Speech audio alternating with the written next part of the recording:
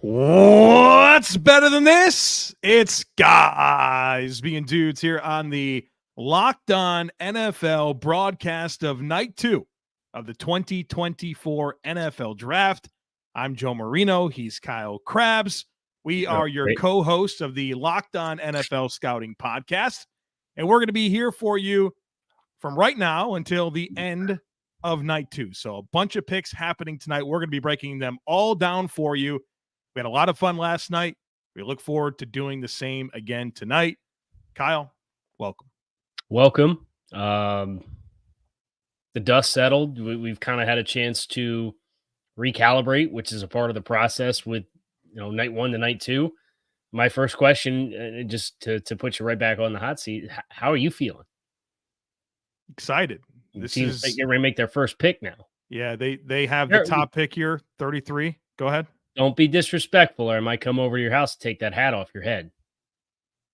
What? I don't. Oh, yeah. Dave Tepper shade already like that. They're picking at 40, so we'll get to them as well. Yep.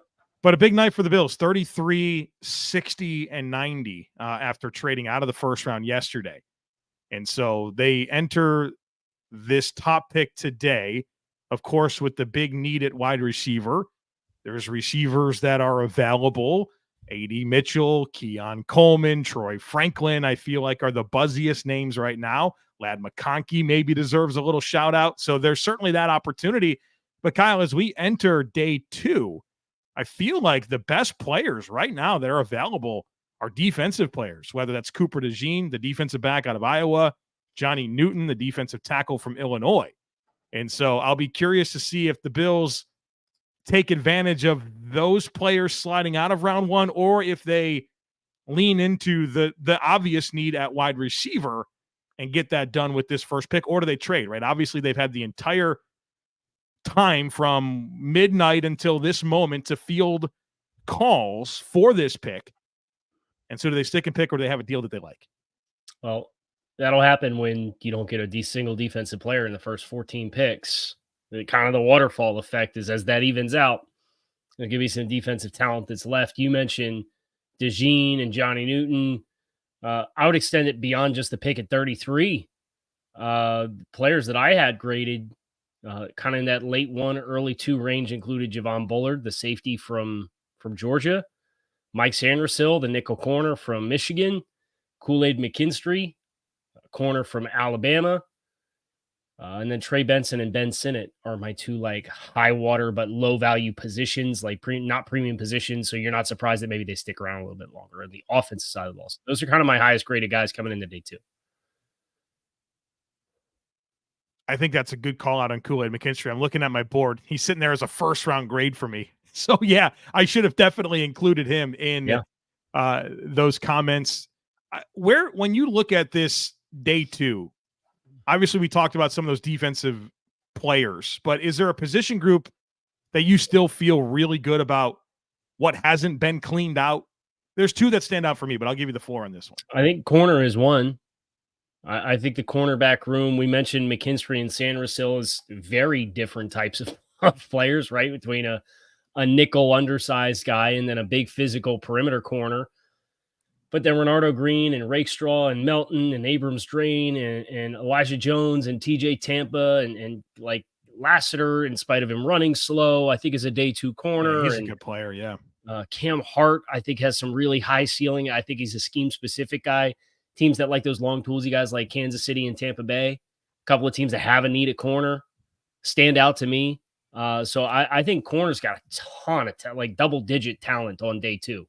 What's interesting, I'm glad you went there because I thought there was 2 positions in mind, and I didn't have corner as one of those top 2. So that furthers kind of the opportunities that exist here. Kyle, I still have 11 receivers graded on day 2 available. Can we come back and acknowledge the weekly huddle here? I don't mean to cut you off, but this is very cool. This comment from the weekly huddle. Shout out to Kyle and Joe. Been a viewer since 2019. Y'all inspired me to chase the dream, and now I'm about to start my first scouting job with the University of Buffalo next week. Let's go. Congratulations. Congratulations to you. Very good. Very good. Yeah, weekly huddle. We've been interacting for a while. Takes on takes. Always a good participant there. All the best to you in your endeavors. 11 day 2 receivers remain for me. 1, 2, 3, 4, 5, 6. As Kyle counts. I have 9. 9. 9. And I have 8 safeties. Like, all the safeties are there, and I really like a lot of these players. So I think there's some great opportunities there for teams. I also think this is where the sweet spot for me is for the defensive tackles. We got Chris Jenkins. We already have talked about Johnny Newton, but Chris Jenkins, Michael Hall, Ruke Orhorhoro, Brandon Dorley. You went for it. Yeah, we're gonna have. That's not a small deal. You win for the name. No, we maybe won't go for the Yale tackle. I'll leave that one to you. Ahmed Gadje. Yeah, there you go. You nailed it. So, plenty of good players left. I think the interior defensive line group is a sneaky good group to invoke. You Hall, Dorless, Ruke, Chris Jenkins, Braden Fisk. I've got Mason Smith and Dwayne Carter right on that fringe for very different reasons. Like, they're very different players. But if you told me they snuck into the very tail end of the top 100, Carter is a pass rush interior guy, and Mason Smith is just oozes of tools. Almost like the build almost reminds me of Perion Winfrey.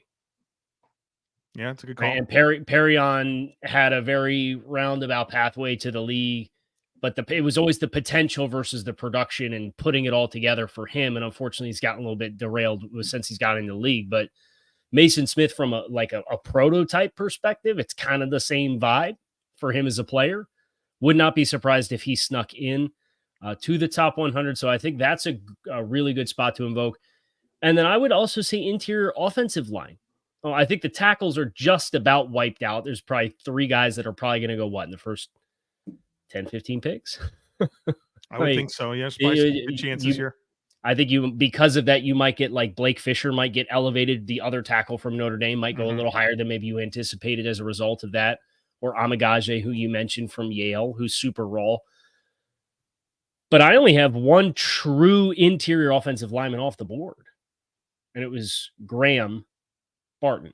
Not Cody Barton. Graham Barton. And I do not think there's a particularly large drop-off from Barton to a couple of the guys here at the start of day 2 that, well, you and I had this conversation after we recorded today's Locked On NFL Scouting. I don't know how many true interior offensive line need spots there are in the first half of the second round. So that might be a really good value spot when you get towards the back half of the round. I also find myself very fascinated in the running backs. Your number 1 back is Trey Benson as well. Yes. Stud. Where does he go? Jonathan Brooks. We heard Jerry Raiders. Jones. What was that? Raiders 44. Trey Benson. Well, as a Zamir White dynasty owner that stashed him for all this time, please allow me to have this moment with Zamir White. Shoot my shot. I did a second round mock draft and I gave him Trey Benson. They need offensive line. I would hope that they would do that. But Jonathan Brooks, do they know? They need a right Raiders. Tackle. Yeah. Yeah, they need a starting right guard and a starting right tackle in my opinion. They got Parm and they signed what's his name, Cody Whitehair. Kyle, you know as good as I do on Cody Whitehair's a starting caliber player. He's a starting caliber player. So, like, I think you could justify if they went offensive line. I would love to see the Raiders go with Rosengard. I'd much rather see them get a right tackle than an interior offensive lineman because they gave Andre James $8 million per. They have Parm on a rookie deal, and they just signed a vet guy.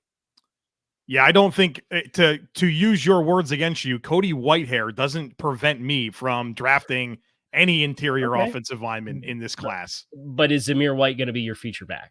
When I sure as hell hope so. I sure as hell hope the Joe Marino fantasy owner element out of the equation here. Would Zamir White be a preferred starting running back for you, especially when you consider how you have Trey Benson graded and what Trey Benson is as a runner, as a high 4.3s, 215-pound, super physical back? Yes or no? But I would not prioritize the running back. So, yes, I would love to have Trey Benson over Zamir White, but I'd much rather have the upgrade when it comes to the offensive line. Now, if I can get past Trey Benson, Jonathan Brooks, I've been trying to talk about him. we heard Jerry Jones come out yesterday and talk about just how highly graded of a player that he is. Best interview in 30 years, baby. Right, best. Come on now. You talk about a clear opportunity for playing time. Who's their starting running back? Is it Royce Freeman right now or Rico Dowdle? Like, I think that's something we should keep an eye on. The Blake Corum sweepstakes. Everybody probably presumes that he's going to go to the Chargers. Does that happen? I could see any team liking Blake Corum. So I think the running backs in their landing spots is going to be very fascinating today. Any other backs do you think sneak in? Well, we hope that Jalen Wright sneaks in, which is a great opportunity for us to talk about. Yeah, we're in the Huddle Report contest where we submit a predictive top 100 players. And so far we're 32 for 32. You better be 32 for 32. Yeah, you're in trouble. You're in trouble. If you miss one in the first round. So we will be hoping for as many players off of that to go. And if you guys listen to that episode of Locked On NFL Scouting on Tuesday, we debated that last spot, and we finally came back to Jalen Wright, the running back from Tennessee, based on just the size, the athleticism, and the numbers issue, right? Like, we couldn't fill it up based on historical norms to get to the amount of running backs that typically would go in the top 100. So we made a choice to put him in there. So obviously we hope he goes. How about this linebacker group? I mean, this was the first time ever we win a first round without a running back or a linebacker drafted in the first round of an NFL draft. Say that one more time. This is the first time ever. Really? We have gone a first round without a linebacker or a running back in the first round. So both. So one of them wouldn't be the qualifier. Both. Wow. Okay. Yeah. The times are changing. So let me ask you this. Is that more the talent pool or is that more the trends of the league? Oh, come on. We just watched some running backs get paid big time dollars. I think there's still an appetite. And we saw linebackers and running backs get paid above average money. I think it's about the class. Man, and that's such an interesting parallel because we tied that into the offensive line last night. You remember that discussion? Talk about how the tackle run happened because there were no good tackles in free agency. Mm-hmm. The other side of that coin is one interior offensive lineman goes, and all these offensive linemen got crazy dollars in free agency.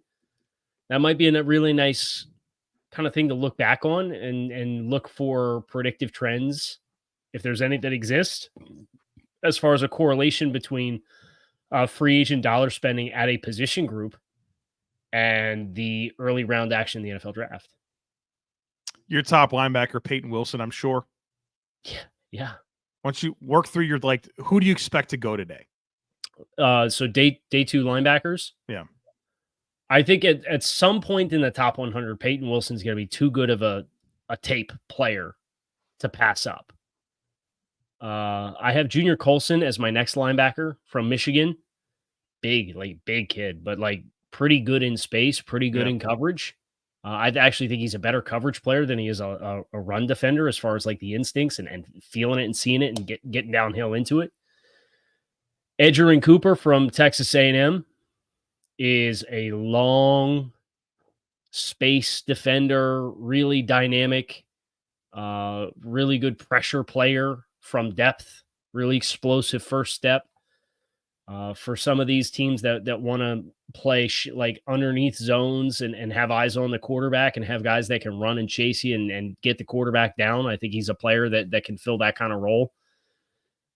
And then Jeremiah Trotter Jr. is next in line for me, so he's my fourth best linebacker, and those are the only ones I have second and third round grades on. I do have Trevin Wallace as my next in line, who's got some really nice physical tape, but a little bit more of a thump player than some of the other guys that we talked about. Yeah, I only have three day two grades on linebackers: Wilson, Colson, Cooper, myself. So I see that very similarly to you. So early picks here, we have Buffalo, New England, Arizona, Washington, LA Chargers. Kyle, I see at least 3 wide receiver spots there. Chargers. They're going to Roman Wilson, right?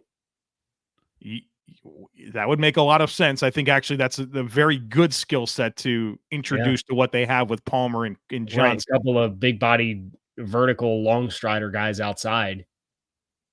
Have Wilson to go with that, and then the physical tight ends and kind of the complementary ancillary players in that regard. So I like Roman Wilson there. Man, if I'm the Bills, I kind of want to swing big and go with A.D. Mitchell. I'd get it, yeah. So you're outside the first round. You kind of mitigated your risk a little bit. You recoup some extra picks. I think that the risk versus reward of A.D. Mitchell is a really enticing conversation at that point. Yeah. You know, last time pick 33 got traded? I feel like based on some of the stuff I've picked up on today, it's very rare. It got traded last night, right? But you're referring to as far as like the overnight. Yeah. Does it ever happen?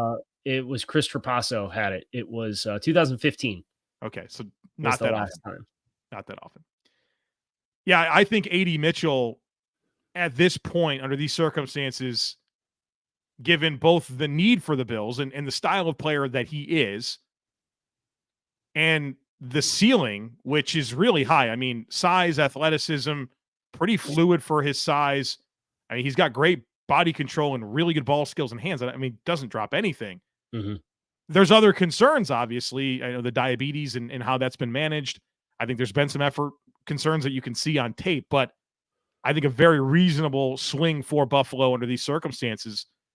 And you think about New England, and I feel like if Keon Coleman gets past Buffalo, isn't Keon Coleman like very much the prototype that we've seen New England go after? Now, I don't know if that inspires them to go a different way, right?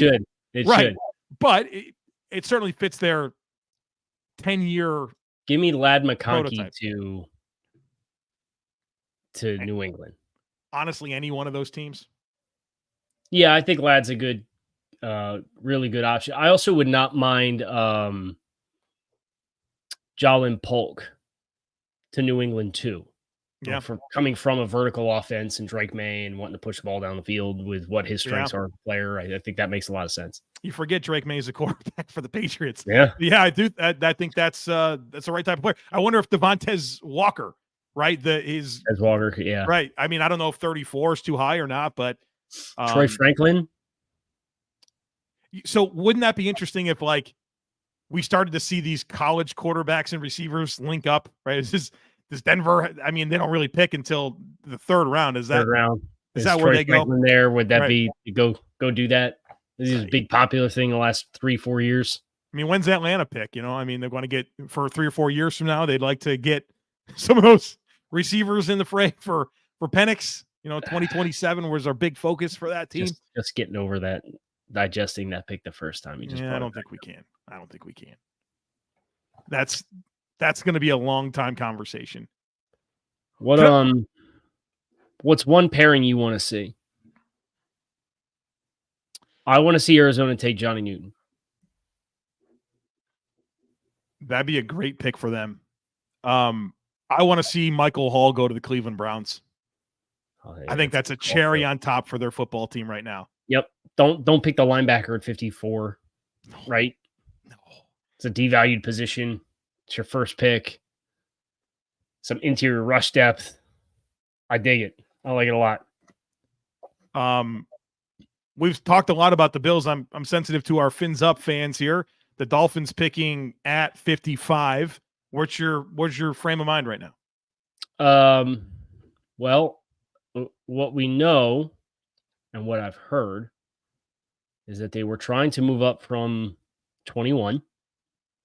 And then they were trying, after they picked at 21, to get back into the first round at the end of the night last night. And one of the teams that I know that they had called, I don't want to say too much, but the players that were picked from that point onward, I don't know necessarily were players that I would have assumed Miami would have been targeting. So I kind of have an instinct that they are either going to start to see how the board falls, and if it falls favorably, they might get patient, but then pull from their 2025. They're expected to get 2 third-round compensatory picks. At worst case scenario, they'll get a 3 and a 4. I think they're pretty much locked in for Christian Wilkins to be a 3, just based off it's like the 5th highest paid contract in football. Like, I know there's a snap volume percentage there that our Buffalo listeners are sensitive to because Tremaine Edmonds was supposed to be a 3 and was right on the heard fringe. about it. But he missed a game or 2 games, and it ended up, I think that ended up being the difference in him not being a 3. Right. Something. I think that the Wilkins contract is high enough. So I would not be surprised if they did kind of pull from that expectation of extra mid-round draft capital next year to get another pick today. It would not surprise me. I think they'll do something aggressive at some point today. Who's on your wish list? Oh, man. Any one of the 4 second-round interior offensive linemen that I have graded, which is Frazier, Powers, Johnson, Christian Haynes, or Cooper Beebe. I would not mind. Can I pause right there? I think when I watched Haynes, I thought he's the best outside zone run blocker. Right. I'm like, okay, that's a Miami Dolphin. That's a Miami Dolphin. You would have a heck of a athletic pairing in him and Brewer next to each other. I mean, those guys. You have an NFL tackle in Isaiah Wynn for however long he stays healthy is the other guy. Yeah. So that's, I think that's the best scheme fit. I think the question is, do they want to add a different layer to what they do? And if they do, then maybe one of the power guys in Powers, Johnson, or Beebe, if they're there, would make sense instead. Okay, so I stopped you at interior offensive line. Was there other positions that you're thinking about? I feel like the wide receiver 3 conversation is interesting for me with Miami as well. I kind of have an expectation that Odell Beckham is going to get done some point. So, like, I don't think they're boxed in there. I'd be interested if I wouldn't mind a tight end, but I would not want the tight end to be the one that they've been so commonly linked to, which is Jatavian Sanders. Yeah. I think they have that player on the roster, but a better version of it with Jonnu Smith. Like, add a different player, add the true multi-tool weapon that you don't have. I think that would be Ben Sinnot, but is that at 55? Would you trade down? That's kind of where I'd be interested if they went that route. I had a request from somebody for us to touch on Cooper DeJean a little bit, and maybe speculate on why he didn't go in the first round. And do you think is it something to do with maybe that late injury? He only went on 4 visits, or is it just the fact that we did get 14 offensive players in a row? We didn't get our first defensive back until 21, right? We only get 3 first-round corners. Is it that, or is there something that maybe we're overrating in the skill set? Well, I mean, he also had a lower body injury. It was a foot injury. And he only came back and he tested like at 2 weeks after getting cleared. Yeah. So I still think that's maybe still something where the proximity of him getting cleared, in addition to, I think there is some scheme specificity if you're going to play him at corner versus if you play him at safety. And if everybody just views him as a safety, there's been better safeties than Cooper DeJean that have not gone in the first round. So that there's the positional value element there that I think really complicates that evaluation. Broken fibula in November for Cooper DeJean. Which that's better than like an ACL, right? That's a you can come back from that pretty well. I mean, obviously he was cleared in March. So that's a fairly quick turnaround. So it's probably those things going into it. He still comes out and his pro days runs 4.44, 38.5-inch vert, 10.4 broad. He didn't do the agilities, but certainly showcased the explosiveness that we saw on tape. And so it looks like, I don't think there's any real concern that he wouldn't be fully ready to go for the season and really be able to do the normal things that he's supposed to do at this point as an NFL player. Jose wants to know over under 4.5 trades today. I would say over, wouldn't you? I might be inclined to think that we might get over 4.5 in the second round. Yeah. Where can I get in on this action? Do you have a book we can go to get on that line? And Raider, not like Vegas Raiders, but Raider Neil says Waller retiring. Is that official? I've not seen this, so don't have that. Cannot validate it. But that is a good reminder that we are thankful that you're here. And so we want you to be very active in the chat. We'll try to engage with it as much as we can. So let us know what you're thinking. We're going to have a lot to say, obviously, about a lot of picks tonight. What, are going to get 60 picks or something like that tonight? Let us know what you're thinking as well. 60. It's more than that. I don't know how many picks are there. It's 32 around. Oh, yeah. There's comp, at least 64, and then there's comp picks. Yeah, so we have. I'll tell you the answer. We're going through 70? pick 100 today. So exactly 100 picks. We've already done 32 of them. So great. We have. Is that 68? I know that math on the fly is a very dicey thing. You did. Is that correct? Job. Is that correct? Because that is correct. I've had plenty of goofs, and boy, oh boy, do people like to tell me whenever I goof on math. So, like Rose from Titanic last night. It's the old lady with a hat. And then, didn't I see that meme a couple times today? You did. Yeah, it managed to come through our timelines and our mentions more than once. Add it to the list of moments that I've had with you on the internet talking about things. We're almost ready to ring the bell, right, and get started. We are 4 minutes from that. Hopefully there's no delay in putting the Bills on the clock. Did you see the call that Poles had with Caleb Williams yesterday? I did not see this. He said the NFL told me to hold the pick for 5 minutes.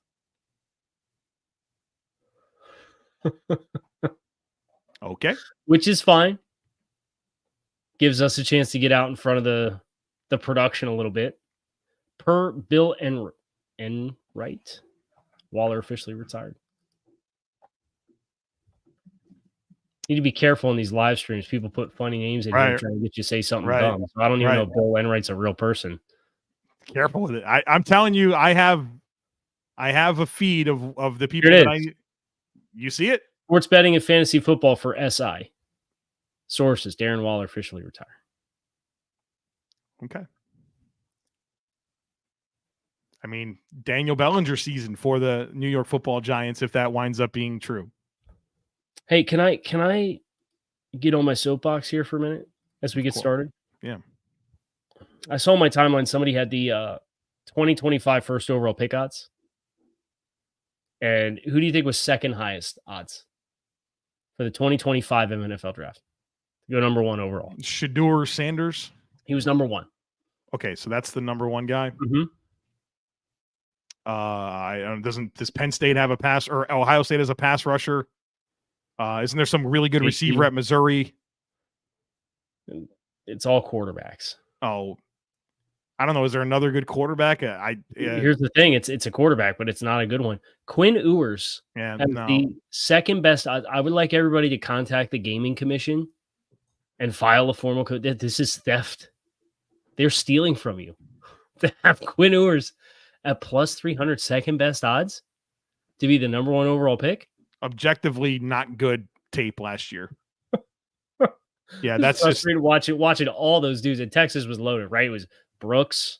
They had a tackle, Christian Jones. They had Mitchell. They had Worthy. They had Sanders. We watched a ton of Texas. And players against them, right? Right. I was dismayed to see that list and see Quinn Ewers was number 2 on the list. Yeah. He's going to lose the starting job to Archie. He better, or else that says a lot to me about Archie, because Malik Murphy can't play either. So watching Graham Mertz at Florida and Quinn Ewers at Texas was two of the most frustrating things that I watched in my endeavors to study this class. But did you know that Xavier Worthy and Ricky Pearsall didn't have good production profiles?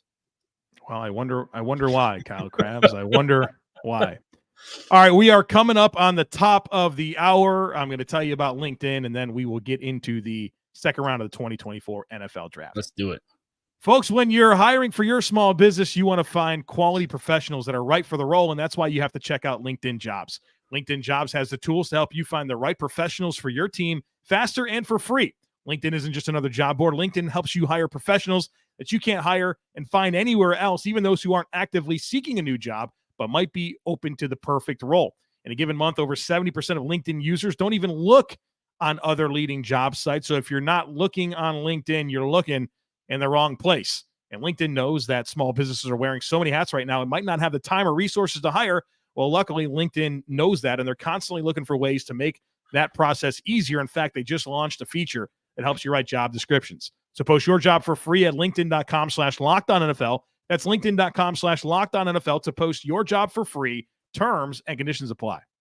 Ross Jackson time. This episode of your favorite Locked On podcast is brought to you by the best meal kit service in the game, Home Chef. No more having to answer the dreaded question, what are we going to do for dinner tonight? Thanks to Home Chef and their chef design recipes that are delivered directly to my door, all pre-packaged, pre-portioned. They even peel the garlic cloves for you. And each recipe, one of my favorites, blackened mahi, comes with a full page of easy to read instructions that include customization options and pictures to guide you along the way through the step-by-step process so you don't have to ask, is that what chard looks like? I cannot recommend Home Chef enough, especially right now, because for a limited time, Home Chef is giving Locked On listeners 18 free meals, free dessert for life, and of course, free shipping on your first box if you head to homechef.com/lockedon today. That's homechef.com/lockedon for 18 free meals and free dessert for life. Yes, you heard that right. Homechef.com/lockedon. Must be an active subscriber to receive free dessert. So we had wardrobe changes, and I do have a surprise for everybody. I came prepared with a little something different today as well. Okay. A little extra hydration. Where do you want to go from here? So we wait for this bell to ring and the Bills to make a pick, assuming they're going to make a pick. Yeah, it sounds like historically they will. What do you think about some of the trade opportunities for veterans, right? We didn't see any of it happen yesterday, but between the 49ers receivers, which it felt like they were taking calls, and now that's off the table, Cortland Sutton, I don't know, Darius Slayton, are you thinking about any veterans that could be on the move tonight? I don't know for picks tonight. I mean, maybe somebody gets moved tonight, but like, who's going for a 2? Ayuk would be the one, and I just don't think they have the incentive to trade him. I think their runway with Ayuk and his trend as a player is more favorable than Debo. I think the challenge, and you and I we didn't talk about this on the show, did we? The tradability of Debo. You and I talked about it after the show. Right. So it was after the show when we did like 45 minutes before we recorded a 30-minute conversation. And then we talked for another 30 minutes after we did the 30-minute show. He's due like $37 million. And I think his salary is fully guaranteed this year. So, and this year's $20 million in salary. So like, who's trading to acquire that contract for Deebo Samuel? And for what? New England was a team that made sense to me because they have the cap space to take that on, obviously a need, and they just drafted Jarek May, and they got to give this guy a real chance. I thought that was a pretty clean opportunity. I don't know if they're going to do that, right? It feels like. But Debo's not going for a 2, and Debo's probably not going for a 3 because of the financial implications of that contract. So, but the point being that they do have the cap space. So if they were to offer a 4th-round pick, and San Francisco said yes, but I think the point being that if you're San Francisco, just keep Debo. Like, just enjoy this depth of weapons that you have this year and go try to win the Super Bowl. Right. Like, very clearly, like, if you just keep everybody, there's no reason to cut bait. Like, is the most valuable thing for you Deebo Samuel this year or a 4th-round pick? To me, it's Deebo. I would be inclined to agree. I think you're dealing with people though, and there's emotions involved, and it seems like don't care about that. It feels like everybody's a little tense. Feels like Ayuk's tense about the contract. It feels like Deebo's tense about the trade rumors. How they just drafted Pearsall. I do think they have a numbers problem on their hands. You could be the Cincinnati Bengals and just stiff arm every trade request that's come through your way for 20 years. You could, yeah. Because ultimately, the teams do have the leverage, right? They do. Until a player retires. It's Carson Palmer. Right, but even then, they still had to, like, work out a trade and all. Like, right. That's still a huge step. Right. Like, that's a... to to retire because you want out that bad is a huge statement. You only get so many years to play this game, right? Like to voluntarily step away for a season, whether that's legacy or money, like that's hard. That's still hard. Is it going to work? Yeah, boom, there it is. Glad I can come through for you, bub. It just feels like everybody else's wide receivers, though, right? Like that's the spot right now where teams are willing to move veteran players and not pay them. I think there's depth at a lot of these spots, and I think that's the challenge for any of these wide receivers getting moved. You mentioned you have 11 day 2 wide receivers left. I have 9. Why would I have any inclination to think somebody would trade for Deebo Samuel on a second contract or trade to give $100 million plus contract to one of the other guys? Proven commodity, I guess, would be your selling point, and it makes different sense for different teams. Mm-hmm. Let's get it started, Roger. What are we doing, bud? We want picks. You know, it's not just because it's the Bills. I want to see this draft start to develop and see where these dominoes start to fall. Quarterbacks today? Do we get one? Do we get Spencer Rattler? I think the question's if Michael Pratt goes today too. Who are you thinking? Like, do the Raiders, are they like a quarterback team today? Yeah. Wasn't there some reports out there that the Saints were trying to move up for a quarterback? I thought I saw that yesterday. It would not surprise me, but here's the thing that makes that really tough too is when they traded for Jake Haener, and like I think they gave up like a future meaningful pick for Jake Haener. And their thought was, oh, it'll be long-term backup quarterback. And like, you're kicking the tires elsewhere already. Yeah, it says something. Matt Curran says reports were Seattle, New Orleans, and Las Vegas wanted up for Michael Penix. The other team that I thought was interesting is I feel like there was some like Rams quarterback stuff. Like there's some thoughts that maybe Penix in round 2 for them, Knicks in round 2, or trading back in for one of them. I don't know if Rattler like gives me McVay vibes, but I believe I saw Stafford. There's a desire there for more, I think, guaranteed money as well. So this is the cost of the quarterback market getting turned upside down, right? Is everybody who was playing for $38 to $40 million is looking back at their contract saying, well, hold on, wait a minute. This doesn't feel right. Right. It's an interesting dynamic with that. And I mean, for the Staffords of the world, I mean, what Josh Allen right now is the 12th highest paid quarterback in the NFL at like $43 million a season. And he's got give it another couple months, he'll be lower than that unless he gets a new deal because there's a few more coming. Right. And so like it feels like you just break all your rules for quarterbacks, right? Like you do look at it 3 years before it's up, right? I mean, so that's always fascinating. So do you think yes or no, Pratt goes today or no? I will say yes. Okay. So you think we get 2? Is there another one? No. That would be pretty surprising if we got another one. Because it would be who, Jordan Travis or Joe Milton? Yeah, that'd be tough. Joe Milton be a tough sell today. Watched him quite a bit looking at players for Tennessee and on the other, going against Tennessee. And boy, he's a rough watch. Eric's checking in from Australia. Oh, let's go. Thank you.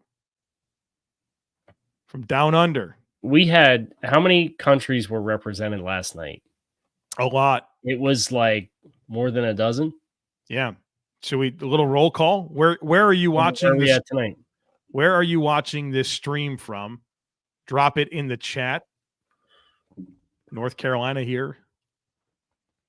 Brett wants to know who I would hate to see the Bills draft right now as a Dolphins guy. DeJean's my best player available. No, Johnny Newton's my best player available, but I would say one of those two guys, which I think is, I would still lean to you guys probably drafting a wide receiver just based off of the need. New Orleans, West Virginia, Vegas, Missouri. We saw Guam in there. Guam, Thailand. Some friends north of the border here, some Canadian viewers tonight. London. Like the first person that responded was Hawaii. Let's go. Hawaii. Yeah, good luck. Hawaii. Okay, Kyle, the NFL draft is open. The Buffalo Bills are on the clock.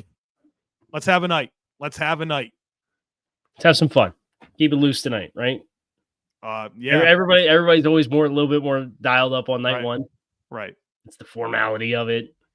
You feel like your franchise is on the line with the pick, you know? Yes. I'm sitting back in my chair a little more relaxed tonight. Right. I'm also not getting ready to make a pick, so I know maybe can't speak for you. But we'll see. Maybe the heart rate's a little higher. We got a good crowd in here. Bills are on the clock. We'll probably get ahead of the live broadcast if you're on TV, so we'll make no apologies for it. As we get picks, we're going to talk about them, so we'll probably be pretty far ahead. It's a good call out. If you have more than one viewing experience on, just be mindful when Joe gets the picks and they're confirmed, we're going, and that's that. And is it 7 minutes between picks today? Is that it's how it faster. goes? And then is it 5 in round 3 through the rest of it? Nova Scotia, that's Canada. Very good. Don't ask me what the pick timer is. Yeah. All I know is that for the last, because I took the timestamps when we were announcing on the stream last night. They started getting really condensed towards the end. Was like 5 minutes between Kansas City and Dallas, and then 8 minutes between Dallas and Baltimore, and then 6 minutes for Baltimore to San Francisco, and 4 minutes from San Francisco to Carolina. So it went fast. Timbuktu and the Bahamas. So North Carolina Dolphins fan here. My daughter's gymnastics class. There's a dad in there that wears Dolphins gear every single week to you let him know. I've never spoke to him. Yeah, I'm not doing it. I'm not doing the conversation. You could just let him know what to listen to. Oh, I could say, hey, you know what? You're a Dolphins fan. You should really listen to Locked On Dolphins. It's so good. Just don't say anything about you, right? Because this is not. It's always incredibly uncomfortable when somebody finds out, like out in the wild, that like, oh, you talk about football for a living. Like, yeah, it's fun. They don't understand it, but we're glad. Indonesia, Ireland, New Zealand, all over the place, man. Roll call keeps rolling in. I've seen a couple of Rhode Islands come through, which that's all right. I think we have the pick. You do have the pick. You seem happy. We'll find out in a second. Let me just get a little confirmation here. All right, now take back everything I said. Now I'm on the edge of my seat. Are you? Yeah. With the 33rd pick in the 2024 NFL Draft, the Buffalo Bills select. Please hold. Oh. Please hold. I'm pretty sure everybody listening and watching, I'm pretty sure he did this to us on purpose. No, I didn't. I need confirmation. I need confirmation. Oh, but the pick is in? Pick is in. Because I know asking questions about the trade back has been very popular in the chat. Everybody's worried. Did we trade back again? Did we trade back again? No, my understanding is they've made a pick. Okay. But I need more confirmation than one. I have one source telling me the pick.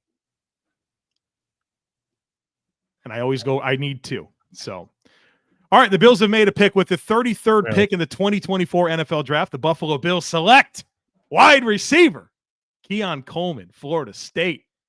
Imagine that, Kyle Krabs. Imagine that.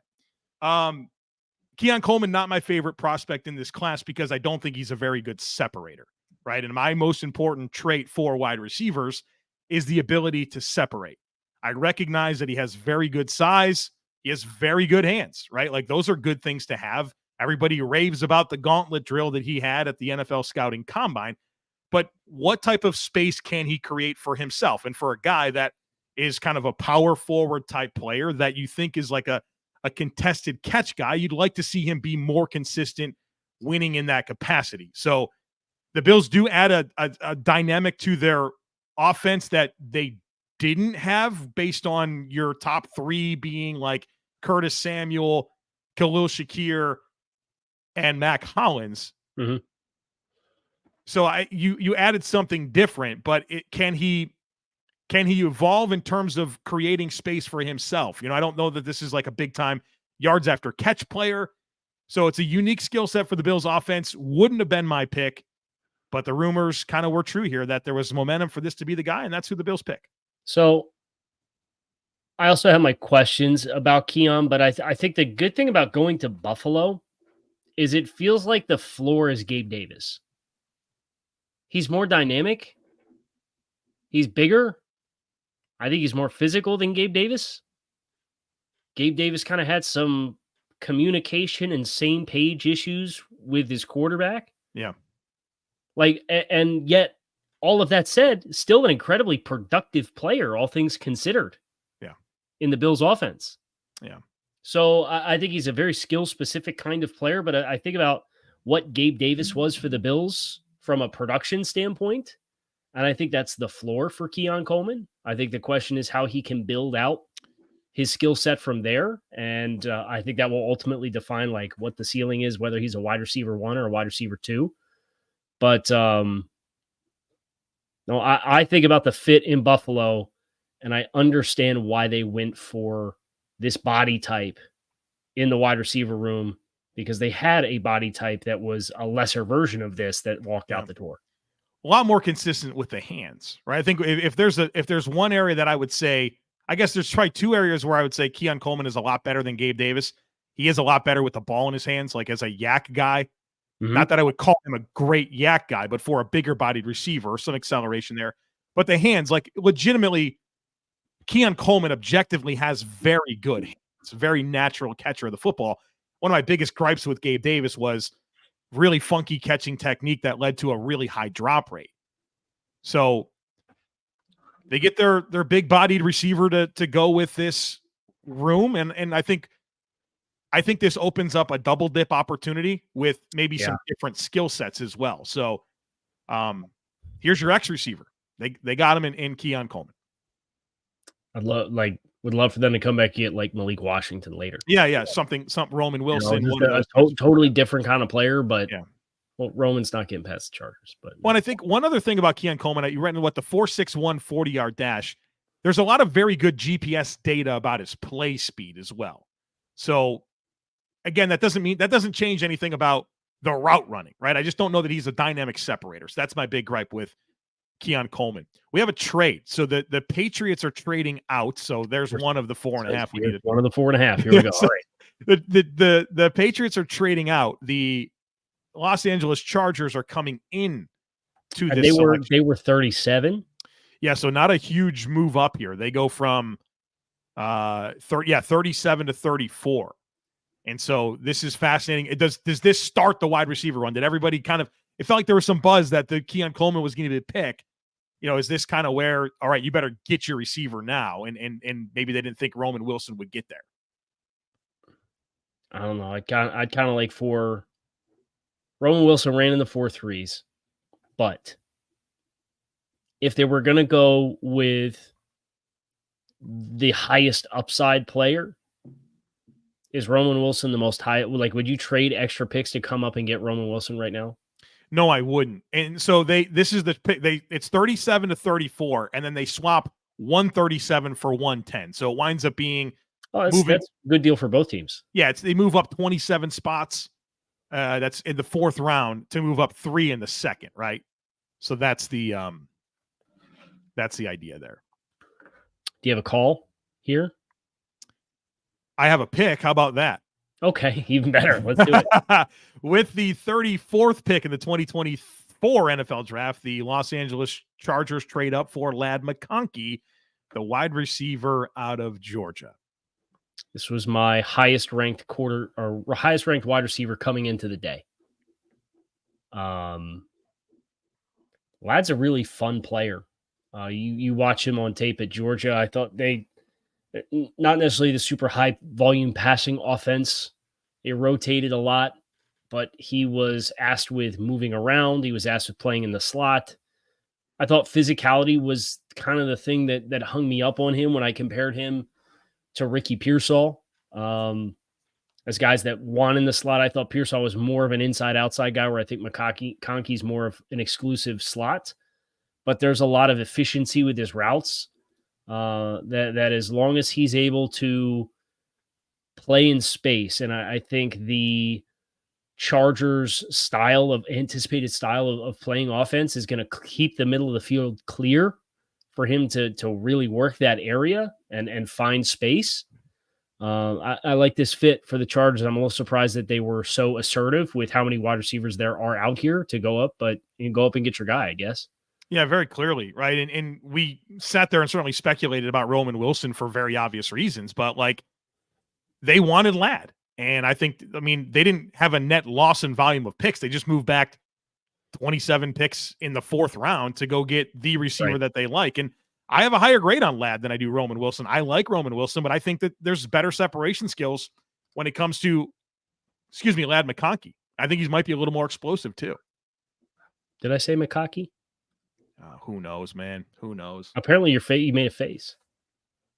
Oh, I was probably clear. Allegedly, you made a face. No, it wasn't intended on that at all. Okay, so we get 2 receivers to start day 2, and the Arizona Cardinals are on the clock now with pick 35. Of course, they picked Marvin Harrison Jr. They selected Darius Robinson. Johnny Newton would be one heck of a pick for the Arizona Cardinals, one that would make a lot of sense to me. I mean, Cooper DeJean still there. The corners, Kool-Aid McKinstry still there. So a lot of great directions that Arizona could go with this pick. Well, you know what? Cool. Now that I think about it, Marvin and Kool-Aid would be one heck of a 1-2 haul for them too. Absolutely. And I've been very impressed with what Monty has done. Monty Ossenfort, the GM there, running the show. How he handled last year's draft and the drafting of Paris Johnson and moving up and down the board. And that viral video came out of him working the phones on draft night, where he's doing his best Sonny Weaver impression, calling everybody.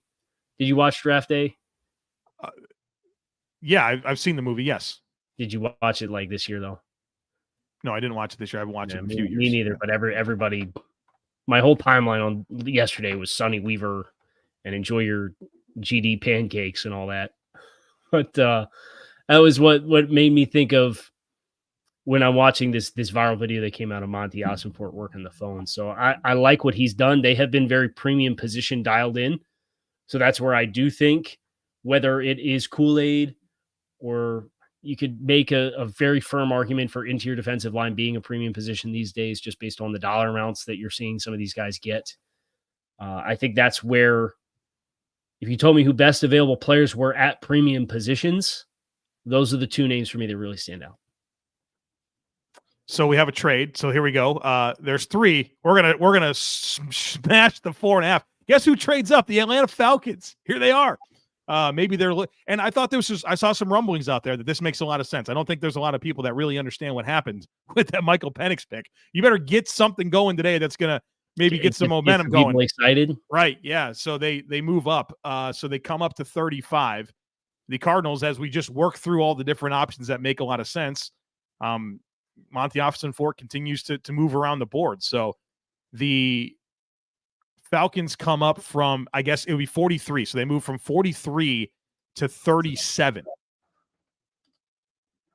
So Arizona must feel pretty good. 35? You mean so they 35? Go 43 to 37 to 35, excuse me. Yes. 35. Okay. I'm like, well, I missed 2 picks that happened. Then. Nope, you didn't. Yeah, that was a misspeak by me. Nick saying it's Rattler time. You got to get ahead of replacing Michael Penix, right? That's an important thing. Here's the terms of the trade. Crowd here. Terms of the clock shorter. Of course, we're not going to have as much distance. Go ahead. Okay, so the Cardinals go from 43 to 35. Arizona gets 79. and gives back 186. That's a nice trade. That's a nice trade for Arizona. So they added another top 100 pick. Top 80 pick. And give up 186. I mean, that's I'm digging what Arizona's doing. And that's pretty impressive because they've been in quite a lull from a player personnel standpoint. I love what Monty's doing. This is going to be really fun, especially in this class where like top 75 is where it's at. That's where you want to be. So you move back 8 spots, you give up like a 6, and you get 79. Chef Monty. Ooh, I like it. Chef Monty continuing to cook. All right, we got to pick. We got to pick. We know who the Atlanta Falcons, we know who they traded up for. So with the 35th pick in the 2024 NFL Draft, the Atlanta Falcons select Ruke Orhorhoro, defensive tackle. What are you guys doing? Clemson.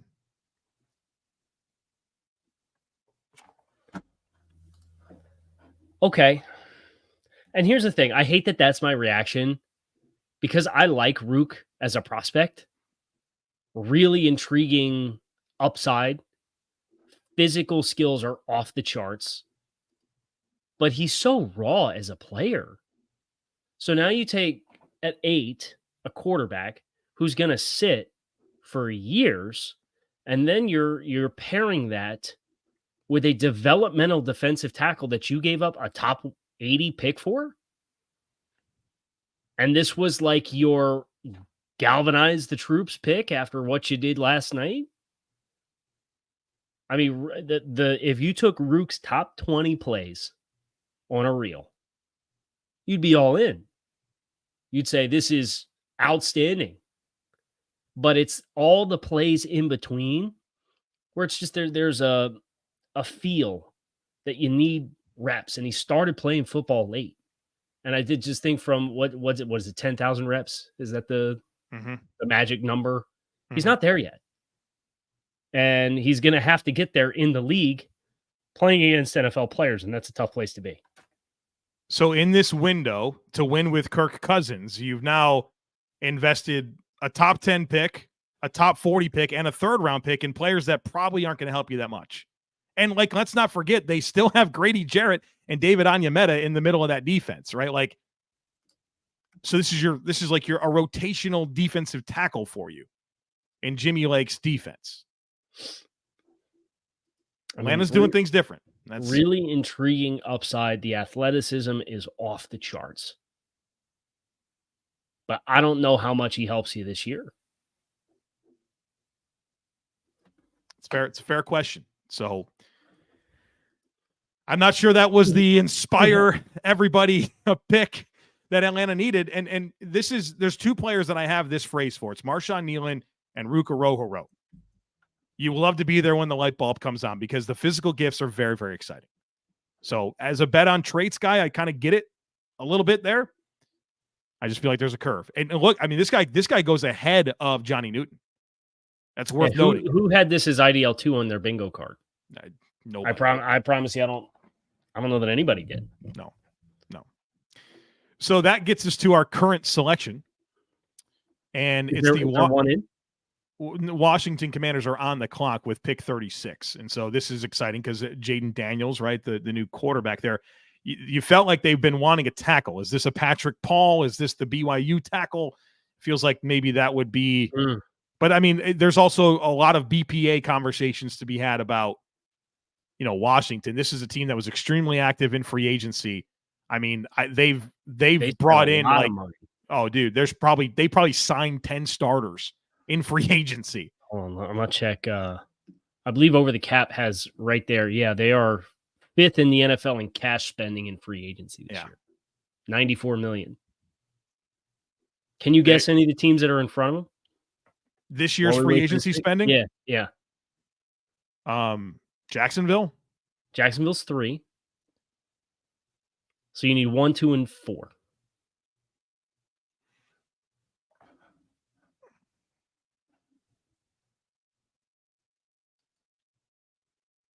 Tennessee is 4. This is fun. So I'm 1 and 2 is what I'm hung up on right now. Yeah, this is good fun. Oh man.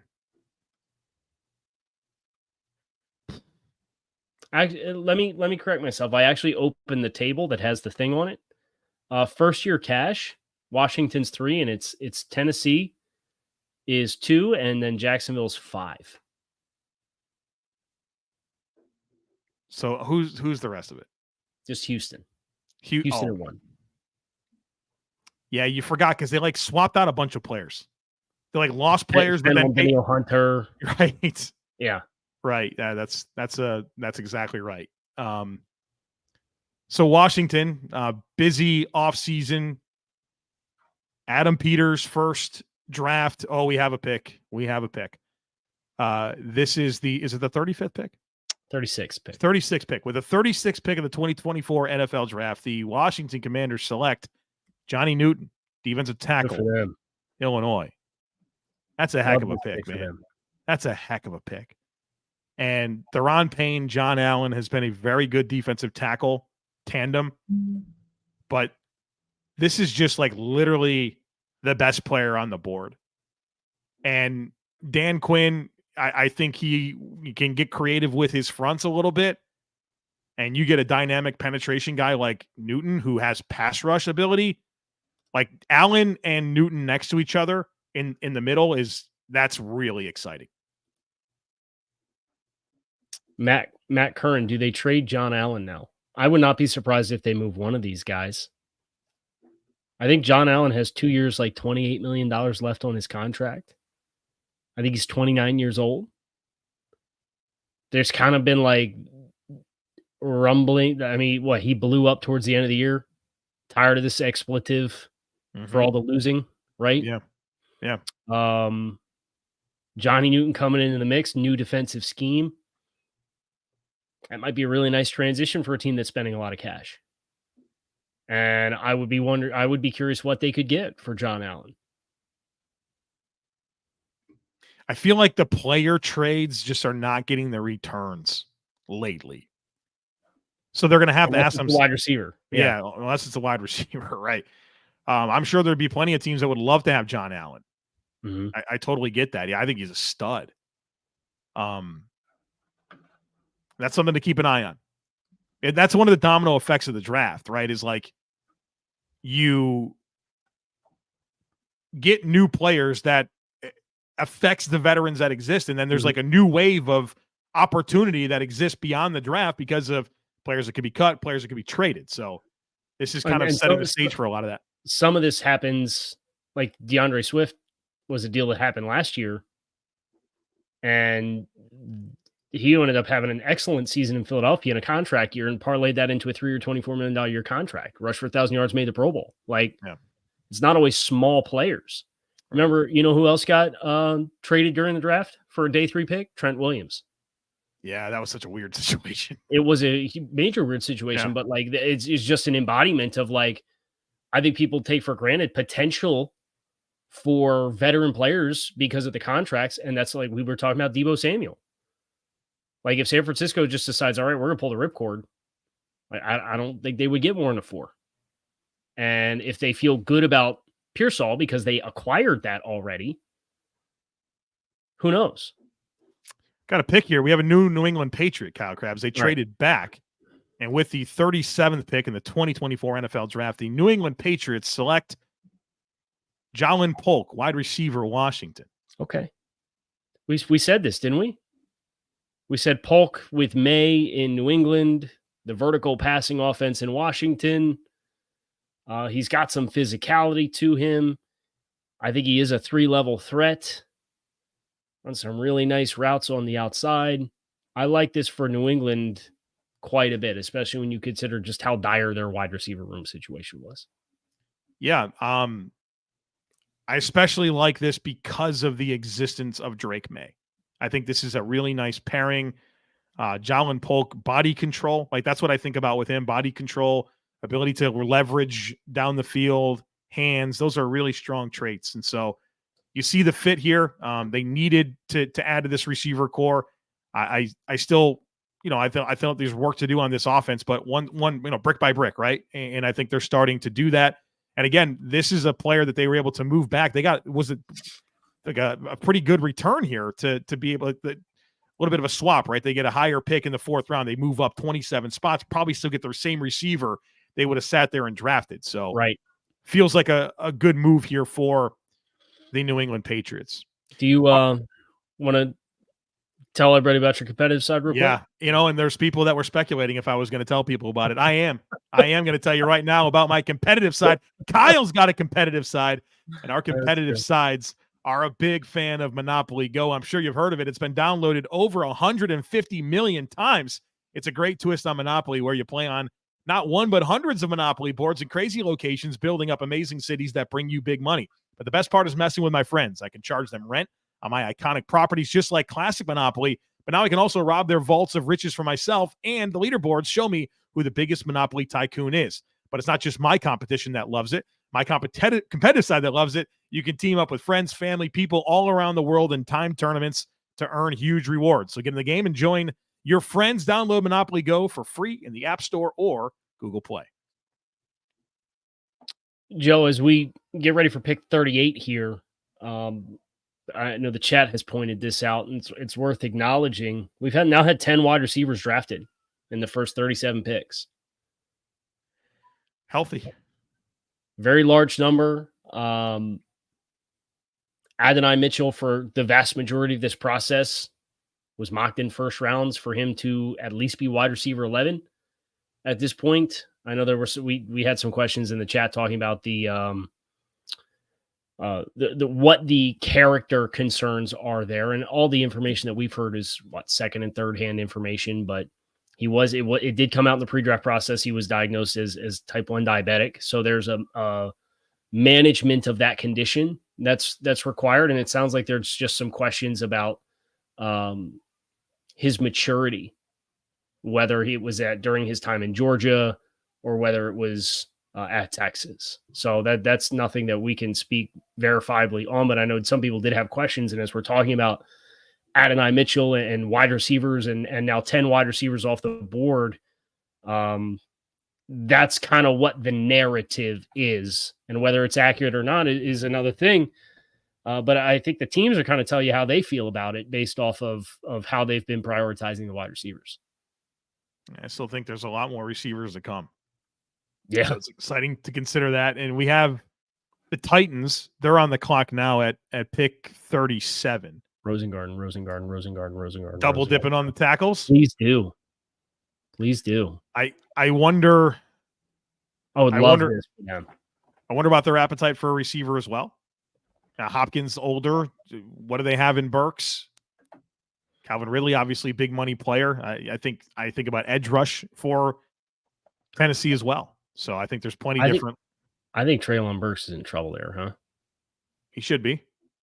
2 years, struggle with some injuries. Now there's a coaching staff change. I mean, this is all the recipe things on the checklist of he's going to have to try to get his breakthrough somewhere else. And that's not to say it won't happen. But as far as his time in Tennessee, I mean, this is 101 adversity early and then coaching staff change that kind of throws everything for a loop. Yeah. That's always interesting. Whenever a regime change comes, there's always so much turnover. And you just wonder, who's safe, who's not safe. Spending too. Yeah. Yeah. So yeah, I think wide receiver could be in play for Tennessee as they, Will Levis seems to be their plan at quarterback. Very interested to see his transition to this West Coast passing offense that Brian Callahan wants to implement. I don't know that. I don't think of Levis as timing, getting the ball out with a lot of precision, but you want him to be able to use those tools. So how do they thread that needle? It's one of my most fascinating storylines entering this season. So I know we get a lot of heat from Titans fans about our opinions on the team, and I'm sure they won't love us speculating over that whenever this, they get wind of this conversation. But wow, Kyle Krabs, we have a pick for the Tennessee Titans. Okay, we sure do. We sure do. Do. Wow. Yeah, you'll get it. You will definitely feel that way. So With the 38th pick in the 2024 NFL Draft, the Tennessee Titans select T'Vondre Sweat, defensive tackle, Texas. All this time, it was insisted, he's not going top 100. He's going to fall out. The character concerns are too real. I'll tell you what, this dude's a monster against the run. You put him next to Jeffrey Simmons inside, they're going to be tough to block up front on 1st and 10 and in short yardage.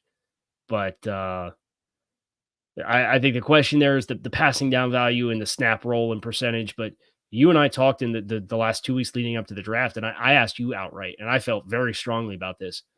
Who had better tape defending the run, T'Vondre Sweat or Jordan Davis? And we both said T'Vondre Sweat. He's got better tape doing it. Yeah. It's the weight management questions, and he had the DWI a couple weeks ago in the lead up to the draft process that always forces teams to kind of go back to what they thought they knew about the player as a person. I'm surprised it's this early, but if you're trying to take the San Francisco model defensively and get it rolling in Tennessee, and you think about what they have at linebacker with Kenneth Murray and Jack Gibbons. They got some athletic guys, but maybe guys that you want to make life easier for them and keep them clean. Sweat's a guy that'll do it. I think it's an unsexy pick, but I think you think I'm pushing back on you. You do think this is a sexy pick. You love T'Vondre Sweat. It's just been a weird relationship because of the weight management, and then he has the DWI, right? Those are not great things to happen during the draft cycle when your only job is to not get in trouble, right? Like, that's concerning for sure. But the football is very intriguing. And he's a stud on the field. He's a stud.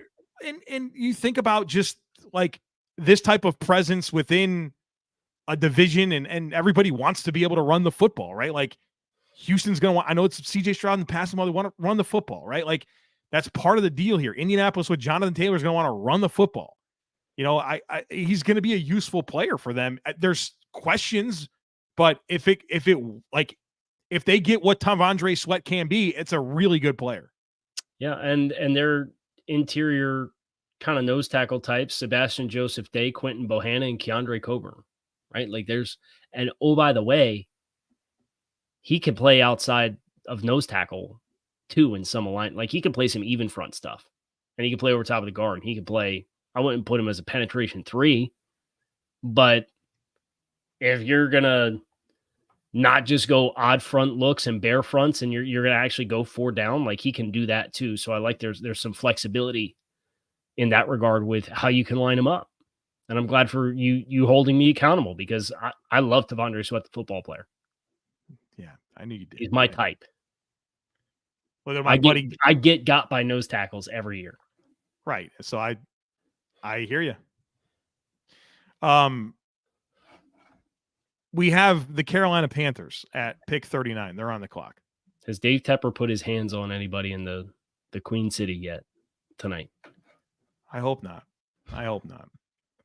Hopefully he's just letting the GM and head coach make the picks. Just let the GM and head coach. All he's got to do. That's all he's got to do. That's all he's got to do. We think Dave Tepper's sitting. Oh, but they're not on the clock. The Rams have traded up. The Rams now. What, 4 trades? Yeah. So okay, we don't have to track that ever. I think we're about to hit the over here. I said we might get over 4.5 in the second round. We might get in the first 15 picks.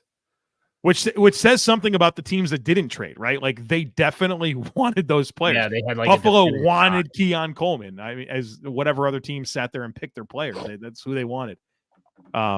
Shout out Keith Sanchez spiking the football on me for some Keon Coleman takes that I've had on the timeline. So that's gonna. Oh, did he? Oh yeah, he retweeted it. Because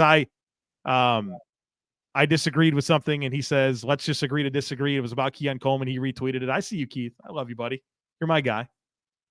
I don't know if I would have done that to you. But Keith is probably one of my favorite dudes in the industry. Yeah. All love. And he's had a really great journey and some great experiences between his NFL scouting interns and his work that he did at LSU. I've learned a lot from Keith. And we'll see if we learn anything from Keith on Keon Coleman. Well, he's a big fan. He's a big fan. So Bills Mafia, if you want to get hyped up about Keon Coleman, go check out Keith Sanchez. The chat is not happy. I feel like your listener base that values your opinion and is here for following us as we talk about this because they listen to Locked On Bills probably has the same vibe that I had because I had Chop Robinson as my edge 5 and I had a firm second round grade on him and they took him at 21.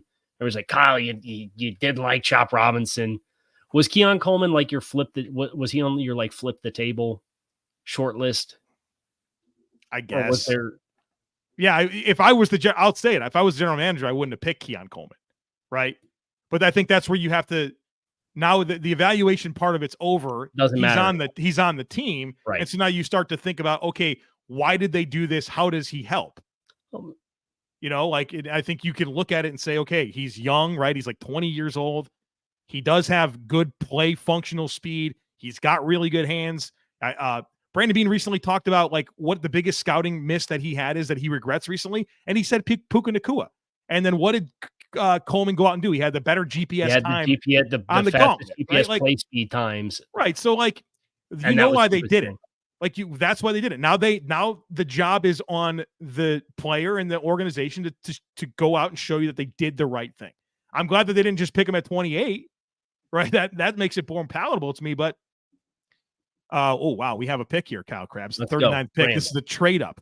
The Los Angeles with the 39th pick in the 2024 NFL draft. The Los Angeles Rams trade up for Braden Fiske, defensive tackle, Florida State brother. We are on a defensive tackle run, and that's back-to-back defensive picks for the Los Angeles Rams. It's happening. We got the most athletic interior defensive lineman in the draft to try to help replace Aaron Donald. I do not envy Braden Fiske for that legacy that he is stepping. Oh God, I didn't even think about that. Right? I didn't even think about that. He'll hear that every day. Every question that he has in his introductory press conference tomorrow when he gets there is going to be about Aaron Donald and if he styles his game after Aaron Donald and his athleticism and how it compares to Aaron Donald. So good luck with that, Braden. But I think there's a part of this too. They lost Raheem Morris, right? So if you lose the coaching element, but you have all the young players, you probably need some studs. And I think they very clearly feel like between sticking and picking Jared Verse in 19 and then trading up for Fiske. Do you know the terms of that deal? I don't have them yet. It's probably a pretty decent jump. I mean, they came into the first 8 picks of the round and they were picking 19th. Have it. So the Rams send 52, a 5th round, 52, 155, and a 2025 second round pick to the Panthers for 39. So they go from 52 to 39. It costs them 155 and a 2025 second round pick. That feels like a good deal for Carolina. Yeah. I think you probably get a little fired up. You got an extra top 64 pick next year out of that. Right. And still, with what they paid Derek Brown, they're not in the interior defensive line market. So they're sitting here licking their chops watching 4 interior defensive linemen go in the last 5 picks. Yeah. Okay, we have another trade. Okay, pick all these guys all you want. We have another trade. The Washington Commanders, who were picking 40th, have traded that pick to the Philadelphia Eagles. So the Eagles are coming up. All right. Is this for an interior defensive lineman? Chris Jenkins is there. Michael Hall is there. There's Michael Hall. Man, this is going to be one epic defensive tackle run because like your teams are just going and getting them right now. What if they came up for Kool-Aid? I would totally understand it. You know, they imagine getting Quignon and Kool-Aid with your first 2 picks. Sounds like a good tandem. Like I could see the poster. You know what I mean? Of that corner tandem. I'd be very here for that. And that might be overkill. But I don't know.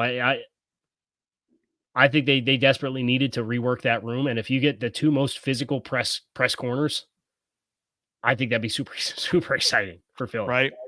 That'd be what is that? That'd be interesting with Vic, right? Like, do you think about press corners and Vic?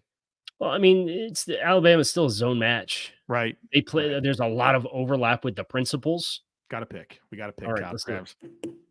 With the 40th pick in the 2024 NFL Draft, the Philadelphia Eagles trade up to select Cooper DeJean, defensive back, Iowa. So it's the same principle of everything that we just talked about. Yeah, dude. Like, we talked about this whenever at some point, wow, this is an interesting trade. So the Commanders move back from 40 to 50. They get 53, 161, and give up 78. Oh, dude. How dumb do you feel after watching what the Rams just gave up to go up only a few extra spots? So 40 and 78, a day free pick or a third round pick. Yeah, so they move up. They move up from 78 to 53. So 40 and 78 for 50, 53, and 161. It's a good deal for Howie. Yeah, I agree. I agree. That's a good deal, and they got a good player in Cooper DeJean.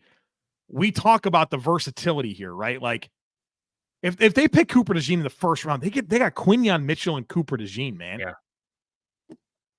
That's so good. That is so good. This is, what year was that where Howie just went on an absolute heater and was it 2022? I don't remember. 2021, and everybody fell into his lap and everybody just lapped it up. It might have been last year for all I can remember. It was like Nolan Smith they got last year, like pick 32, and then Jalen Carter. And everybody just Sidney lost Brown, their mind about all the good value. And like, this is the luxury. I mean, Philly had 2 second-round picks, so you got plenty to play with.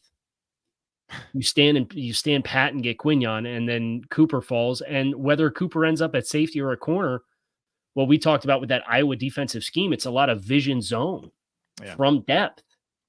And the question was whether or not Cooper could play press because you flip your hips and unlock and run. Okay, have Quinyon do that.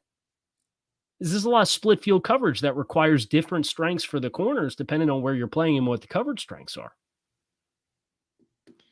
Kyle, Quinyon Mitchell's my number 10 player, and Cooper DeJean's my number 11 player.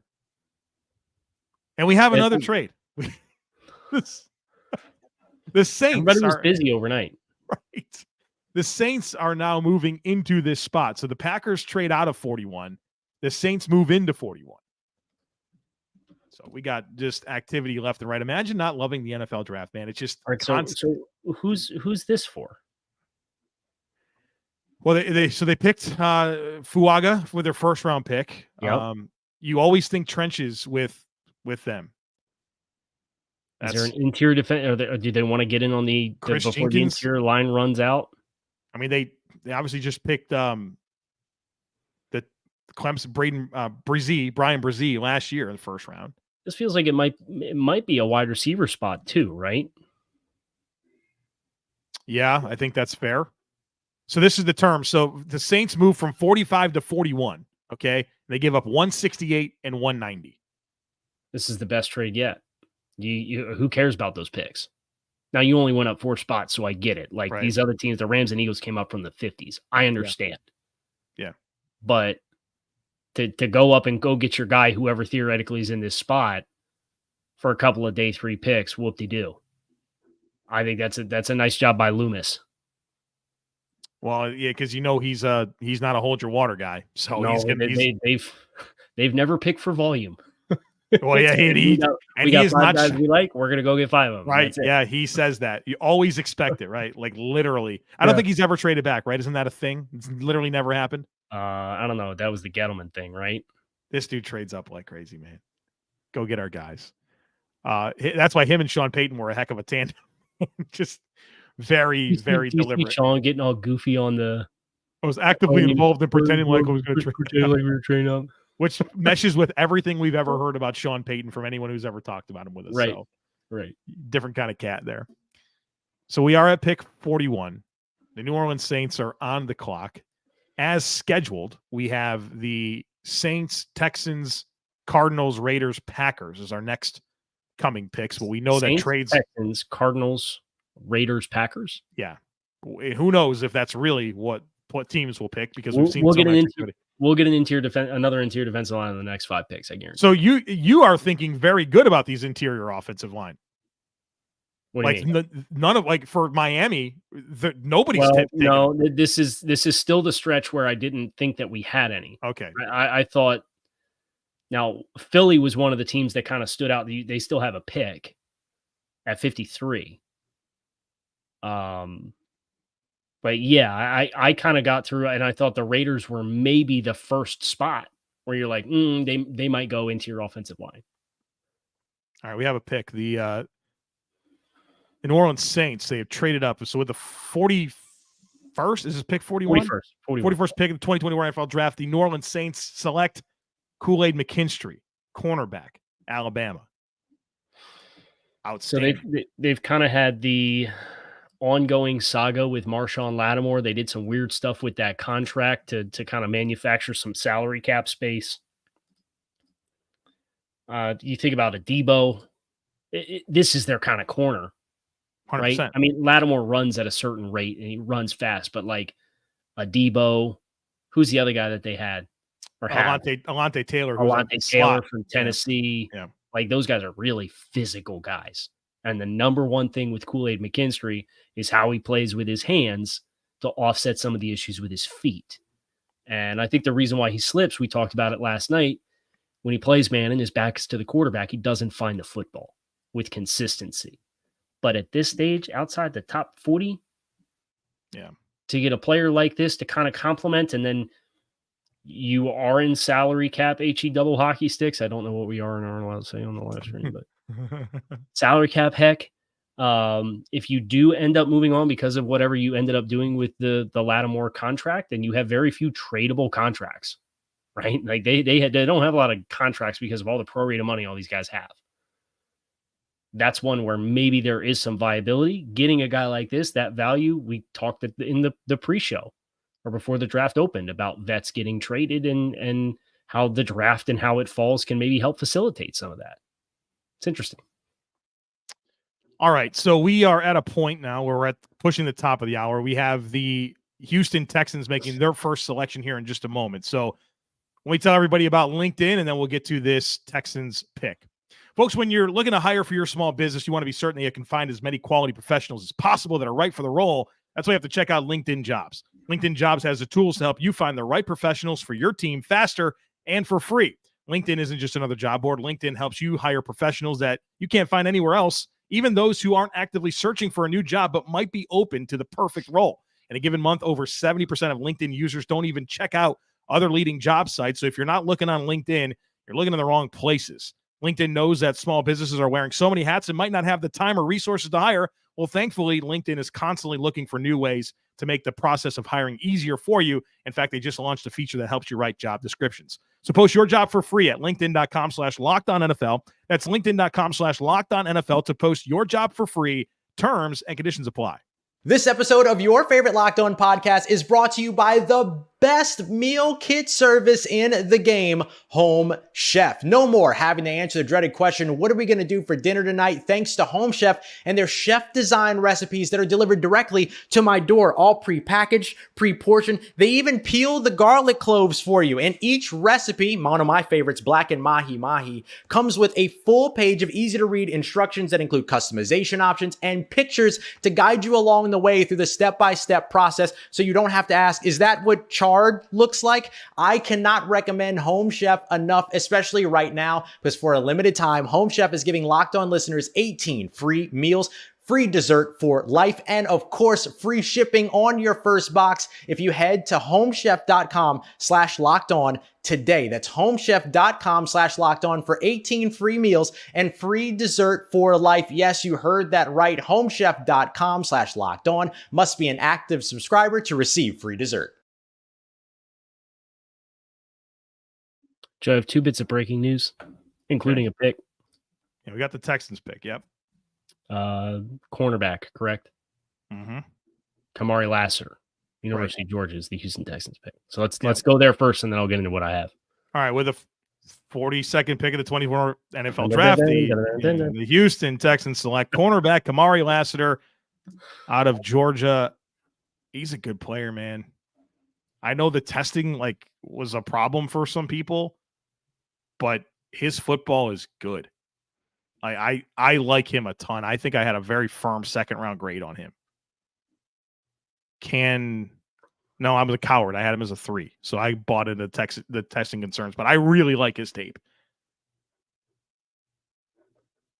Yeah, I think that Georgia defense is filled with high IQ players, and that is a player who you can get scared off. And I kind of get why, if you're apprehensive about leaving guys on islands in man coverage outside the numbers, like he's maybe not for you. But you think about D'Amico Ryans coming over from San Francisco and some of the guys that have had some success in that scheme, like Lenore and Ambry Thomas, right? Mm-hmm. And like, I think Lassiter is like a plus version of those kinds of corners. So I like the parallels there for him. I'm on pins and needles with your other piece of breaking news. And I can confirm an AFC East team was working the phones trying to just facilitate a trade up with one of these teams that just traded out in the last 5 picks.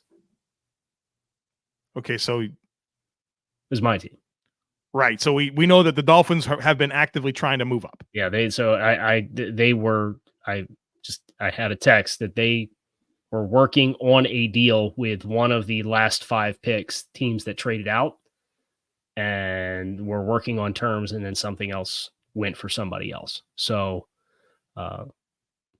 we might get some more trade action here coming in the near future. So Dolphins are working the phone. So if you are a Dolphins fan, I'm sure there are plenty in here. You can drop a fins up in the chat and get ready for whatever. Fins the F up. Is that what we're going with? Mike McDaniel said it one time. Did he? Was it like an oppressor, or what's the context there? Yeah, I think it was an oppressor. It was an oppressor. All right, we got a pick here, the 43rd pick in the draft. So with the 43rd pick of the 2024 NFL draft, the Arizona Cardinals select Max Melton, cornerback. Okay, Rutgers. Are we going to get the corner run now? It feels that way, right? We just saw a Kool-Aid McKinstry. Well, we're really going back to Cooper DeJean, Kool-Aid McKinstry, Kamari Lassiter, and now Max Melton. So that's 4 in a row after we had 1, 2, 3, 4, 5 defensive tackles in a row. So yes, we are. They traded out of where? 35? Yeah. So that was the Atlanta trade. So this is that they moved back from 35 to 43, got that top, was a pick 79. And then they turned this pick into Max Melton. So I think this is kind of a fun opportunity to look at anytime you move out, right? Like who goes between when you move out and when you make your pick, and who you make your pick with. Mm-hmm. Johnny Newton, Jalen Polk, Tavondre Sweat, Braden Fiskey, Cooper DeJean, Kool-Aid McKinstry, Kamari Lassiter, and then Max Melton's their actual pick for another top 80 pick. Seeing it from the other side, would you have rather just drafted Kool-Aid McKinstry at 35?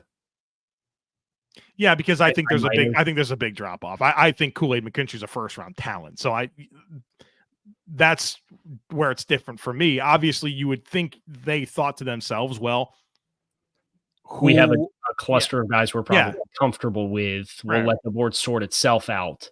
Right. But maybe it didn't sort itself out exactly how you would have wished it was. Because I think there's a gap between the quality of prospects that you get. So I had Quignon in a tier all by himself at corner. I had Cooper at safety, and then I had a block of 4 corners that I had late 1, early 2s on, and it was Terrion Arnold, Nate Wiggins, Kool-Aid McKinstry, and Mike Sanderson, who's still on the board, but he's a nickel exclusive player. My next block down was TJ Tampa, Renardo Green, Ennis Racestraw, and Max Melton. So to your point, I think that transition for that extra pick, still a good player. I like Max Melton. He's a top 60 player for me, but is a tier down as far as how I perceive the corner talent. Yeah, I have Melton as a 3rd round grade. I have Kool-Aid McKinstry as a 1. So there we go. So here we are. We got that pick out of the way. The Raiders are on the clock at pick 44.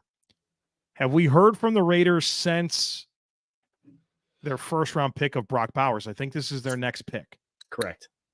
So this is going back to our pre-show conversation about a tackle. You thought you invoked maybe this is a running back spot.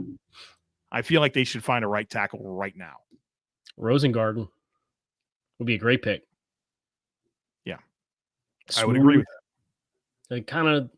He's not Colton Miller, but there's a smoothness about Rosengarten that I think Fautanu had the dynamic explosiveness, just like kind of the draw dropping, like the movement skills are off the charts, where Rosengarten is very controlled.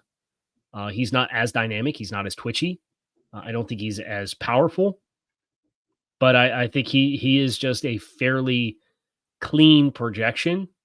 And for the Raiders, getting the rest of that supporting cast as nice as you'd like it is probably where I'd feel pretty good if they chose to go that route. I'm going way back because I had a thought about Kamari Lassiter as I've tried to remind myself of my notes, and I'm looking at him. 1 interception, none in the last 2 years, ran 4.64. But man, he plays so like I thought his coverage instincts were really good. Like I'm surprised that he didn't have more takeaways. I'm not. It was just random thought in my head as I'm dumping information in my head. I'm not worried about it. I just think it's probably another one of those reasons. If the ball production's not there and you don't run well, right? That's how you're Kool-Aid McKinstry and you don't go into the first round no matter how well you test. It's how Kamari Lassiter goes in the second round, no matter how good your football IQ is or how much we like your coverage instincts. Like that element has to exist for you to be really coveted in the draft process. Raiders have made a pick, Kyle Krabs, with the 44th pick in the 2024 NFL Draft. The Las Vegas Raiders select Jackson Powers Johnson, offensive lineman, Oregon. So guard. Yes, because they just paid Andre James. Yeah, and they have Parham at one spot. Yeah. I don't want to take your talking point with Jackson Powers Johnson, but there's snap issues there. Mm-hmm. Well, how do you mitigate snap issues? You don't ask the guy to snap. So you would presume that they'd like to get him into this lineup, but he's certainly not an option to play the right tackle spot. So he'll have to beat out Cody Whitehair, which I think he can do. Cody, if that's the case, Whitehair becomes a nice interior utility who can play center and guard. And you feel nice about that being you'll need a swing and then you'll need an interior utility guy. And I think Whitehair can be that, provided Jackson Powers Johnson can beat him out. And look, anytime the fanfare for a player kind of hits a certain stratosphere, I kind of hate what that does, because then you try to keep everybody grounded with the player. And I had to do that with Jackson Powers Johnson because it was JPJ at 21, no matter what, for the Dolphins. Yeah, right? yeah. And then you watch the player, and it's like, well, guys, slow down. But at the same time, the vertical movement skills exist. I think he's really intelligent with how he takes angles in space to pick up blockers in space for a 330-pound guy. I think he does that really well. And I think playing him at guard mitigates a lot of the biggest issues that I have with him, which are procedural issues and snaps. Kyle, the Green Bay Packers wasting no time with their selection here at number 45. Edgerrin Cooper's my guess. And your guess is correct. They go. Select Edgerrin Cooper, the linebacker out of Texas A&M. They had some transition here with Campbell no longer in the mix, Quay Walker, Isaiah McDuffie, kind of the guys that they have in the fray. They certainly have a crazy amount of athleticism, right? With Cooper, Walker, and McDuffie. That is an insanely athletic trio of linebackers with a lot of range. So the guys that can fly around on the second level of that Packers defense now, especially with Cooper in the mix. Who's your first linebacker off the board, which is notable. Yeah. I think the thing that's notable here is you mentioned they moved on from Campbell, and they have a new linebackers coach, which is Coach Campanile, who was with the Dolphins. And I think about Edge Cooper and what his strengths are. There's some length, range, pass rush capability as a blitzer. I think about what Jerome Baker was at kind of the height of the Brian Flores type defense where Campanile was on that coaching staff. Cooper's a little bit more dynamic and he's a little longer, but I think there's some nice parallels there where like, I think that positional room is going to be able to get a lot of run out of him. I like that fit for the Packers, and this was a Peter Bukowski special. So he was on this one. Yes. Like he was in discussion at I think it was 25. So they come away with Jordan Morgan and Edgerrin Cooper, the pair of picks for the Green Bay Packers. Back to their ways with athletic defensive talent for the Packers with their early picks. Note here, the Raiders announced JPJ as a guard. Yep. We have a trade. The Carolina Panthers have jumped back up. So this is for Zach Frazier, I bet. That would make a lot of sense with kind of their transition with maybe Austin Corbett or Brady Christensen at interior offensive line. So Zach Frazier would be, I mean, like a pillar, like one of those culture pieces, right? If that were to be what they do with this pick. And dude, you'd be sticking him between Damian Lewis and Robert Hunt as free agent. It's perfect, yeah. And for a shorter quarterback to build a wall in front of him, to have some sturdiness and not give interior penetration and pressure, I'd love the vision if that was the case. Yep. And just seeing JPJ go, this is the other center. The other interior offensive line guys are both, they're both guard exclusives, right? That are kind of perceived to be the next in line with Haynes and Beebe. So we'll see if that's the pick. Here's the terms. So the Panthers come up from 52 to 46. The Colts is the team they traded with. The Colts get 142 and 155. Okay. So pretty modest. Yeah, I don't want to say 142 and 155 are nothing picks, right? That's a couple of nice picks to move back 6 spots. Yeah. You know, I think and the Carolina Panthers have made a pick, Kyle Krabs. With the 46th pick in the 2024 NFL Draft, the Carolina Panthers select Jonathan Brooks, running back, Texas. So my first thing I wanted to do, right? Yeah, well, that was obviously a joke of a contract. And Jonathan Brooks, ACL, right? He's got an ACL tear, right? So that's a thing that he's working back from. But we just have LB1 and RB1 back to back here. With extra picks in the front. You ever see Dinner for Schmucks? I did, yeah. I mean, with the taxidermy man. Yeah, that was the Galifianakis. Yeah, laugh, the accountant in that movie where he's sitting there at the desk when you've just been audited. That was my reaction to trading up for Jonathan Brooks. But like on a serious note, Brooks is a stud as a player. Yeah, and I guess you think about Canales and their commitment to running the football. It's not necessarily a surprise that they went out and got on the back. And Miles Sanders is not a pounder. And that was like the whole thing that Canales did in Tampa Bay was getting legwork in the run game by just pounding the ball with Rashad White no matter what, right? And it didn't matter. 1st and 10, 2nd and 8, we're going to run the darn ball. They weren't afraid of ugly runs, right? Some teams are. Yeah, some teams are. Yep. So I think you're getting a lot of love in the chat for saying that you've watched a movie. So that's congratulations to you. Thank you. But I think that's what stands out to me about the Brooks pick. I understand the vision of the pick. It's just, I guess, maybe a surprise that they got aggressive and moved up to get him. I think my thought is we should have been thinking more about running back for Carolina, who their lead backs are Chuba Hubbard, Miles Sanders, Raheem Blackshear. Like this was. I guess some of that's just because Sanders is getting paid. You just assume they would roll with him. Right, but this regime didn't pay Miles Sanders, and Miles Sanders is not a very good player. So you don't let Miles Sanders stop you from getting a better player. And I think Jonathan Brooks, once he's healthy, I mean, he's a stud. He's a really good football player. I would have had more consideration for him as my RB1 if he didn't have the ACL tear, right? That's an unfortunate thing.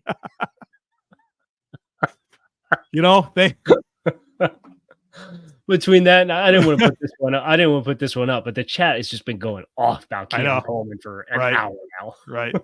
Right. Bill's Mafia is here, Kyle Krabs. They're there. They're well represented in the chat for sure.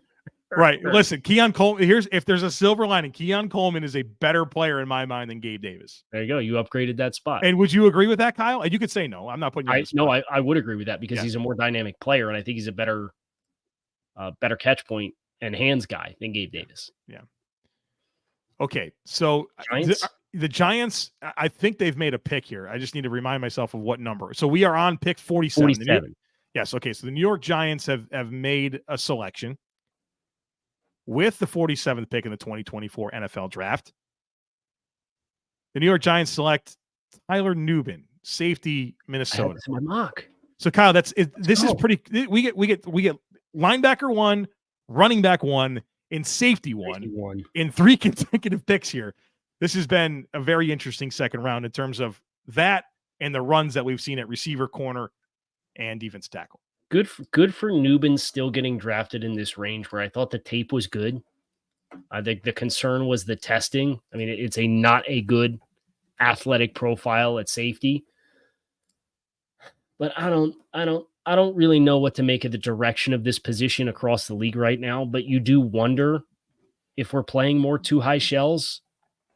Does the athletic profile of this position get a little bit more mitigated because you have less grass to cover? That's my question. And I think that's if you're going to draft Tyler Nubin based off of his instincts and length and some of the big plays he's made in big moments in the secondary for Minnesota, that has to help be a part of that equation in my mind.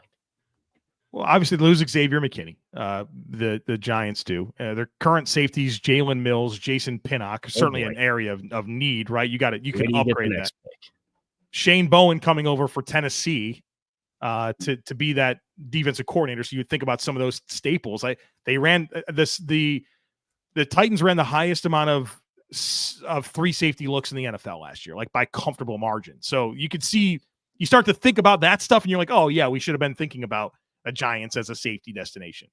Like I said, I had them taking Nubin in my second round mock on Touchdown Miami today. I do have the next pick. 48. Yep. 48 with the Jacksonville Jaguars. Okay. If you got it, I don't have it. So you want to do the thing, you can do the thing. Yeah, I think we're far enough in here where we'll risk it. My source is telling me NFL Insider, fueled by C4 Kyle Krabs, reporting that the Jacksonville Jaguars with the 48th pick in the 2024 NFL draft are drafting defensive tackle Mason Smith, LSU. If we would have thought about this, we would have reminded ourselves of Trent Baalke and his tendencies, and he just wants body types, right? He just wants body types. You got one. And that's the best thing that I can tell you about Mason Smith is he's got a great body type. I think his football is really not good, right? He's a tough watch on tape. And if you're looking for some positivity here, so he's a freshman All-American. Then he tears his ACL week 1 of 2022. Mm-hmm. And he misses all of the season. He comes back in 2023, looks like a shell of himself. I think if you watch his tape, you're not going to like it. If you're going to find the optimism, he's got a big recruiting pedigree, size and athleticism, and you hope that further removed from the injury, he realizes his potential. So Trent Baalke doing Trent Baalke things here. And that's that was a really unfortunate injury too, because he got injured on a celebration against Florida State that opening week. And you were like, oh man, that's such a gut punch. And I'm inclined to agree with you as a guy who is really raw, but you're a 5-star, and a lot of 5-stars that are coming out, their bodies develop and mature faster.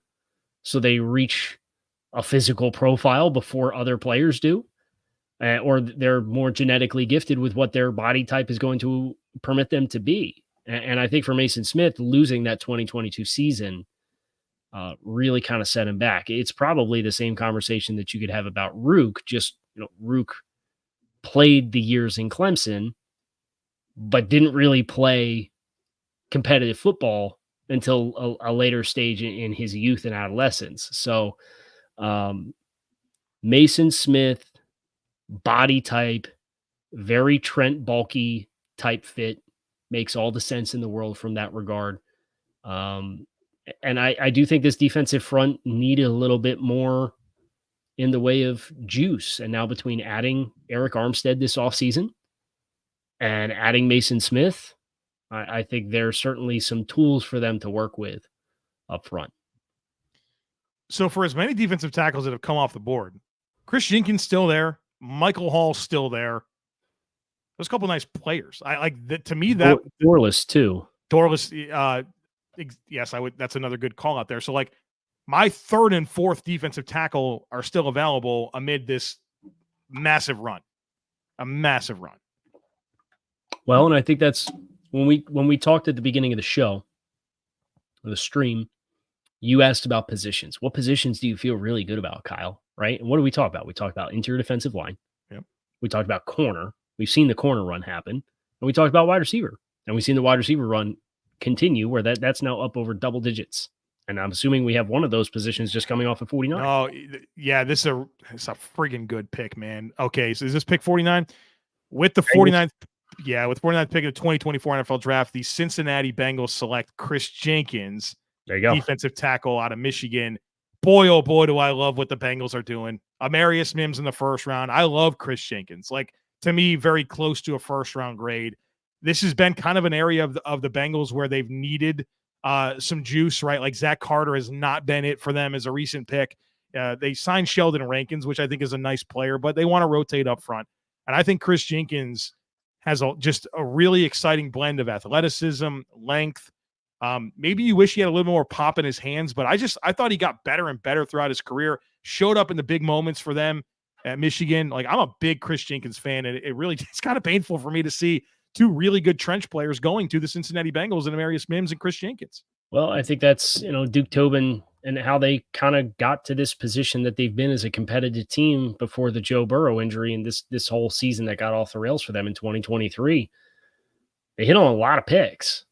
And, part of that strategy is trying to plug needs before they come. And Rankins is a nice short-term bridge, and Jenkins playing behind him. I think Rankins is a great player for Jenkins to learn from as well. So, yeah, I think they're getting pretty solid value here, Cincinnati, with these first couple picks.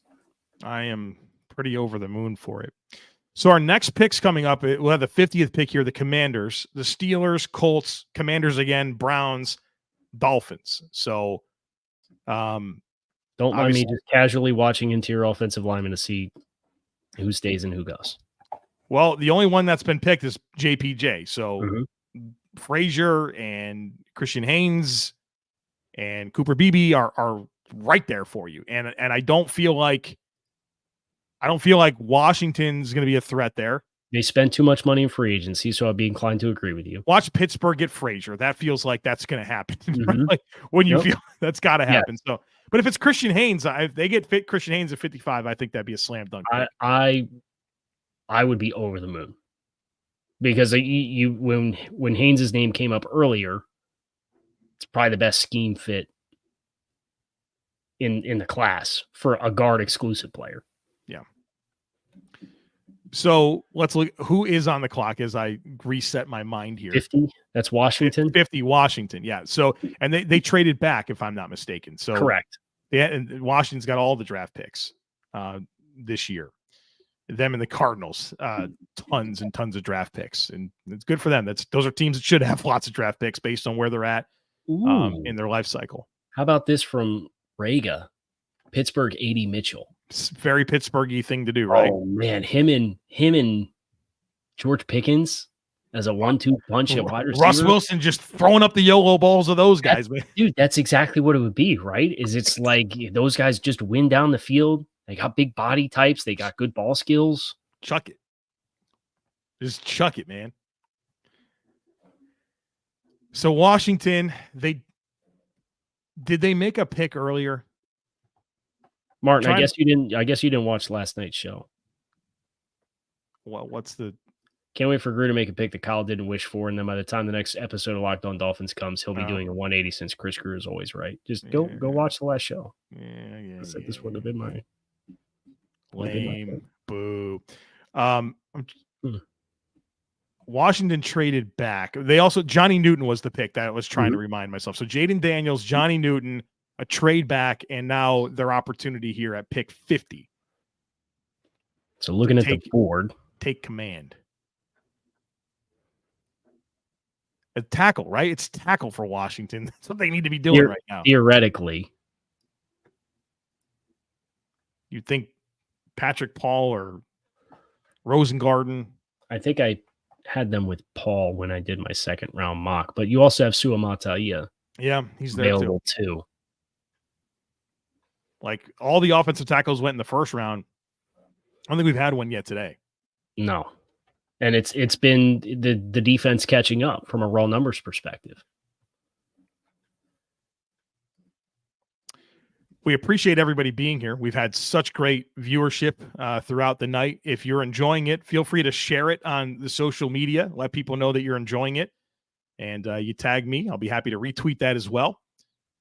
This has been awesome. Like we don't take for granted that you're choosing to spend your draft day with us. And so a lot of gratitude from Kyle and I. There's a lot of great content creators. And it's cool to be a part of this community, especially this time of year. But like there's a lot of great people that have great insight. So for the consistent viewership that we have had in the first two nights, and for us to have been received the way that we have been for our NFL draft coverage has been very flattering and very cool.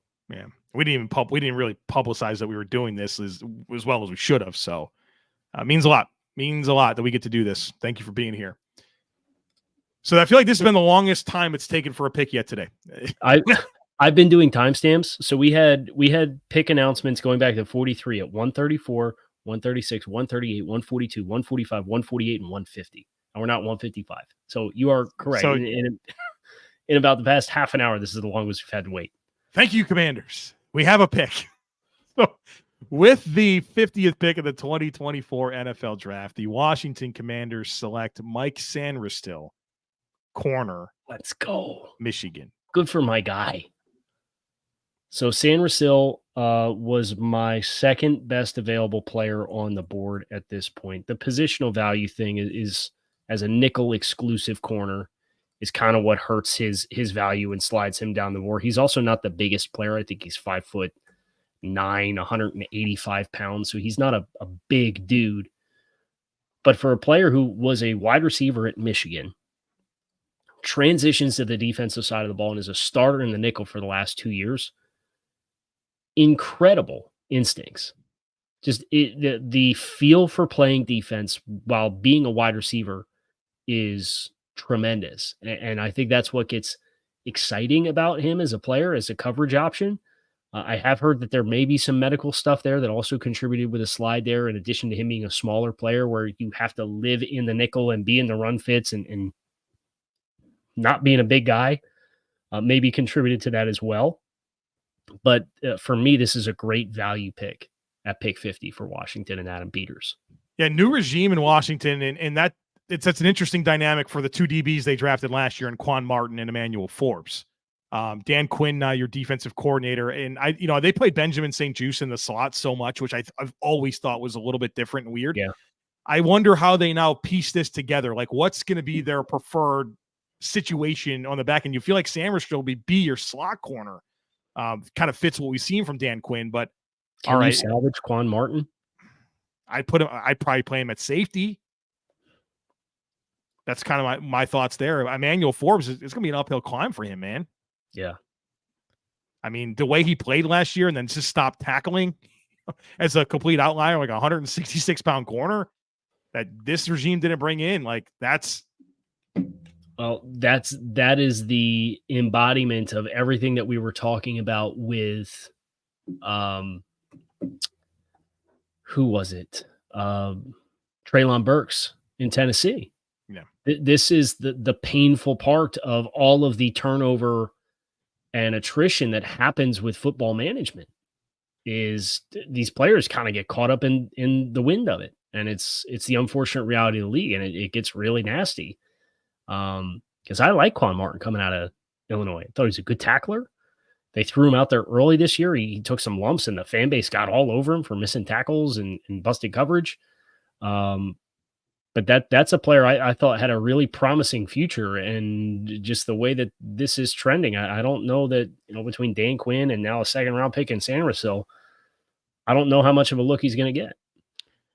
So if you were a GM in last cycle and you liked Emmanuel Forbes, and you should call them and get discount on that. And that's probably the best for everybody, because I don't see the path. I don't see the path for him right now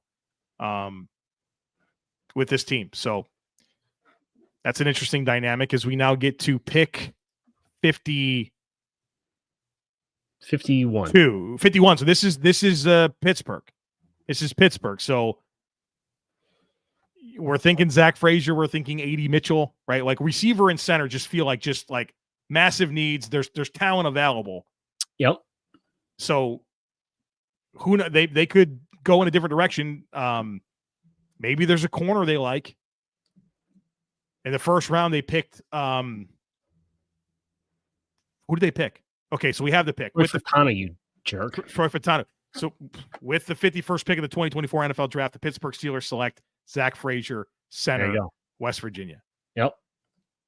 It's just like perfect sense, right? Overhaul that offensive line. So now you have I think he's the best pure center in the class. Like, I think Graham Barton's a better guard, but I think Zach Frazier's tape, and he's right in their backyard. So you knew regionally they were going to be all over. That's a short jaunt down the highway from Pittsburgh to Morgantown. Like the value here.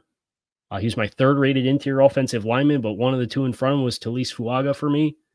Sam Teets justifiably fired up in the comments. How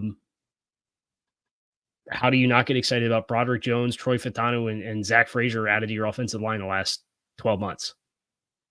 It's outstanding. That is outstanding.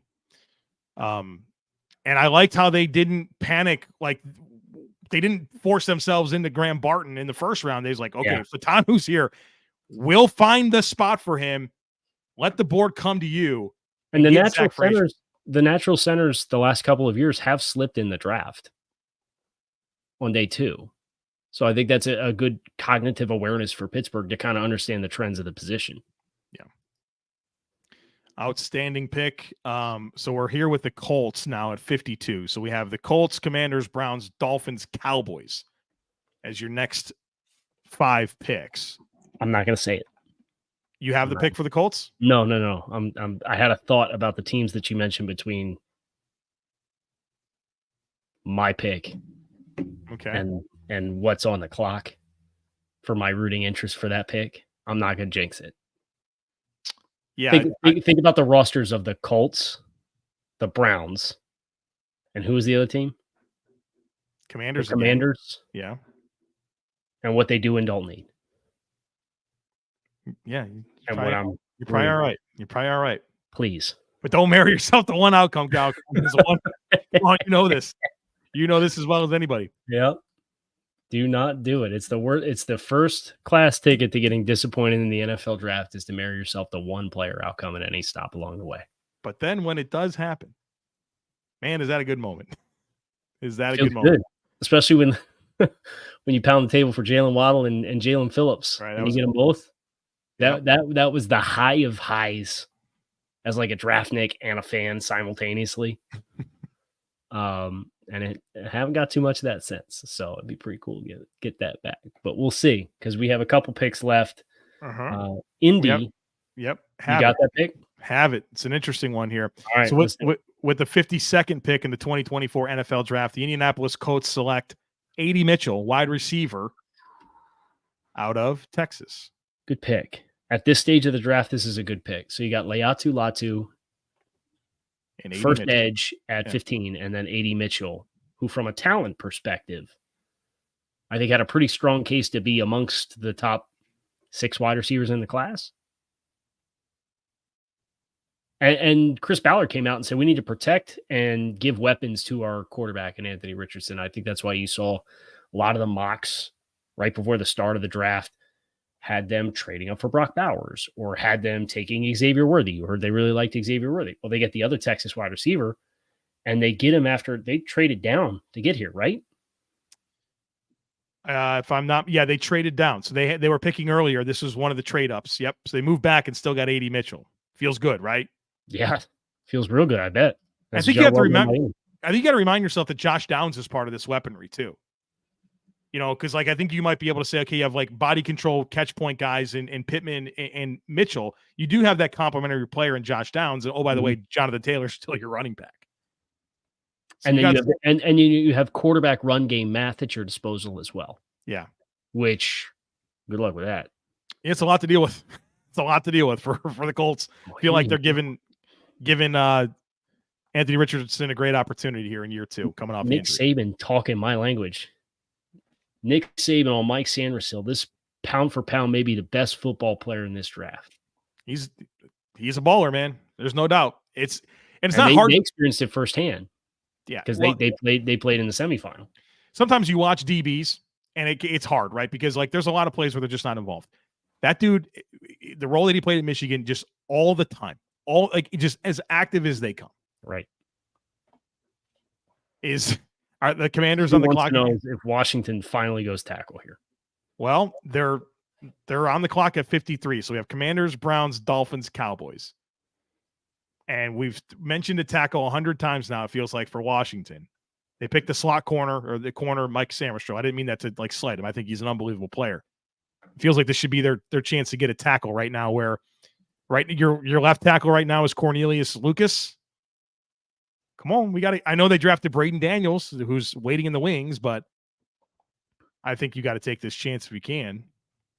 Do you remember any of those players from years past where we would do these shows and we would just go like pick after pick after pick and we'd say like the same thing over and over again, like, oh, it's got to be this or that or this player or that position? Do you remember? I vaguely remember some of those instances coming up, but I don't have any specific ones off the top of my head. Yeah, I remember I know what you're saying. I don't have a specific one, but you kind of get yourself in those traps. You're like, okay, this has got to be it. Right. So if it's not tackle for Washington, let's open our minds. Like a Quado. Open your mind. I think edge. That's a good call out, but what edge are you going here at? Right, that's a good question. Marshawn Nealand? I don't know. Are you surprised he's still on the board? No, but yes. It's a good answer. That's the perfect way to phrase that response is no, but yes. I mean, your starting tight end is Zach Ertz. Is that something we consider here? Theo Johnson or Ben Sinnott? I mean, feel like Cliff in Arizona just like wanted to get a tight end so bad. So something I'm thinking about. And if it's Cliff, I think maybe Jatavian Sanders would be an interesting add. It's probably too early for that player. But so is somebody asking for a Rick and Morty reference, or did you do one and then I didn't know about it? Open your mind with the Quado. Okay, that's Rick and Morty. Yeah, well, it's originally from a movie, but then Rick and Morty used it as the inspiration for an episode in the most recent season. And we're still putting out episodes of this. It's still going. Got renewed for like 3 more seasons. Did it, man? Oh wow, it's in its absolute prime. Joe Marino's devastated. Well, I watched an episode by force. I was coerced into this, and I can't believe anybody would watch it. Man, so you're missing out. I don't feel like I am. I feel like that's the overstatement of all time. I think the problem with it is there's a lot of their shows are centered on pop culture references. So it's almost like, you know how South Park is like they have managed a way to do these animated shows, but they do it a week at a time. So like something that happened on Friday, they could have a show on Wednesday the next week about as a spoof of it. So that's kind of like part of the appeal is there's a current events element to it. And Rick and Morty's not that, but there is a lot of pop culture. What confuses me is we have very similar lives. We're consumed with football. We have wives. We have 2 kids that are very young. Where do you have the bandwidth to keep up with any of this? I binged Rick and Morty when we had our first child, and I was up at 2 a.m. watching the baby for 2 hours. Just turn it on and binge it. I'm impressed with that. Your mental capacity is broad, very broad.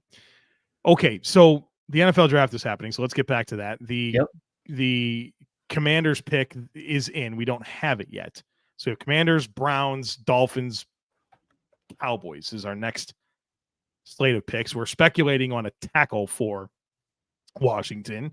We've tried to open our minds to other possibilities. Open your mind. There's a Rick and Morty reference, which for anybody, Total Recall is the it's an amazing cartoon. We have the Washington Commanders pick, Kyle Krabs. This is going to be one to discuss here. Okay. With the 53rd pick in the 2024 NFL Draft, the Washington Commanders select Ben Sinnot, tight end, Kansas State. Good for Ben Sinnot, who at this stage was my third best available player. We talked about Cliff wanting a tight end, right? And finding that kind of player. And Sinnot has an incredible athletic profile with his testing. And I think he played in an offense that does not give you a lot of opportunities to be successful in the passing game, but he did a lot of dirty work. But made big plays when he was given opportunities, and he is a jackhammer. Like he beats people up on the edge. He beats people up in space.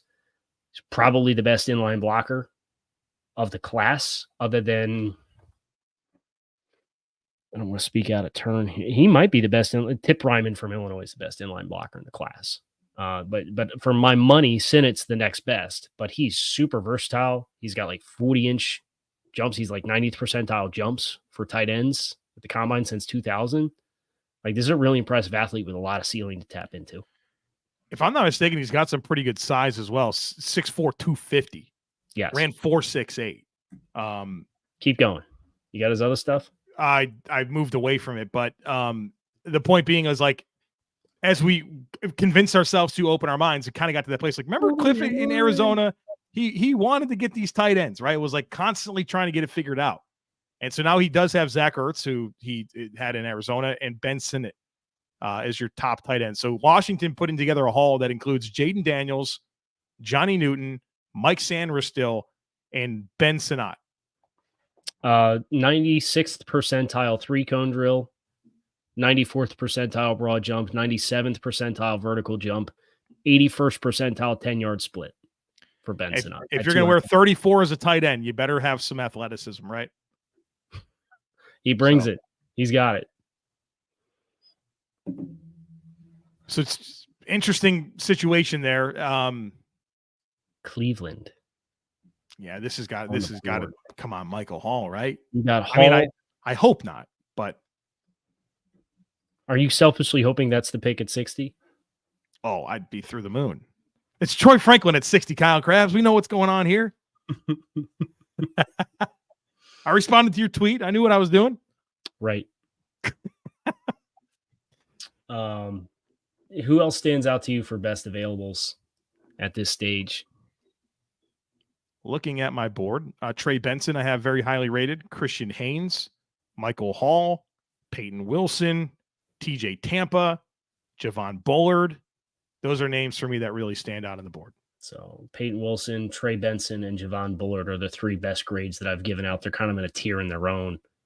But if you kind of go second round values that are out there, Roman Wilson, Theo Johnson, Roger Rosengarten, Christian Haynes, Michael Hall, Junior Colson, you mentioned TJ Tampa, Ennis Rakestraw, some good talent on the board right now. And it's kind of across all positions. So I think what's interesting is you think about Cleveland. Do they care about like the biggest need on this roster is linebacker, right? Just if you just looked authentically, like, hey, where do we need a starter? Or where do we maybe need a starter? It's linebacker. Yeah, I think so. I mean, they signed like Jordan Hicks and Devin Bush. Obviously, JOK, Jeremiah Owusu-Koramoah is like a fixture there, but he needs a running mate. Colson would make a lot of sense to me. I think Junior Colson would be a great pick if they chose to go that route. I just worried about positional value, and they're very analytically based and driven front office.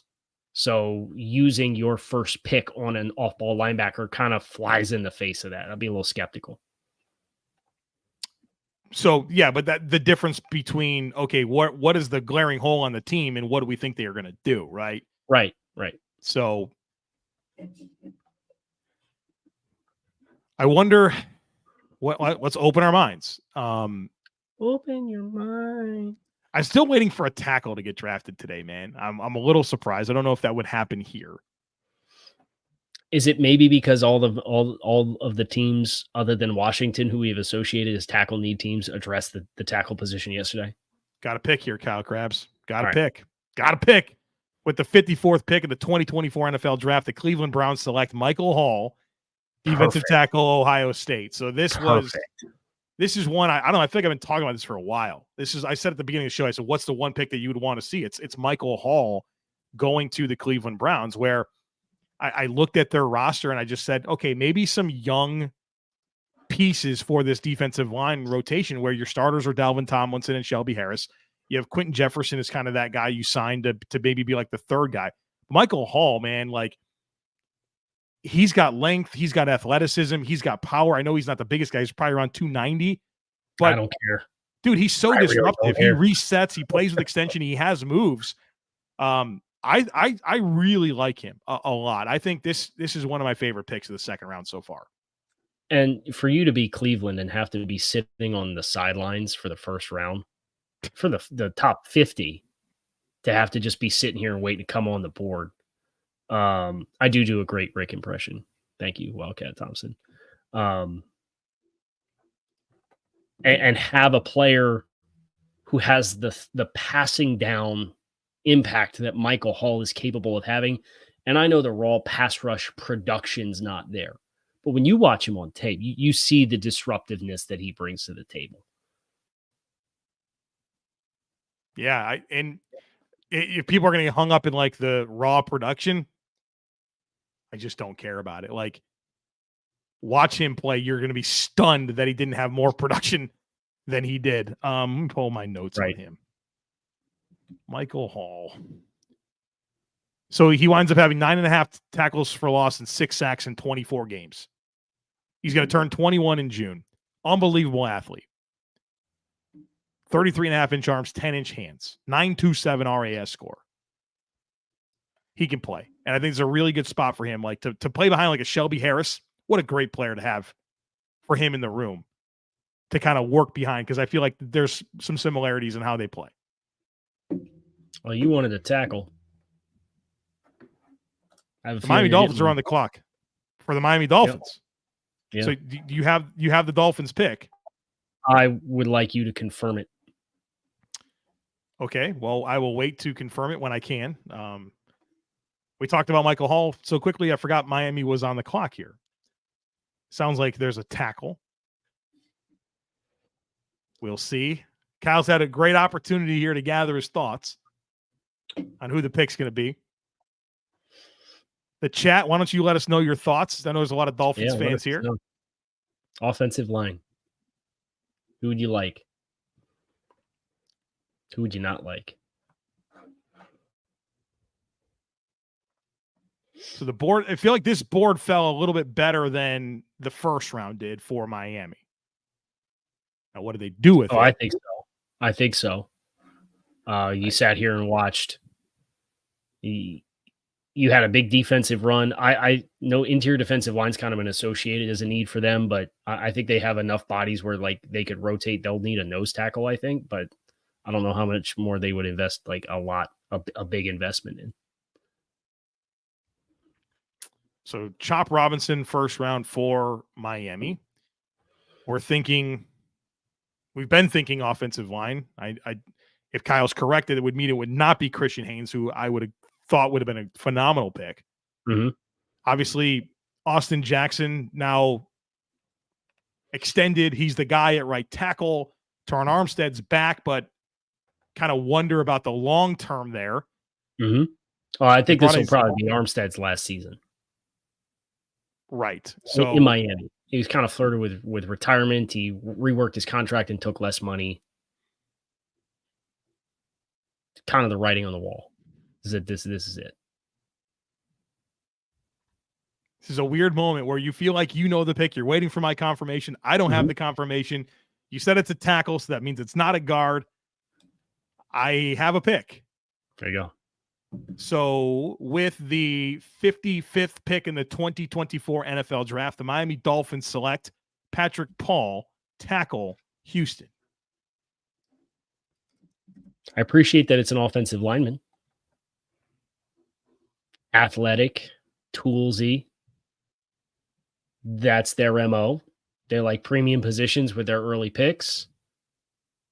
He's just so raw. So I appreciate the fact that this is probably not a guy who's going to play early because he's not going to be capable of playing at a high level early. Learning from Teron Armstead will be helpful. They have shown an ability to develop.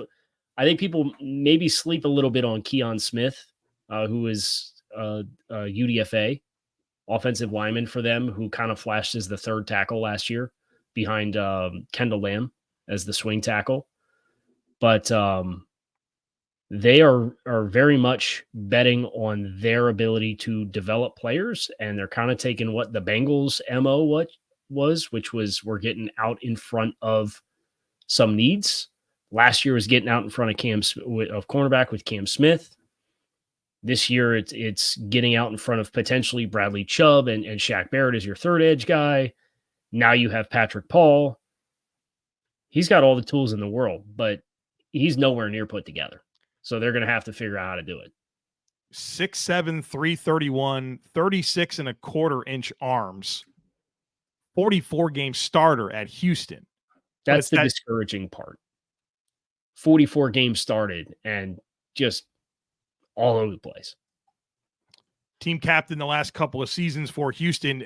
Probably that, that scheme, Dana Holgorsen scheme probably didn't really set him up well, right, for life in the NFL. But it's certainly a bet on traits moment for Miami. Year one, like you don't really think about guard for Patrick Paul. I wouldn't think. No, maybe I don't think so. I guess when you look at that, you don't see the year, like how does he help you this year? And I think that's probably developing and getting ready to succeed Teron Armstead after the season. Yeah, I don't think it's a good idea to take a 6'7" raw offensive lineman and move him inside to guard and ask him to learn how to play. Right. Right. That feels like a disaster waiting to happen. And I would process this pick a little bit better. I'm underwhelmed by this pick, to be completely honest with you. I would process it better if you had a third round pick. But right now, this is it until the 5th round for the Dolphins. So you came out with Chop Robinson, who's going to be your 4th edge, and Patrick Paul, who's going to be your 4th tackle. And you're trying to compete. Where are the players that are going to contribute? And you may have Cam Smith off of last year's draft class, who didn't really contribute at a high level. And maybe Eric Ezukama coming out of the 2022 class after it looked like they had a special package role for him, and then he got hurt with a neck injury. So you have a couple of guys in the pipe coming up. But you lost some starters that I don't think you replaced, and you still haven't replaced them. And I know you have post-June 1st money coming, so maybe you're going to bank on vets. And if you do that, we'll see. But there's a lot of players that are sitting here on the board that I would look at and say, I think you could be plugged into the starting lineup and start for the Dolphins in September. And they didn't pick him in either two spots. It's been interesting for Miami because they have traded away draft capital to get veterans, but I think you could maybe look at the last few years and feel like outside of that Phillips, Waddle year, the production from rookies hasn't really been there. I know Devon Achane last year for sure. Kohu has kind of come on as he was an undrafted player, if I'm not mistaken. Yes. But there's that element's missing for Miami right now. And I understand what you're saying is that you don't necessarily look at these first two picks, not picking into the 5th round and feeling like you have the path to impact. I'm higher on Chop Robinson. I think he can help that defense this year, especially based on like what the opportunity looks like in terms of the health and comeback of Chubb and Phillips. So can we stop saying this? Since 2020, they used a 1st-round pick on Austin Jackson. They used a 2nd-round pick on Robert Hunt. They used a 2 and a 3 to trade up to get Liam Eichenberg. They gave Teron Armstead a $75 million contract. They've now given 2 centers $7.5 million per year contracts. And now they've used another 2nd-round pick. And this is in like a 3-year stretch. You can question the evaluation ability of it. And for a team that's had no consistency with their offensive line coaching, this is the first time since 2017 they've had the same offensive line coach in consecutive seasons. But let's not pretend like we're sitting here like everybody was pissed off yesterday they didn't take an offensive lineman. Here's your offensive lineman. I don't particularly like it, but that one rubs me the wrong way because they invest a lot in the offensive line. And then the risk of that is a lot of these guys are playing at the college level and they're not ready to go at the college level. The Dallas Cowboys have made a pick at number 56 overall. And with that selection, they pick Marshawn Nealon, the defensive end from Western Michigan, very toolsy. Of course, they just lost Dorrance Armstrong, final year of the contract for DeMarcus Lawrence. Marshawn Nealon doesn't play running back or offensive line, but this defense is going to take on a bit of a different look and feel with Dan Quinn no longer in the mix. But I think that Marshawn Nealon's going to benefit a lot from getting a chance to play with DeMarcus Lawrence because all the tools in the world exist for Marshawn Nealon. It's activating those tools to make plays. And he's got length. He's got some power. Like everything is power for him. You need some development here, but I do understand the need here.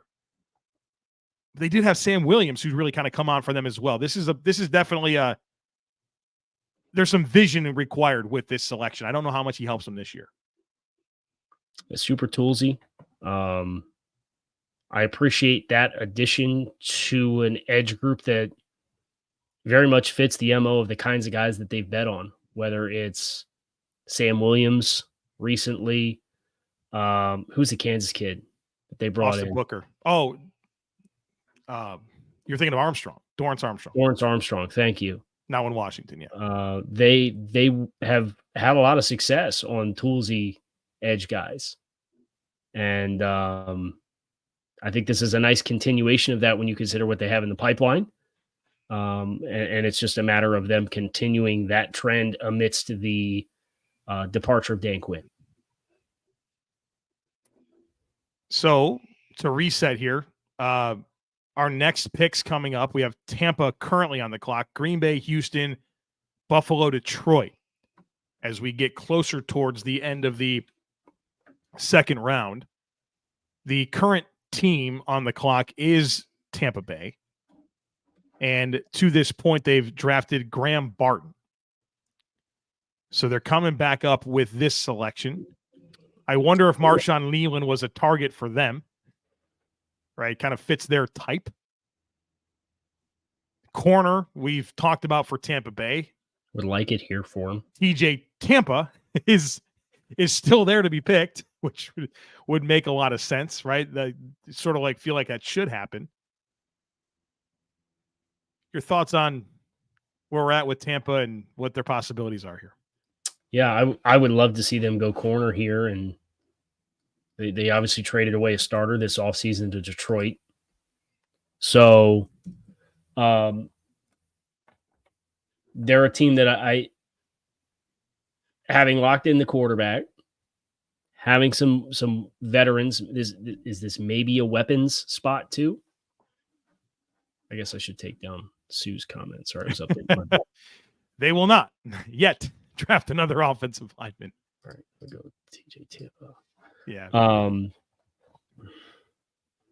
I guess I'm just at a tough spot with where I feel like there's best available players versus their needs. So I kind of just I look at who are players that I think make sense regardless of whether or not it's best available. And I do think TJ Tampa is one that makes a lot of sense. He stands out for me at corner. You've obviously Ennis Rakestraw as well out of Missouri is out there, but I feel like corner's getting cleaned up a little bit here.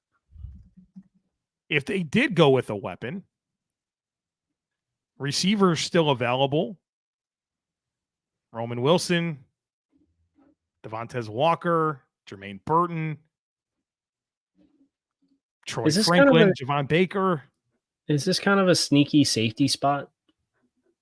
They have 3 safeties on the roster. One of them's Winfield on the franchise tag.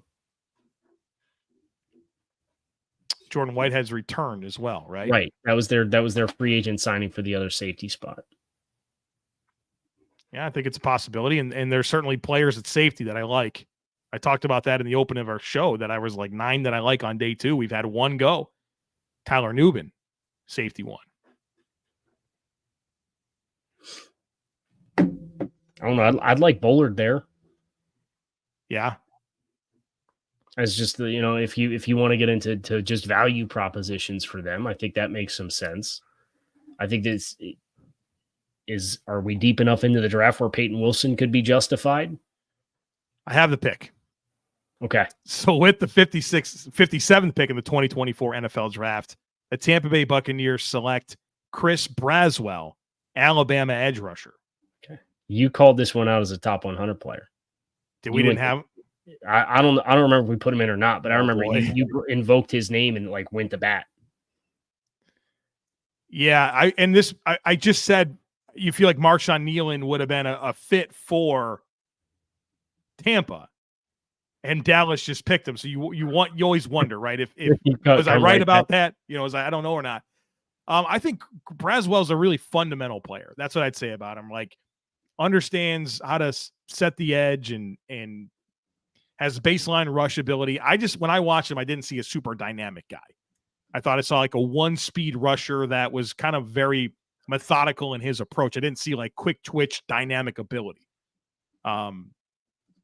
So you understand the need off the edge. They certainly need some of their younger players to step up. I get it. I'm just not Chris Braswell's biggest fan. If they were going to go with this kind of player, I think I might have just like my personal preference. I would have maybe liked Adisa Isaac from Penn State a little more. But edge, they moved on from Shaq Barrett. Tryon Shoyinka hasn't come together. They had some flashes from Diaby, but what are you really going to count on for them or for him as a mid-round pick from you last year? It's felt like that after the departure of Shaq Barrett, there was a lot of uncertainty with that room. So I think it makes sense to continue to add to it. We got our next pick in here. It's the 58th pick. So with the 58th pick in the 2024 NFL draft, the Green Bay Packers select Javon Bullard, safety out of Georgia. And that's a good pick. Now they have a lot going for them at safety now with the free agent signing of Xavier McKinney. And now they bring in Javon Bullard, who I have a very firm second-round grade on. He's my number 2 safety. And if you count Cooper DeJean as a corner, he's my number 1 safety. Yep. Same boat. I love this pick for the Packers. It feels like their secondary experienced a lot of attrition last year as well. So obviously a path to being a starter here, but that a couple of very dynamic players here in Edge Cooper and Javon Bullard here added to the Packers. And then there's this layer. Are they the team that a lot of Georgia players they've been going after lately with Quay Walker, with Devontae Wyatt, with Eric Stokes, Javon Bullard. So this is definitely a pipeline. Georgia's certainly a pipeline for the NFL, but Green Bay and Philly certainly participating quite a bit. So I guess for Green Bay, the interchangeability, I think, is the thing I'm most excited about here. For Bullard, he's capable of playing deep. He's capable of playing in the nickel. He's capable of playing on the second level, even if he's not like the biggest guy to do it. And you have that to pair with Xavier McKinney. With all the this is very different from what Darnell Savage turned into for them and what else they had in that safety room. So I like the identity of this a lot. And that back seven, adding Edge Cooper with his versatility, along with Javon Bullard, who was my third best available player at this stage. I had a late 1 on him, early 2. That's a kind of an individual bucket. Late 1s and early 2s go together. Baller. I like what Green Bay's doing a lot. All right, the Houston Texans are on the clock. Then we get the Buffalo Bills. Kyle, let me tell everybody about who real quick. Is it Monopoly or LinkedIn? I believe it's LinkedIn. All right. So When you're hiring for your small business, you want to find as many quality professionals that are right for the role, and that's why you have to check out LinkedIn Jobs. LinkedIn Jobs has the tools to help you find the right professionals for your team faster and for free. LinkedIn isn't just another job board. LinkedIn helps you hire professionals that you can't find anywhere else, even those who aren't actively searching a new job but might be open to the perfect role. In fact, in a given month, over 70% of LinkedIn users don't even visit other leading job sites. So if you're not looking on LinkedIn, you're looking in the wrong place. LinkedIn knows that small businesses are wearing so many hats right now, it might not have the time or resources to hire. Well, luckily, LinkedIn is always trying to find new ways to make that process easier for you. In fact, they just launched a feature that helps you write job descriptions. So post your job for free at linkedin.com/LockedOnNFL. That's linkedin.com/LockedOnNFL to post your job for free. Terms and conditions apply. This episode of your favorite Locked On podcast is brought to you by the best meal kit service in the game, Home Chef. No more having to answer the dreaded question, what are we going to do for dinner tonight? Thanks to Home Chef and their chef design recipes that are delivered directly to my door, all pre-packaged, pre-portioned. They even peel the garlic cloves for you. And each recipe, one of my favorites, blackened mahi, comes with a full page of easy to read instructions that include customization options and pictures to guide you along the way through the step-by-step process, so you don't have to ask, is that what chard looks like? I cannot recommend Home Chef enough, especially right now, because for a limited time, Home Chef is giving Locked On listeners 18 free meals, free dessert for life, and of course, free shipping on your first box if you head to homechef.com/lockedon today. That's homechef.com/lockedon for 18 free meals and free dessert for life. Yes, you heard that right. Homechef.com/lockedon. Must be an active subscriber to receive free dessert. We got picks. We got the Texans pick. We have the Bills pick. So with the 59th pick, the Houston Texans select Blake Fisher, offensive tackle out of Notre Dame. You are on mute, Kyle. Sorry, I was crushing my Built Bar. They want to hear the chewing. It was a Built Puff, technically, but yeah. Good player. I think he's a fairly high floor player, Blake Fisher. Love that Houston continuing to invest in their offensive line to make sure that they don't have. Well, they went through a lot of attrition issues last year, and they were undeterred. They kept swinging, and they're making sure that they have the depth that they need there, especially with Howard having some level of positional flexibility. I think is kind of interesting. Yeah, they continue to invest in the offensive line, right? Like that is definitely a thing. We finally get a tackle today, and Blake Fisher, you had talked about him as a candidate as well. Get a tackle at 55. Thanks. It slipped my mind. Thanks a lot. That slipped my mind. I want to wait for confirmation on the Bills pick. I have one source on it. I need a second one because that's my rule. What's your vibe check on the one? Since we did this with me, where I had my pick and was sat in limbo. It's an expected pick in my mind. And it's also not Troy Franklin. So I was kind of thinking that they were going to pick Troy Franklin right here. I can tell you that it's not Troy Franklin. Franklin. Yeah, if it's who I think it is, it's a fine selection. I think you will in particular like this player. You've said that to me.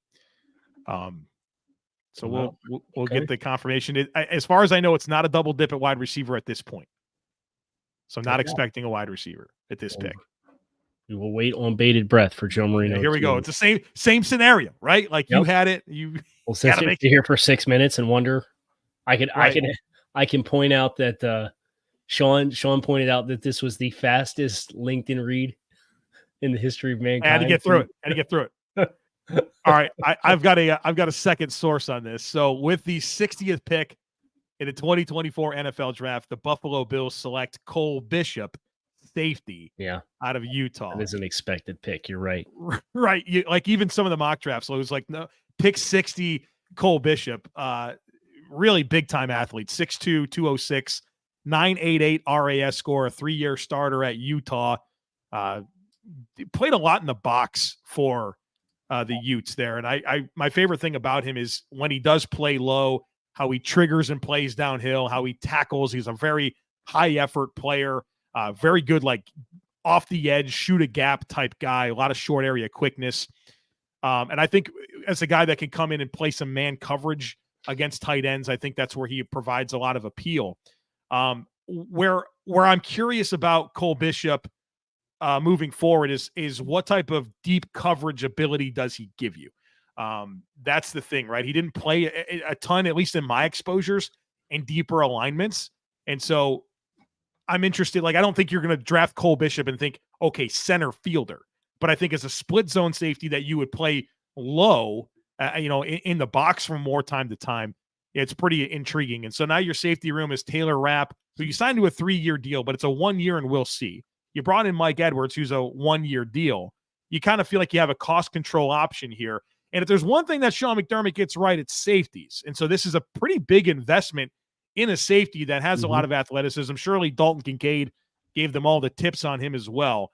I would say this is an expected pick and potentially a very solid pick. I could see him being a pillar of this defense for a while.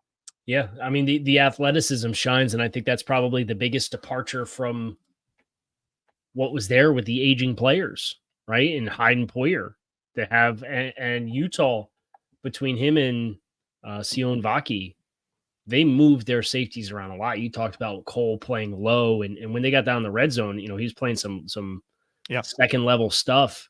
Yep. And really good like mobility and sideline to sideline and run support.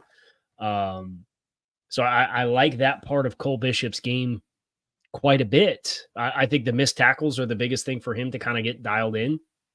He's not a long player from a reach and wingspan perspective. So you have that with a player who does fly around, but sometimes flies around with a little bit of lack of regard for tackling posture. And I think that's an easy fix. But if you were going to give me if I was going to give you the kind of the MO on like the book on the pros and the cons, the versatility and athleticism pop big time. And I think he's a smart player.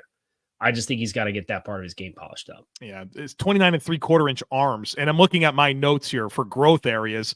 Lack of length impacts his tackle radius, right?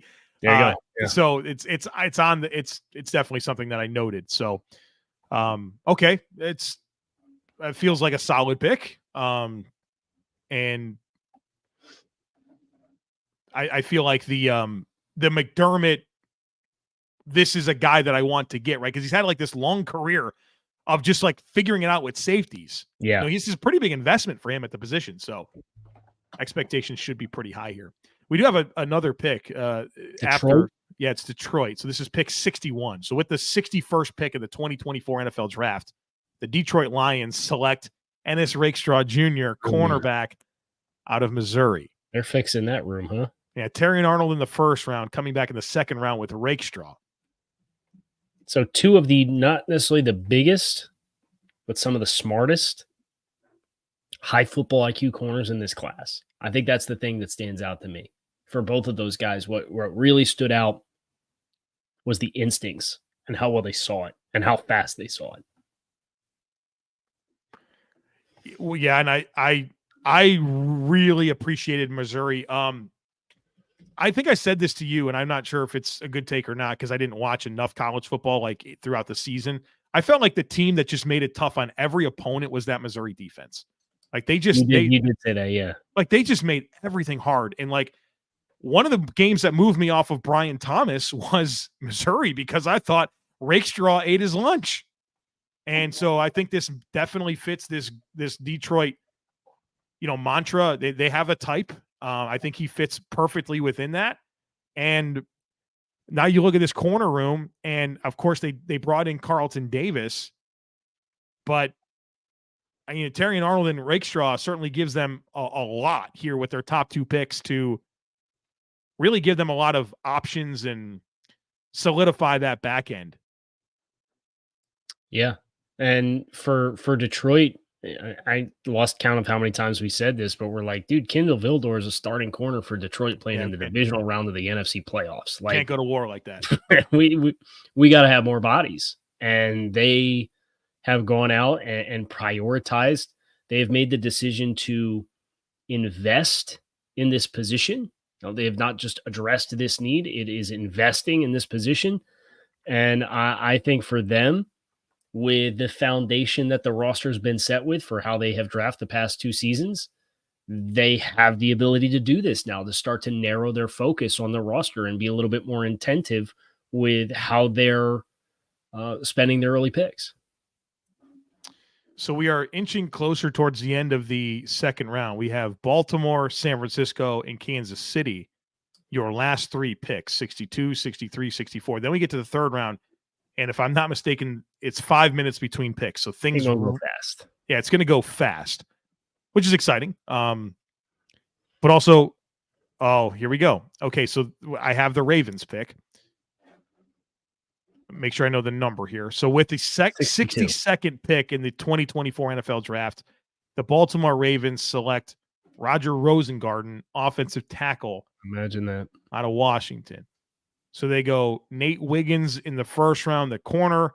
They come back with Rosengarten. And, of course, they traded away Morgan Moses. You felt like a lot of that was to get a spot for Patrick McCaffrey. But obviously that doesn't stop you from getting Rosengarten, who's a good player, right? Pretty good chance he starts for them. I would think so. It's a lock, but it's a pretty good chance because a lot of their contenders for that spot are utility and flex guys. They could fill a couple different spots, whether that's Fa'alele and him being potentially a guard, and then McCaffrey, like you mentioned. So letting the board fall to you, right? And I think you and I have both mentioned Rosengarten as he was my top available tackle coming into the night. It was Rosengarten, Suamataia, and Patrick Paul were my top three offensive tackles coming into the night. And for Baltimore at the end of the second round, to get Rosengarten is a job well done by the Costa, but that's usually what they always do. Yeah. If Falele is still there, entering year 3, curious to see like what type of role he has. They did sign Josh Jones. Ronnie Stanley feels like always some injury concerns there. So I think it's smart for them to kind of load up here at tackle. Makes a lot of sense to me. So now we are one more pick. No, we have San Francisco. So we have San Francisco and Kansas City, 63 and 64 left to come. And so San Francisco picked Ricky Pearsall in the first round. Ricky. Right, which is pretty Ricky. A big brand moment for Kyle. Big brand win for Kyle. And I say this very respectfully. For somebody who is very unique in, I think, your evaluations, right? You're not afraid to stack a board a certain way. You have aligned really well with the NFL, and I don't feel like that was intentional at all. It never would be. This year's class? Yeah, I feel like you have aligned so much with it. I feel I observed that at the end of the first round, just looking at who was left on the board and how it came off. This feels like the year in which how I have stacked my personal rankings has most closely reflected what's come off. I can tell you I have 1, 2, 3. I have 4 players right now through 62 picks that I did not have day 1 or day 2 grades on through almost the first and second round. I mean, that might not seem like a small number, but just if you're authentically saying, I believe in these players, I don't believe in these players, I think these players have too far to go, that's a significantly smaller number than I think what, especially like early career Kyle, his board would look like. Well, I even think like Pearsall going in the first round and how you valued him. Ben Sinnot being the second tight end drafted, and you had a really high grade on him, and I don't think there's a lot of conversation around him. Even Chris Jenkins, who I was championing as defensive tackle 3, and you're like, I think it might be Tavondre Sweat, and you had other players that you wound up eventually stacking higher than Chris Jenkins. Like you've been very you've been close. And again, not I wouldn't call that a goal of yours, but it's interesting that it's aligned so much. It's always interesting how that balances, right? Because there's ebbs and flows with it, and sometimes the league swerves when you're expecting them not to, and as we get a better education in this ourselves by doing and learning, I would say Suamataia is another example where I remember doing him in the summer. And I was like, I see a little too much Blake. Was it Blake Fisher? Was that the BYU tackle last year? Blake. Stiff. Dude was so stiff. That's all I remember. Didn't he go to the Colts? Yeah. Real quick. So San Francisco is traded with Kansas City. So here we go. They trade with Buffalo in day 1, and day 2 they trade with San Francisco. Blake Freeland. Blake the Freeland. name we're looking for. It was his teammate who was his teammate, and then Suamataia replaced him at left tackle this year. And I thought he was stiff too. And it's seeing him still be on the board, I think based on the mock draft projections is a little bit surprising, but I think my gut won on that one in the end. I'm very curious to see where Kansas City did they move up one spot? Yeah, they must have been playing defense. Okay, so we got it here. The Chiefs go from 64 to 63, and they give up 173 to 11. So 63 and 211 for 64 and 173. So they move up one spot in the second round for 40-something spots in probably the sixth round for 49ers. So they're playing defense. Kansas City likes this player a lot. Now I wonder, is this the BYU tackle? Is this who it's going to be? Maybe. I mean, for me, it's offensive tackles that I still have a third or fourth round grade on. It's Suamataia and Amagaje are the only two. So it's like if you want to tackle at this point that you feel like is a mid-round guy who could maybe start, you got two options at this point. One of them played at Yale and missed half the season. We got it, Kyle. With the 63rd pick of the 2024 NFL Draft, the Kansas City Chiefs select offensive tackle Kingsley Suamataia out of BYU. So there you go. The Bills gave him Xavier Worthy. The 49ers gave him their left tackle. Do I get any retroactive credit for my round one mock draft? Dude, that's happened multiple times to me. You know what I mean? Where you get a guy, it happens in the second round, it doesn't help you in the contest. Right. It's even more impressive for Kansas City that you did that at 63. Yes, because if they picked them at 32 or whatever, nobody would have been really surprised, right? Out of the eye. Yeah. Right. So now they get them at a full round later. So you were wondering when the tackle run was gonna happen, and Miami kicked it at 55. They did. With Paul, and then Fisher at 59, and then Rosengard and Suamataia the last two picks. So do you think? I mean, where do you compare him to Wanya Morris, who got a chance to play a little bit last year? Is this probably your left tackle for Kansas City? I think he's got a really good shot to beat Wanya Morris out. I think Wanya Morris coming out of Oklahoma was a little bit more all over the place. I think he was a little bit more raw. I just think Suamataia is very explosive in linear situations. I think that's where he shines the best. And he has the prototype build, right? He was originally enrolled at Oregon. There's a pedigree there. And it shows up, but I still think there's some technical lapses with his pass sets. And I think he is a little tight in the hips. But I'd probably rather have that, given his explosiveness, playing next to Joe Thuney than Wanya, who I think is toolsy. Don't get me wrong, but I think there was just a lot of variance in his play because he was so raw.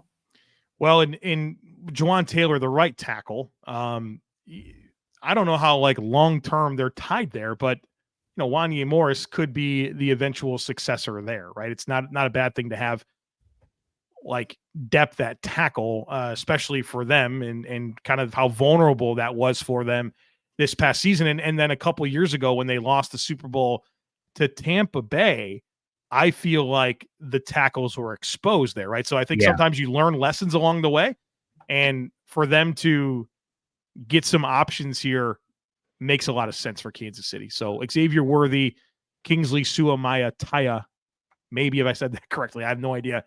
That's your 1-2 for the Chiefs as we now get to the last pick of the second round that belongs to the San Francisco 49ers. And Ricky Pearsall, and now this selection. This is going to be their second pick in the draft. Let's see. Who do we like that would be super obnoxious for San Francisco to take? Dorless? Oh, that'd be super, super 49ers-y. Christian Haynes? they have to pick Thorless, right? Isn't it? They're required to pick the long, athletic Oregon defensive lineman. They must do it. I think corner's not a bad option with Tampa and Ronaldo Green and Elijah Jones. Quick pause. With the 64th pick in the 2024 NFL Draft, the San Francisco 49ers select Ronaldo Green, cornerback. Okay. Florida State. Kyle, I need a moment for myself. Oh, he's going to relieve himself. My goal and objective is to go the wire again tonight. He couldn't believe I went the wire last night. So he announces the pick and bails on us. Ronaldo Green from Florida State, really aggressive and physical player. I like his tape a lot, and I think it's in the middle of this group of corners where there's different body types. I would put Ronaldo Green in the kind of play in your face type of player. I think is where he's at his best. But he's a big time striker as a tackler. And Sam, explain yourself. I had Green. Yeah, Sue, I had a second round grade on Ronaldo Green. So I liked him quite a bit coming in. Sorry, Ryan. Making everybody have to go to the bathroom. Brother, thank you. Well, you didn't really give me a choice. You said, here's the pick. I'm out of here. Right. I had some little coffee beforehand to make sure I had plenty of juice to get through the stream, and got some unsweet tea here, man. Good luck to you. All right, so there it is. Credit to Kyle. Oh, really? Wait, are you going or not, man? Kyle doing Kyle Krabs things. Okay, the start of the third round is upon us. What I missed? You're unbelievably fast. Credit to you. You should take it if you need it, bro. I don't need to. I don't know how that's possible. Congratulations on that for you. So we're now into the third round. The picks come faster. The opening pick of the first round belongs to the Carolina Panthers, who selected Jonathan Brooks. They've added Xavier Legette to this point. Has there been anything else in this Panthers haul? Let me take a gander at filter if you'd like. They've picked in, so that's their only two picks to this point: Xavier Legette and Jonathan Brooks. So here they are, surrounding Bryce Young with young weapons after spending in free agency. Yeah, getting him some guards. Is it time to go defense? So some edge rush, perhaps. I just don't like the value. Mo Kamara? This was the biggest argument that I settled on for Miami when they picked Chop Robinson, was the chasm from here to the next. I think Austin Booker and Muhammad Kamara are probably ideal players in the end of this round as compared to the very beginning. Yeah. Thank you, Scott, for tracking this. And those, of course, are two players that we debated and didn't land on. So left them both off. Yeah. Silly us. I feel worse about Tavondre Sweat because the tape was so good, but there was so much momentum that I can't possibly be mad at us for doing it. There's been a trade. The Jets have traded up. So they go from 72 to 65. They part with 157. So the Jets moving up, and I don't feel like we've heard from them since Olu Fashanu. It's because they didn't have it too. Didn't have it too. Right. So they're back up. They didn't. Is there a weapon? I'm thinking weapon. I'm thinking wide receiver here for the Jets, where Roman Wilson's available. What other receivers you like here? Javon Baker's there. I don't know how much you like him. No. Tez Walker. Kind of this weird. My best available receivers are Roman Wilson and Jermaine Burton, who's got some off the field questions. Malachi Corley, who I don't really like as a fit for them. Malik Washington, Jalen McMillan. That's it for second and third round grades for me at corner or at wide receiver. They moved up. So here we go. With the 65th pick in the 2024 NFL Draft, the New York Jets select Malachi Corley. Okay. Wide receiver. Shows you what I know. Western Michigan. So this is really interesting because I kind of had some Amari Rodgers vibes with Malachi Corley, who at one point was a draft pick for Green Bay. On day 2. It didn't really work out. So I feel like there's a desire in this offense for yards after catch, right? And like Aaron getting the ball out quick, like you could just kind of see some of those very quick passes. And that's what Corley is, right? He's a yak guy through and through, has a dense build. You know, I don't know as much about like how polished he is as a intermediate deep threat. Like that's not really part of his game, but get the ball in his hands, ask him to create. That's the MO here. And that's what they had in mind when they made this pick. Well, I guess your silver lining is you reflect on what the Jets offense has been the last 2 years. For different schemes the last 2 years, I understand that, but you brought back the coaching staff from this past season. There's been a lot of scheme touches because they've been a training wheels offense, right? So they kind of have some of that stuff in their book where, okay, I can kind of process getting Corley in space, and they added Mike Williams as a vertical threat for whatever he's going to stay healthy for this season to go with Garrett Wilson. They've reinvigorated the offensive line, so maybe you get a little bit more heavy boxes with consistency. And Corley was a scheme touch guy. So if you want a physical guy who can potentially bring you some value as a receiver in the blocking game, but can take those quick touches, that's, I guess, where the fit is. I would just like Corley to be a better route runner. And I don't necessarily think it's fair to expect a lot from him in that regard when you consider the offense that he played at Western Kentucky and what they did with him and what they asked him to do. But he's a monster in the open field, so you just got to get him those scheme touches, I think, early. Well, and I think you can look at the makeup of this receiver core with Garrett Wilson, of course, bringing in Mike Williams, and now I know Xavier Gibson, I'm sure, is not very quickly going to not be the slot receiver, but Malachi Corley, you think complementary skill sets, I feel like he's different than the other players that they have, and I can always appreciate that dynamic. So we have the Panthers trading out of this top pick of the 3rd round. The Jets make their pick, and Arizona owns the 2nd pick in this round. So pick 66, they've made a selection. I don't have it yet. But Arizona, Marvin Harrison Jr., Darius Robinson, Johnny Newton. And didn't they draft a corner as well? Do you have that? It was Max Melton. Yeah. So they had a lot of draft capital. We knew that there'd be a big infusion of talent to this roster. That certainly continues with this opportunity. I know that they did not trade out of the selection.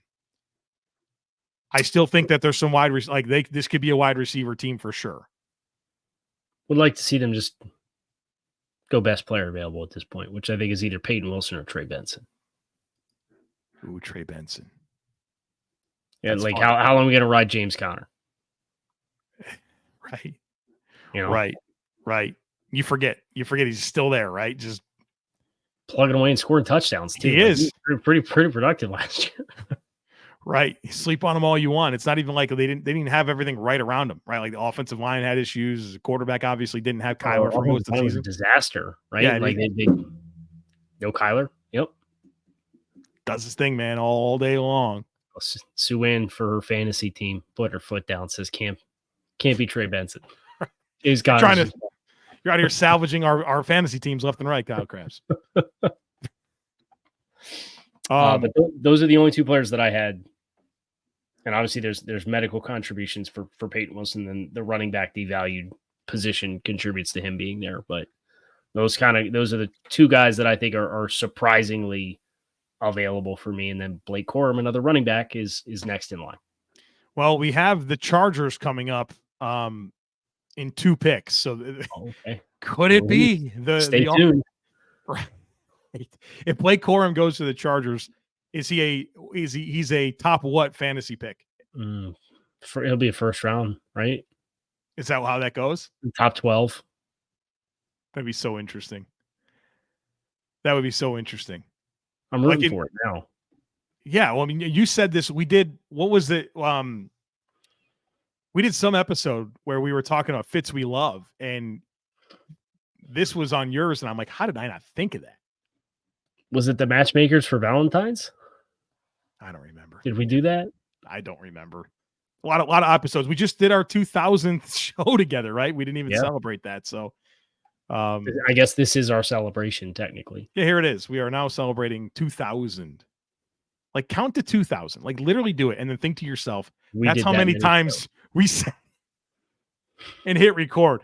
Thank you for being here. You know what I mean? But just on this podcast feed. Oh, yeah. We technically did probably 100 more or a little less before. I've heard you talk a lot about football in my day, Kyle. It's quite a bit. In the chat about this pick. Thank you, everybody. Thanks, Seeing Austin. some congrats going on there. Appreciate Thanks, Ryan. that. We're still talking about Gabe Davis and Keon Coleman. I've not been able to. Dude, it has not stopped. Unbelievable. I mean, there was a brief intermission where all my fans chimed in about how pissed off that they were that there's another developmental player who's probably not going to start for you this year. But it's got right back to it. Dude, there was about a 3-hour debate about like Jerry Rice ran a 4.7 versus Keon Coleman. We got into the weeds. Yeah, they went down the rabbit hole. Good.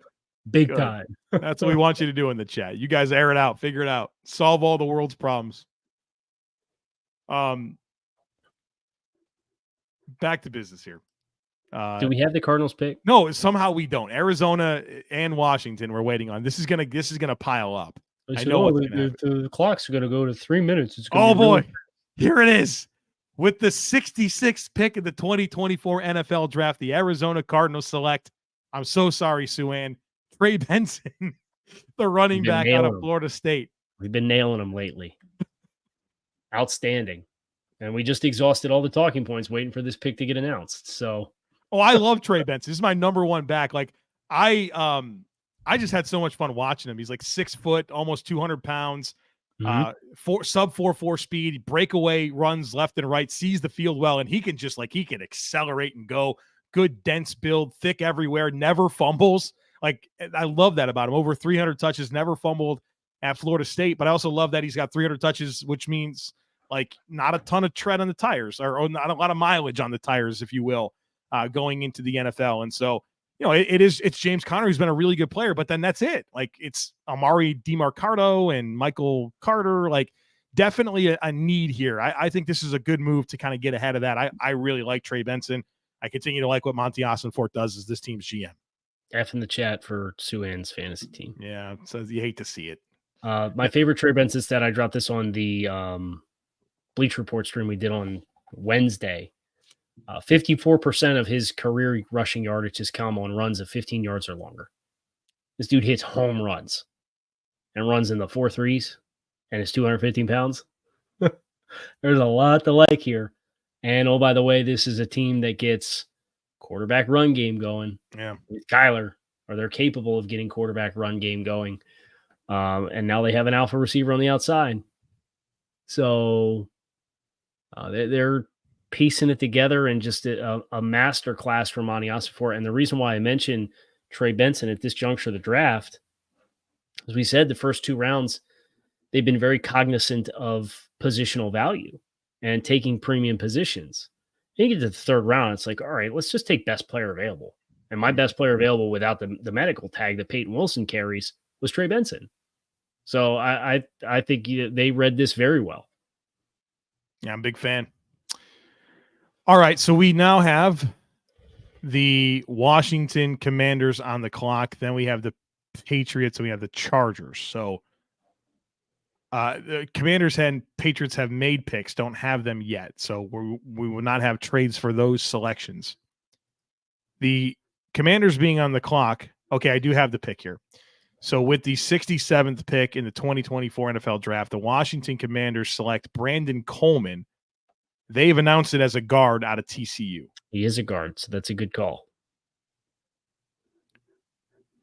I was a little higher on Coleman. I think the tools are pretty appealing to me. He's got length and athleticism. What's your appeal there in terms of, like, I know you've thought of him as a guard through and through. 34 5/8 on the arms. run sub 5 in the 40-yard dash. Just the body type. I think the body type kind of the is squatty build, 6'4", yeah. 313. He's dense. He's built. He's kind of built like Dylan Parham. That's a good take. Yeah. And I think that plays well inside. I think he's got a really stiff anchor.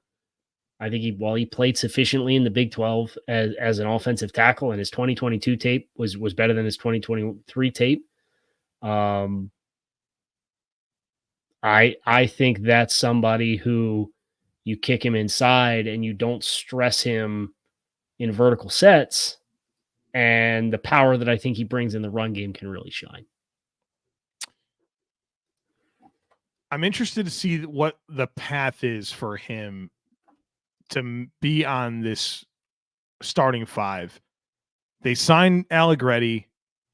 Sam Cosmi feels like a very successful transition to right guard. So he's going to have to beat Allegretti, which, I mean, let's be honest, that's a backup guard for the Chiefs. It's obviously a good situation for Kansas City. I think that's good competition. I think that's it's your 3rd round pick. Certainly that's your plan. You would love to see that happen. But, we're in the developmental starter phase here, right? These aren't guys that people are drafting to immediately be a starter. It's nice if they are. You need to tell everybody about your competitive side. Thank you, Kyle Krabs. I have a competitive side. Kyle Krabs has a competitive side. And our competitive side is a big fan of Monopoly Go. I'm sure you've heard of it. It's been downloaded over 150 million times. And it's a great twist on Monopoly where you play on not one, but hundreds of Monopoly boards in crazy locations, building up amazing cities that bring you big money. But the best part is messing with my friends. I can charge them rent on my iconic properties, just like classic Monopoly. But now I can also rob their vaults of riches for myself, and the leaderboards show me who the biggest Monopoly tycoon is. But it's not just my competitive side that loves it. You can team up with friends and people all around the world in time tournaments to earn huge rewards. So get in the game and join your friends. Download Monopoly Go for free on the App Store or Google Play. Yeah, Clutch, we don't work for likes. Likes don't pay the bills, buddy. Comment says that broadcast is catching up to us.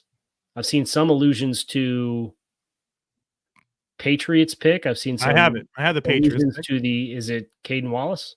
The Patriots select Caden Wallace. That's going to hurt the predictive top 100. Yeah, I didn't see that one coming. Then we get to the Chargers. These picks just came as I went through this. With the 69th pick in the 2024 NFL Draft, the Los Angeles Chargers select Junior Coleman, linebacker out of Michigan. So there's our first Michigan Harbaugh pick. Yes, and looking at the Chargers, they obviously Diane Henley is a recent draft pick, not by this regime. Denzel Perryman, Troy Dye was signed this year. Like, this was a sneaky need for them as they kind of moved on from Eric Kendricks. Who's the first? It was Kenneth Murray, no longer in the mix here. Obviously, Harbaugh knows him well and has identified him to potentially be the Mike linebacker there. Yeah, I think this is kind of you're into obviously the 3rd round now, so the positional value debate about whether this is worth it or not is kind of over. This is LB2, right? Cooper, and then I think this is the next one. Yeah. Yeah. So you need 6 in the next 30 picks to meet the 5-year average of linebackers in the top 100. I don't think we're going to get there, to be honest. But I think 2 linebackers in the top 70 is kind of a testament of the state of affairs with this linebacker class. But we talked about Coleman at the beginning of the stream. He's big. He is capable of being physical. He's good in space. I think there's a lot to like here, and familiarity with the coaching staff, I think, will probably be something that helps him with his developmental curve. Yeah, I'm excited. I like that pick a lot. I'm a fan. They didn't pick like Blake Corum though, so the dream. You got Gus Edwards there, right? All right, we have a pick here. So with the 70th pick of the 2024 NFL Draft, the New York Giants select Andrew Phillips, cornerback, Kentucky. You like this player a lot. He graded pretty well for me. Let me check my board. I think I think he's a 3 for me, which would be appropriate value. Yeah, he's a 3 for me. TJ Tampa hasn't gone yet, right? So Correct. I had TJ Tampa available, DeCameron Richardson, and then Andrew Phillips is my other highest rated corner. Again, Shane Bowen coming over to take over this Giants defense. And Andrew Phillips, I think the knock on him is that he never had an interception at Kentucky.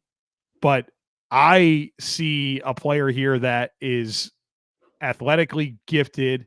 He's instinctive. He's tough, physical. I think he could play inside and outside. And this Giants team, like right now, Nick McLeod, a potential starter for them, Cordell Flott.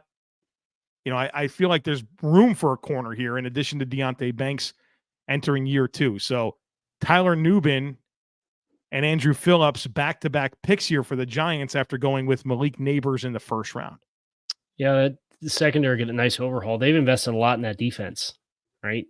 And you think about the Brian Burns trade and now a couple of young players in the secondary and what they spent on the offensive line. I mean, this group's going to look different. And I think it was obviously needed with how they've struggled this past year. And we thought the year that they had all the wins with Daboll was maybe not indicative of the talent on the roster. So for them to trying to play catch up coming into year 3, I think it's important after they regressed in wins. And I certainly am here for all of the competition you can bring into that secondary because I think they needed it. Yeah. Here's a fun fact for you. In the second round, we had 20 defensive players drafted, which is the 4th most ever in the second round and the most since 2016 where they had 22. That nugget comes courtesy of Jeremy Fowler. So you get 14 offensive players in a row. The defensive talent pushes down, and then eventually teams go get it. We saw a corner run. We saw a defensive tackle run. Some safety started to come off the board as well in the second round. So that evened up a little bit. So pretty fun fact there. All right, we are into the third round. We quickly kind of got through that Caden Wallace pick to the Patriots. I was not expecting him as a top 100 player. No, me neither. So interesting. We get the Chargers who went Junior Colson. We went the Giants who have Andrew Phillips.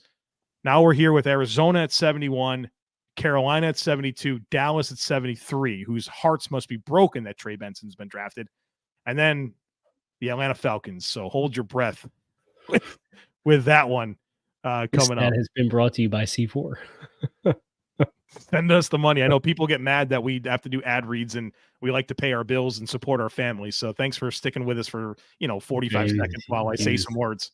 He's like, dang, there's this many people in here. We got to deal with advertisements. Yeah. It's like, yeah, man, we got companies that really support our programs and we feed our families off this. So you got a newborn baby in the other room there. She likes living in this house. So if you don't mind, like to pay my bills.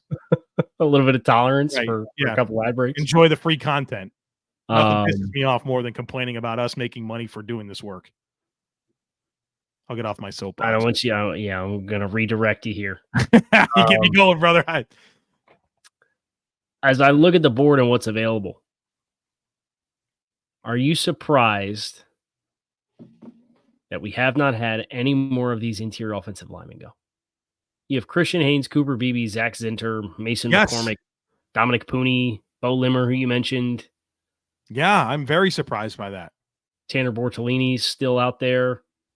I know he tested really well. I think it was Josh Norris has like the magic number for like the agility testing. And if you reach a certain threshold, like 80% of those guys are going to be like long-term NFL starters, and he crossed that threshold.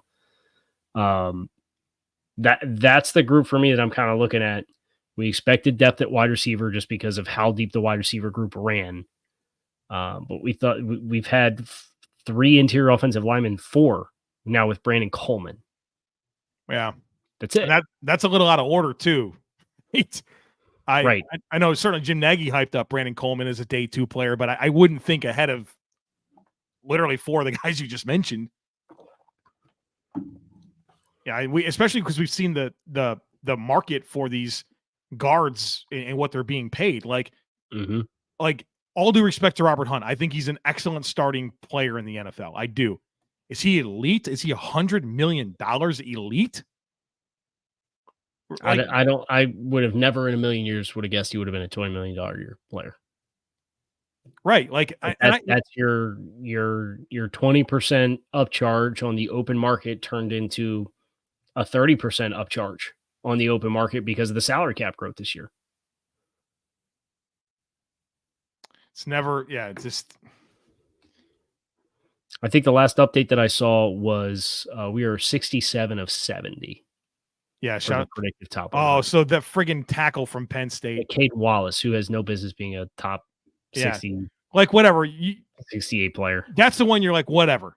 The other two you're like, yeah, maybe we should have. Right. It's like whatever. The Patriots, of course, picking some weird tackle. So we're on the board at, you said 71. Arizona's back on the clock. Arizona, let me double check on that. Yeah, Arizona's on the clock at 71. We don't have the pick. Then we get Carolina, Dallas, Atlanta, Chicago. And again, Chicago, this is their first pick since 2 in the top 10. So interested to see how they continue to revamp this roster around Caleb Williams, their quarterback. The chat is egging us on to do a custom ad for whatever we want. Shout out to our everydayers. Big shout out. Every day. We don't just say it. We live it here on the Locked On Network. That's one of my go-to lines. Do we have Carolina pick? Kyle Krabs, if I had it, I'd certainly share it with you. Let's see the chat. The chat's offering some suggestions for potential picks. I didn't know if they were real or not. We'll see if it's true or not. I see you, Philip. Joe's the take or the pick master. Right. There it is, Bub. My guy. Oh, so yeah, who are we surprised is still out here that predictively we would have thought? Because I see, could Troy Franklin fall to 95? Troy Franklin being out there as somebody who was kind of buzzy as a first-round player may be surprising to a lot of people. I think TJ Tampa stands out to me. I think Christian Haynes stands out to me. Those are the only two top 2-round players that are still on the board outside of Peyton Wilson, who obviously has majorly concerning medicals. I do have Dadrian Taylor Demerson as a second-round grade, but that was definitely a brand player for me. Roman Wilson, I think maybe a victim of just how deep the wide receiver class runs. Like, how many teams have drafted wide receivers at this point? Yeah, fair amount. A third of the league has drafted a wide receiver to this stage. Yeah. I got a pick here for the Arizona Cardinals at 71. All so right, with 71st pick, 2024 NFL draft, the Arizona Cardinals select Isaiah Adams. They're calling him an offensive tackle out of Illinois. Yeah. Pull up my notes. I don't think we had him. We didn't have him as one of our top 100s. No, I'm pretty confident we did not. Which hurts because I think I had him graded in that. Yeah, I had a 3rd-round grade on him, so that's not my favorite. Maybe we did then. I don't know. But yeah, that's not my favorite thing. That's true. Pull it up here. Isaiah Adams, 6'4", 317, 25 game start. Yeah, that's what's exciting about him. He started 14 games at left guard. He started 11 at tackle, and has played left guard and right tackle. So he's played both sides. I liked him quite a bit. I thought good functional strength. I thought he had some pretty good technique. He's a player that big glow up, started his career very low levels, gets to Illinois, becomes a starter, becomes a leader in the program. This is Arizona who made the pick here. I mean, to me, it makes sense that they've kind of needed to add to this offensive lineup. Certainly did that with Paris Johnson, but they signed Jonah Williams. But I think that interior of Hernandez, Hajalte Freyholt, and Elijah Wilkinson, certainly upgradable. Yeah, and I think this is a reasonable piece for them to start building that up. Yeah, I think he's another player who had a better season. His peak was not 2023. I think maybe the draft range that he's drafted is a little bit more indicative of his 2022 tape as compared to his 2023 tape. And sometimes that happens, right? Sometimes players get moved out of position. Sometimes the necessity for the team requires you to do things that aren't, the ideal version for you. Sometimes you deal through nagging injuries all season long. But I think if you look at the full body of work for Isaiah Adams, especially if you're going to play him inside. I think that's where you maybe can see this being a pathway for him being a contributing player for the Cardinals. Carolina, Dallas, Atlanta, Chicago. Our next scheduled slate of picks. This, of course, Carolina moved back with the Jets from 65 to 72. Your brother's in here tipping picks. My brother is in here tipping picks. Well, Frank. that's not how we do it. It's not how we do it. Let's see. Maybe he's trolling us because he's the only person in the world that knows the pick right now. Did somebody call him? Does he know Dan Morgan personally? Telling him who the pick is? If it's the pick, I think it'd be an interesting one. Right. Wouldn't that maybe not be a good sign for old Shaq Thompson coming off of an injury? Of course, Frankie Louvu now on the Commanders. We will see if that winds up being the case. Scott with the update. Mason Smith, Devondre Sweat, Caden Wallace, and Isaiah Adams. A little tough stretch, man. We want to do better than 84, right? We want to do better than an 84. The most stressful thing is the last 10 picks. Right. So if we have weird reactions to picks, it's probably got a lot more to do. We're counting our predictive top 100. All right. So Frank is correct with Trevor Wallace. Yeah, with the 72nd pick, 2024 NFL Draft, the Carolina Panthers select Trevin Wallace, linebacker out of Kentucky. We were talking about the makeup of this linebacker room with Frankie Louvu leaving in free agency. They signed Josie Jewell, who obviously has familiarity with Jairo Avero from the time together in Denver. But Shaq Thompson, the stalwart here of this unit, had an injury last year. And you kind of just wonder about the long term there. I feel like this is probably a succession plan for him. Mm-hmm. So not a very deep linebacker year. You think he can play Mike? Like, I don't think you need him to with Josie Jewell. That would be your Mike. This is probably your running mate as a weak side guy. Well, and I think that's one of the things he does best is he plays hard. He flies around. And he is capable of really striking people.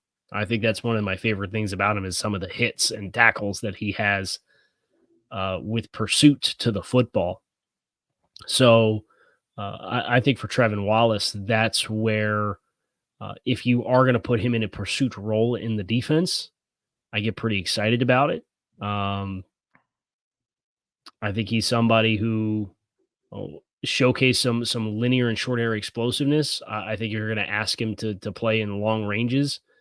That's maybe I think he's got good range in the run pursuit and sideline to sideline range, but not necessarily I think he's a little tight in the hips when he's got to work back off the line of scrimmage. So let him be a guy who can just chase the ball and be that pursuit player. I know that's a devalued position in the league right now. But I think that's where he's best and where he can really pop. So Dallas is on the clock, and you feel like maybe offensive line could be part of their plan. I don't know if they would go with Jalen Wright. They certainly lost on the pick. We have it in number 73 overall. Dallas Cowboys select Cooper Beebe, the guard out of Kansas State. So former college tackle at Kansas State, former college left tackle. I had a 2 on him. It took me a while to come around and warm up to Cooper Beebe just because I think he's somebody who isn't particularly dynamic or fluid, but he is somebody who has really good phone booth power. And if you play him inside, I think you can really pull that out of it. And he's somebody I thought in pass protection because he played clean and controlled and kind of understood his area of influence. It allowed him to be fairly sturdy. So that's where I ultimately settled on Cooper Beebe. I like him a lot better in a fit for Dallas. And now you're taking Tyler Smith and moving him out to tackle, and Beebe presumably will play guard. I like the fit and I like the value here at 73. Yeah, I like the value as well. I wonder what the dominoes are here because they drafted Tyler Guyton. Cooper Beebe's never played center, and that feels like the weak spot of this line at this current time. So they have to figure it out. Go get Bo Limmer. They should. And Jerry Jones, Arkansas, right? That's definitely that's definitely a thing here. So we are getting to pick 74. Atlanta coming up here. Then we have Chicago, Denver, Vegas as our next picks coming through. The Falcons, of course, traded up for Ruke. They drafted Michael Penix, and I believe this is their next selection. Atlanta. Let me see.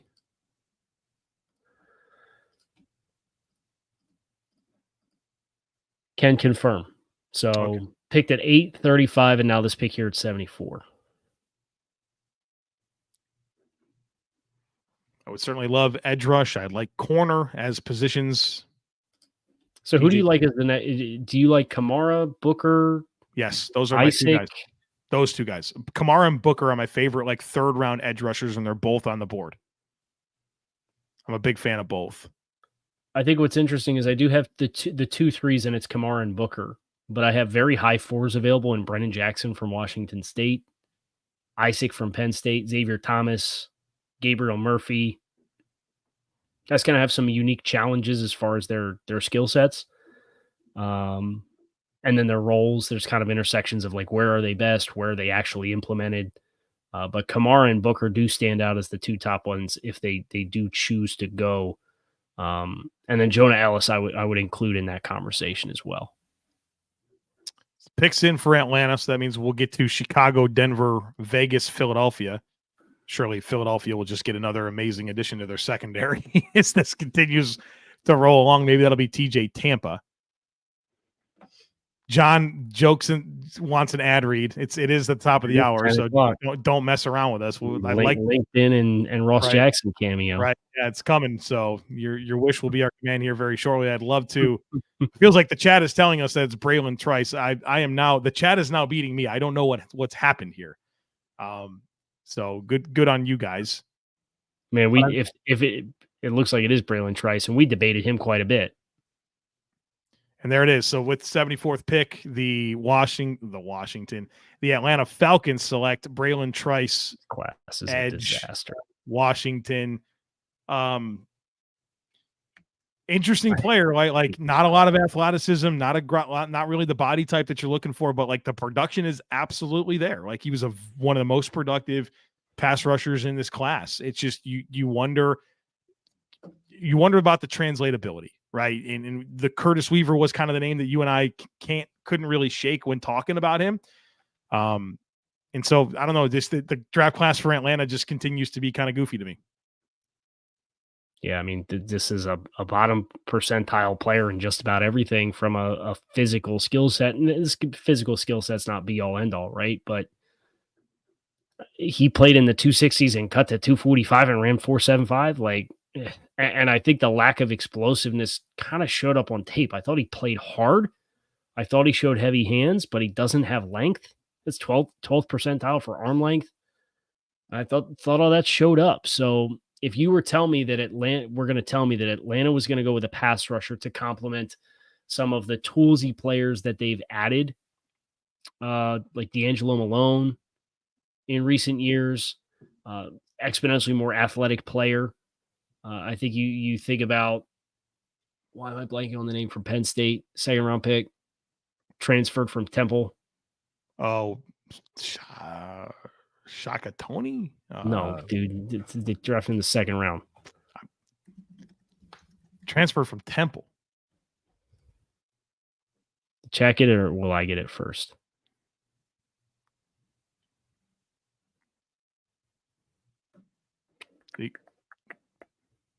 Arnold Ebiketie? I gotta find Arnold Ebiketie. Shout out Sam Teets. He gets credit. Sam Teets got it first. But like there's toolsy guys here. This is not a toolsy guy. And I just kind of question what the ceiling ends up being for a player who I don't know what he hangs his hat on at the next level. But I think what's interesting about what we've kind of seen since about pick 65 is a lot more variance. And I know Daniel Jeremiah sent a tweet out today and said that the general consensus is about the top 50 is the top 50. And after you get outside the top 50, it's going to be, he called it a flavor draft. Yeah. And you're going to start seeing a lot more variance where teams are going to go on day 2 and draft players that other teams have as like late round grades. And I think like the way that I graded this class, you're starting to see a little bit more of that, like some red grades for me, which is like 5th and 6th round grades. Like they're starting to show up here, and we'll see if that continues or not. All right, we're going to get to the Bears pick on the other side of it, so be sure to stick with us. But folks, when you're hiring for your small business, you want to be certain that you can find as many quality professionals that are right for the role. That's why you have to check out LinkedIn Jobs. LinkedIn Jobs has the tools to help you find the right professionals for your team faster and for free. LinkedIn isn't just another job board. LinkedIn helps you hire professionals that you can't find anywhere else, even those who aren't actively searching for a new job but might be open to the perfect role. In a given month, over 70% of LinkedIn users don't visit other leading job sites. So if you're not looking on LinkedIn, you're not looking in the right place. LinkedIn also knows that small businesses are wearing so many hats right now and might not have the time or resources to hire. Well, luckily, LinkedIn is always looking for ways to make that process easier, including that they just launched a feature that helps you write job descriptions. So post your job for free at linkedin.com/LockedOnNFL. That's linkedin.com/LockedOnNFL to post your job for free. Terms and conditions apply. This episode of your favorite Locked On podcast is brought to you by the best meal kit service in the game, Home Chef. No more having to answer the dreaded question, what are we going to do for dinner tonight? Thanks to Home Chef and their chef design recipes that are delivered directly to my door, all pre-packaged, pre-portioned. They even peel the garlic cloves for you. And each recipe, one of my favorites, blackened mahi, comes with a full page of easy to read instructions that include customization options and pictures to guide you along the way through the step-by-step process, so you don't have to ask, is that what chard looks like? I cannot recommend Home Chef enough, especially right now, because for a limited time, Home Chef is giving Locked On listeners 18 free meals, free dessert for life, and of course, free shipping on your first box if you head to homechef.com/lockedon today. That's homechef.com/lockedon for 18 free meals and free dessert for life. Yes, you heard that right. Homechef.com/lockedon. Must be an active subscriber to receive free dessert.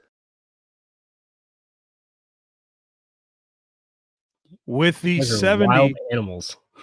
with the 75th pick in the 2024 NFL Draft, the Chicago Bears select Karan Amagaji, offensive tackle, Yale. Put your handcuffs away. Very proud of you. Thank you for the proper pronunciation and a super toolsy player. I mean, you think about the other tackle spot beyond Darnell Wright is between Braxton Jones and Larry Borum, and they signed Jay Curran. Like, getting another intriguing guy into this room, I think I'm totally here for, and I could see him being the long-term answer to that spot if he gets enough time. And there's some inside-outside ability there as well. And I know they gave Nate Davis 3 years, $30 million, but I don't know how married I would be to that either. We also have the next pick with the 76th pick in the 2024 NFL Draft. The Denver Broncos select Jonah Ellis, the edge out of Utah. Son of former Bronco Luther Ellis. So that's a fun little layer to that. Like, all of his brothers are like college players too. Like, that's a big time football family. Good on them. I was going to talk about Ellis here. Pull up my notes. 6'2", 248, 23 tackles for loss, 16 sacks. Had 16 tackles for loss and 12 sacks this past season. 33 inches on the arm length. I saw a very active player, like a big-time motor off of him. There's that good athleticism.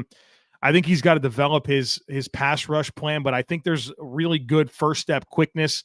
He's got that spin move he likes to try to get to quite a bit. So if he gets that down, right, that's kind of a lethal thing. But I think at this point in the draft, I mean, this is appropriate value. I had Jonah Ellis graded in the – did I have him in the third round? Of course I didn't. I had him in the 4th round grade. 4th round? I also had him in the 4th round grade. So interesting fit here. I think you can make a case that they needed a little bit more off the edge here in Denver, and feels like we're having a little bit of a run here on Utah players. Well, and it's also very Denver, right? When you consider the composition of edge guys that they have gone after over the past, 3 years, to get another kind of undersized space guy is just a continuation of that, which I think is interesting. I know a lot of the mocks that had them going edge in the 1st round, if they were going to go that way at 12, was talking about diversifying that room as compared to Benito and Browning and these guys that can stand up, but are you true edge setter guys? And I think that's the question that I had with Ellis too, is just stacking the point of attack and playing at the line of scrimmage. But pretty intriguing pass rush profile here as well. We have Raiders going offensive tackle. Is that correct? Yeah. So with pick 77, and then we have a trade after this, the Las Vegas Raiders select Delmar Glaze, the Maryland tackle, and then the Texans traded with Philadelphia. So Philadelphia moves from 78 to 86, and they pick up 123. So Houston moving up into this spot from Philly, 86 to 78, picking up 123. 86 to 78, you said? Yep. So they pick up 123. It was a 4th round pick to move up. Like, what is that? That's 12 spots in the 3rd round. Somebody they like. Yeah, they do. It's Peyton Wilson. Maybe so. Admittedly, I didn't watch Delmar Glaze, so I have nothing to offer on this pick for the Raiders. I had him as a 5. It's kind of in the same stratosphere of grades that I had like Caden Wallace in. So it again, it's all about flavor, right? And what do you like? What are you looking for with offensive linemen? And I think he's fairly physical.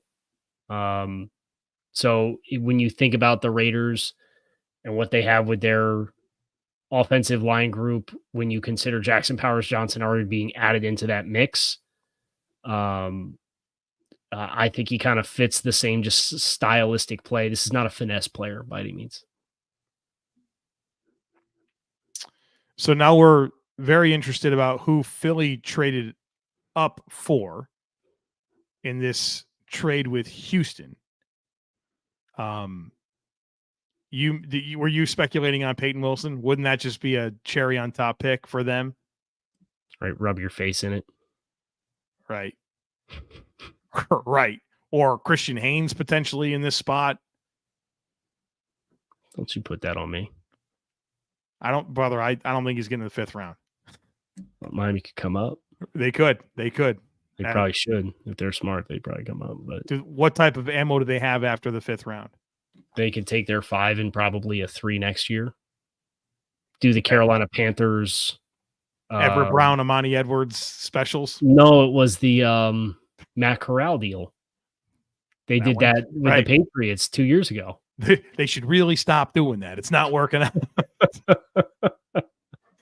Future picks for Everett Brown, Armani Edwards, and Matt Corral. That was it's a bit of a bad track record. It's not working out for him. Okay, filibuster for me. I'm crossing names off my horizontal board here, trying to keep track as these picks are being made. All right, so Philadelphia, Arizona, Cincinnati, Seattle, Indy, our next batch of selections here. We know that this is a traded in situation, and we are waiting the pick again, giving up a 4th rounder to move up 12 spots to get this player. Keon. Houston being aggressive. Talent left on the board, man.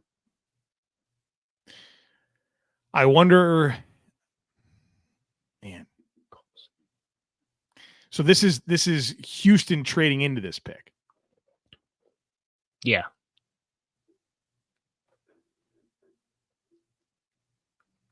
Man, that's so interesting to me. I'm trying to think of what they would like. Because you know what? Somebody pointed out in the chat It'd be fun to go Jeremiah Trotter Jr. if they do go linebacker, considering Jeremiah Trotter played for the Eagles. That'd be interesting. He'd be an interesting fit for. I don't know how much I would love it for Vic's scheme, though. Like the linebackers in that scheme play under so much stress because you have to play in a numbers deficiency, and you have to be anticipating gap exchanges with your defensive linemen. And I think just Trotter as a little bit of a smaller player is probably a little bit better in singular gap assignments. So I don't know that I'd love it from a scheme fit for Trotter. So we don't have the Houston pick yet, but then the Colts traded up into 79 with Arizona. They go from 82 to 79. They give up 191. So we need to figure out who the heck Houston traded up for. That's my congratulations, Graydon, on your free dessert. Oh, very good. Somebody took advantage of it. Outstanding. My C4 is my dessert.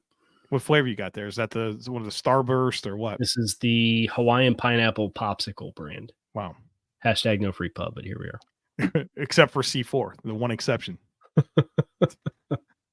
Well, you're getting a ton of it because it was like the monsters that we had in, what was it, 20?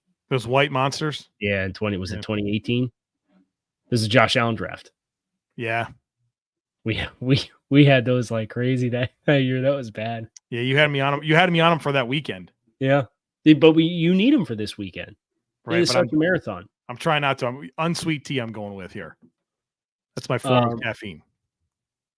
Because we got asked at the beginning of the stream while we wait on these picks to come through. How much did you sleep last night? 4 hours. Did you get a nap today? No. Right.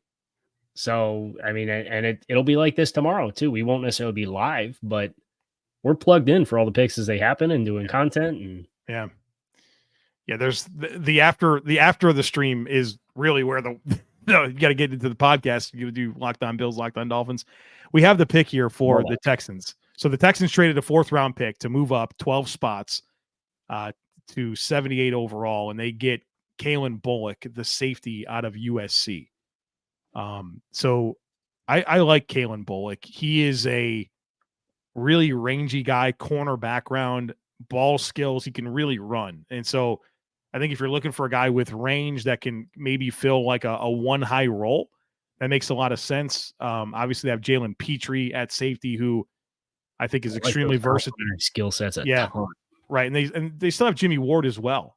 And they have Eric Murray. So Bullock kind of enters this situation, and I think there's a number of different ways that he can help them. But I think he add a little weight to him would be helpful.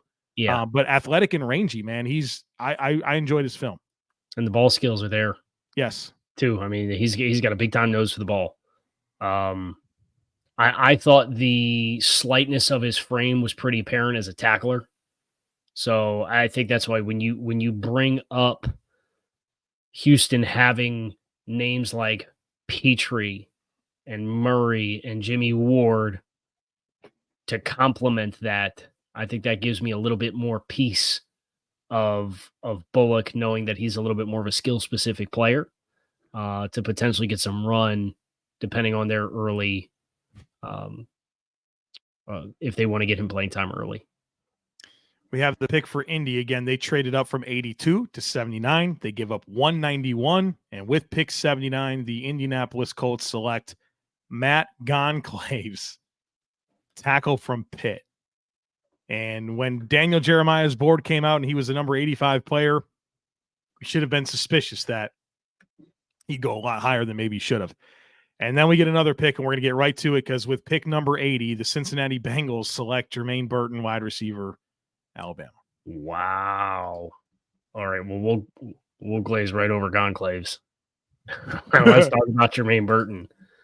Amarius Mims, Chris Jenkins, Jermaine Burton. Wow. So condolences to any Yoshi fantasy owners, right? I know there was some buzz there, but Tyler Boyd going out, there was kind of a vacancy.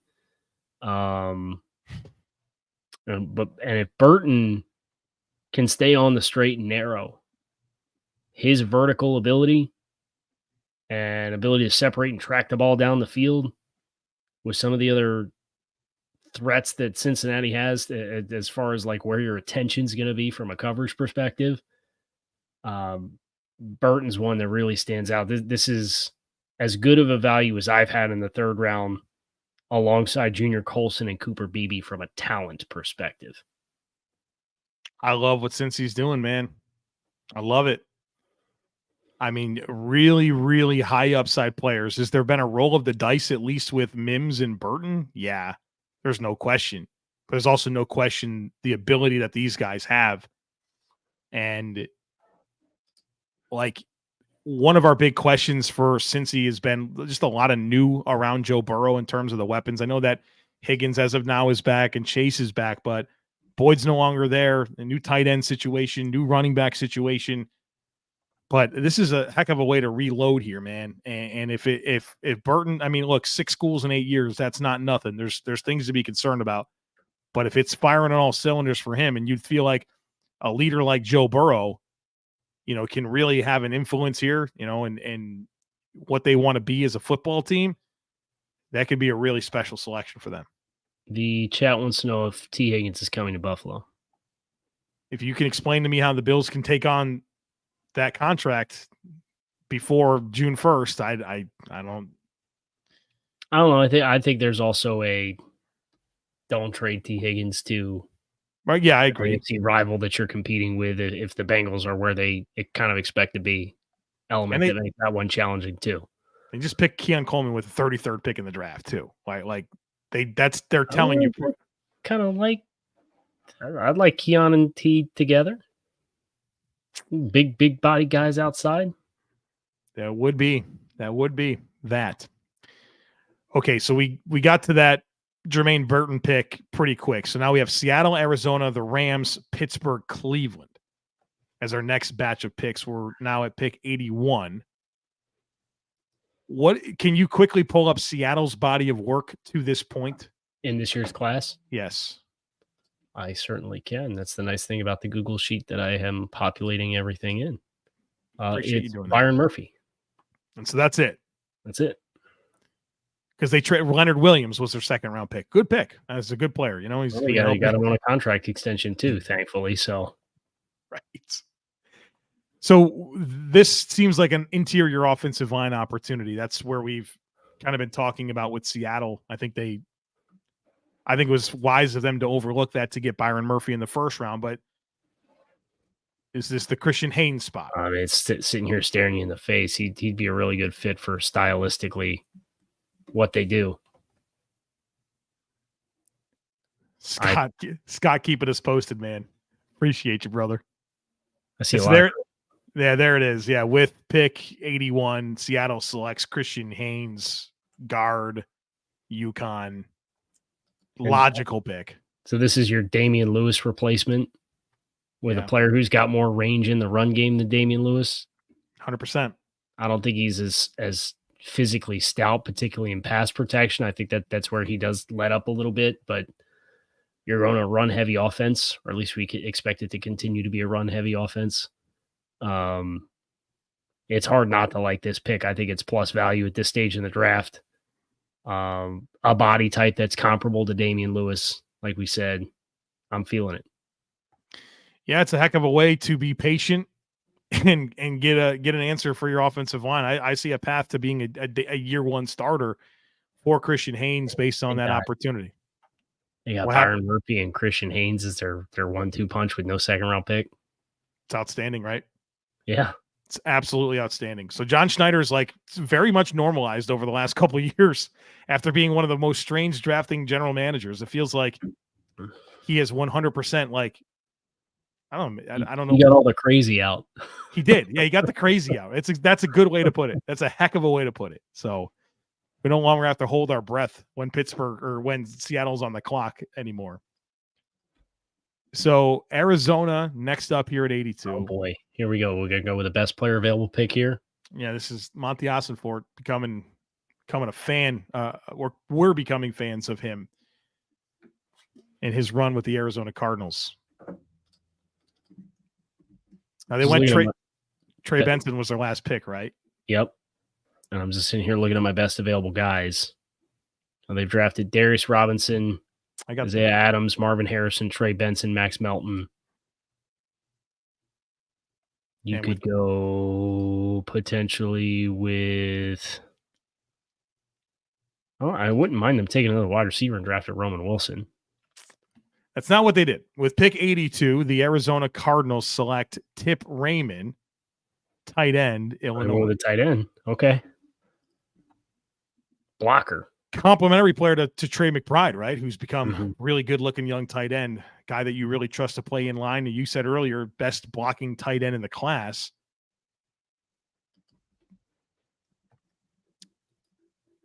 Got no opportunities in the passing game. I think there's maybe a little bit more there. He's like 260, if I can recall. It's a big dude. And they're full numbers because he's got some impressive measurement. Yeah, he's 6'5", 270, 79.5-inch wingspan. Ran a 4.64 at 271. And he can block. This is an important addition because their tight end too is Elijah Higgins, who's a converted wide receiver. Yeah, they needed a guy to play in line. So very logical. You want to be able to do some 12 personnel. You want to be flexible with, of course, Trey McBride. I mean, I get it. I think the best thing that you pointed out was the complementary element of that tight end duo in the same vein that we saw the Raiders take on with Mayer and Brock Bowers. And I think this is another example of that. And it's going to be really interesting to see all of these Dalton Kincaid flex tight end type players and who can optimize that the fastest and who can optimize that the best. Yeah. And I think we're still kind of learning what Arizona wants to be on offense, right? With in a strange year where new regime and then Kyler not really coming in until later in the year and also not necessarily having the pieces, right? Like very different looking group here very quickly. But between Marvin Harrison, between Trey Benson, they bring in the tight end, Raymond. Like we're getting an idea for what skill sets they have and you know what this offense is going to be. So it's kind of cool to see that come together here.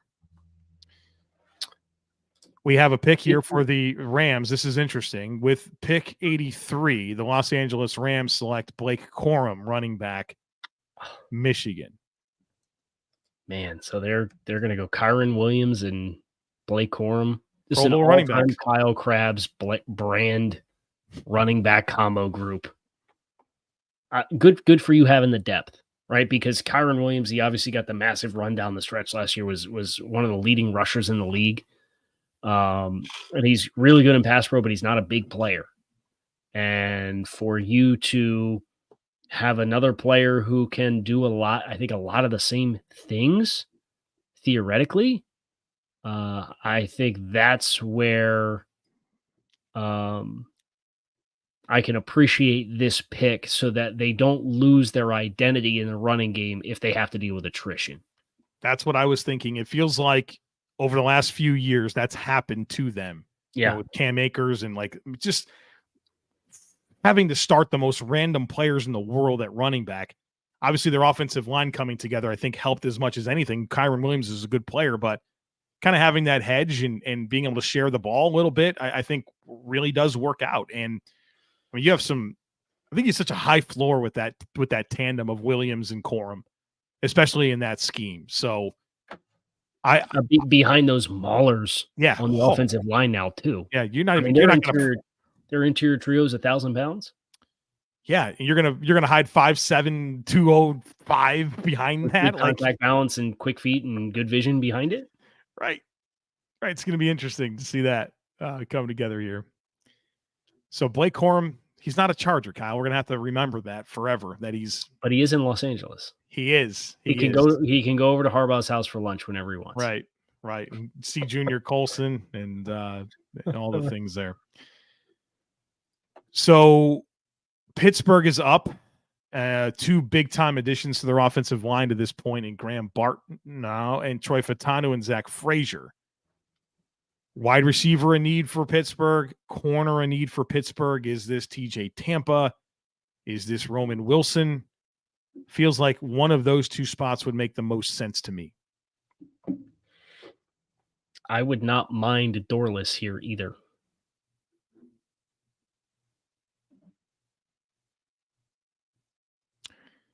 That would be a good fit for, like, stylistically, they run a fair amount of odd front, right? And I think Dorless as an extension type player, that makes a lot of. I have no concern about him 2-gapping at all. I think he can certainly do that as a 5 tech.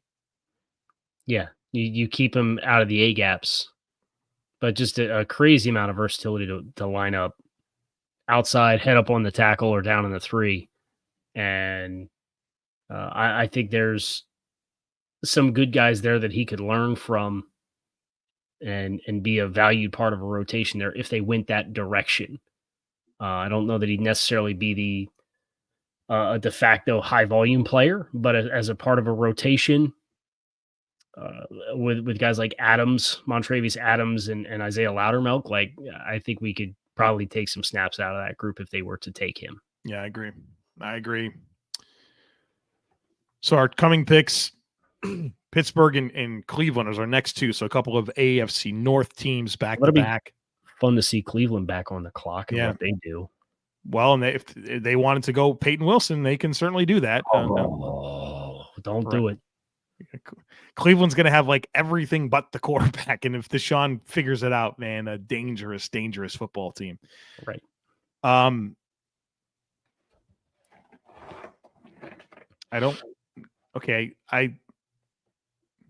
do or don't have the pick.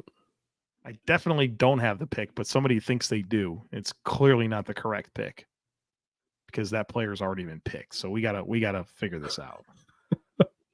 Somebody's wrong.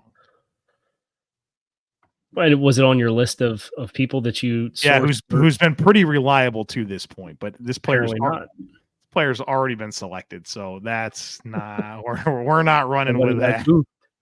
We are not going to run with that. So stay tuned here for Pittsburgh. I'm proud of us for not busting once. No. Pick. Well, we got. Man, Teets has it. Does he? Oh. With the 84th pick in the 2024 NFL draft, the Pittsburgh Steelers add Roman Wilson, wide receiver from University of Michigan. Killing it, bro. They're killing it. They have just let the board come to them consistently. They have found good value. They get a ton of offensive infusion. Fautanu, Zach Frazier, Roman Wilson. You should be over the moon, Sam Teets. This is an awesome draft class. Stacking awesome draft class. What they got last year with Keanu Benton and Broderick Jones and Joey Porter Jr. Now you're coming back with this. I mean, these are foundational moments here for Pittsburgh and Omar Khan and like the direction of this team, man. Like they are killing it. And I think the hard part is like, so is Cincy in so many different ways. But when we watch Baltimore sit there and get Rosengarten at 62, right? So they have let the draft come to them as well. It's going to be a monster, that division, man. Cleveland's doing well with their non-first round pick. They're on the clock right now. Watch them get Wilson and Michael Hall with their 2 picks if they have the willingness to take that risk on. And I think with what that roster looks like, they're one of those rosters I do think could view this in the 3rd round as worth the risk. Yeah, that's going to be a bloodbath of a division. If it wasn't already when there was They all had The winning whole records, division right? had winning records. They had 3 go in the playoffs, right? Mm-hmm. 2 that won playoff games. Oh, Pat, is the AFC North the best division? Top to bottom, probably. Yeah, I think it's fair. I think it's comfortably the best division. Like, realistically, the floor is Pittsburgh right now, and they have crushed 2 drafts in a row, have found winning seasons, and have upgraded quarterback. Yeah. with 2 different players for absolute bare minimum investments. Comfortably the best division. Because I mean, who knows about Dallas? Like, I don't think the NFC East has a case. No, I think they're too top heavy. I think we need to learn more about the NFC North. Like, there's potential there, but like, we need to see that happen. Mm-hmm. Not the NFC South, not the NFC West. Even though the NFC West is pretty strong. AFC West, no. AFC South, no. I don't think the AFC East, like, we don't know what the Jets are and the Patriots exist. It's the North. It's the AFC North is probably the best division of football. Yeah, I think that's absolutely true. All right, Philly? we're waiting. Is Philly on the clock? No. Spud. The Colts are on the Colts are on the clock. I need this Browns pick is what I need. Oh, so the Browns pick is in, but not announced. Yeah, not known to me, at least. Somehow I was Johnny on the spot, and then I guess I've normalized here a little bit. Slacking. We got 16 picks left. Who's been keeping track of our 100s? I know we had Scott. Corum and Roman made it. So I think that puts us at like 75, maybe. Browns, Zach Zinter, is that? I don't have that yet. We have had some trades here. We had the 49ers moving up. As soon as I can confirm this Cleveland pick, I will do that. So Eagles trade down, 49ers up at 86. Who is this for?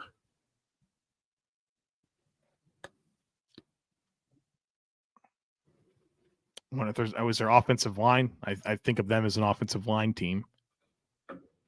McCormick. Maybe. Norzad. Dominic Pooney. Seems like he has a lot of fans. I'm one of those. Get Roman Wilson's name crossed off here.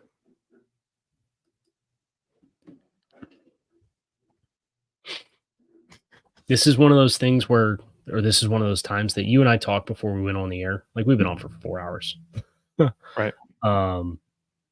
But streaming is a little bit of a different mentality than like doing a podcast or doing a show.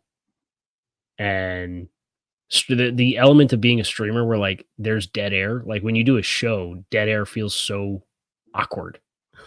But like 4 hours into a stream, y'all are rolling with us. We're waiting on a pick.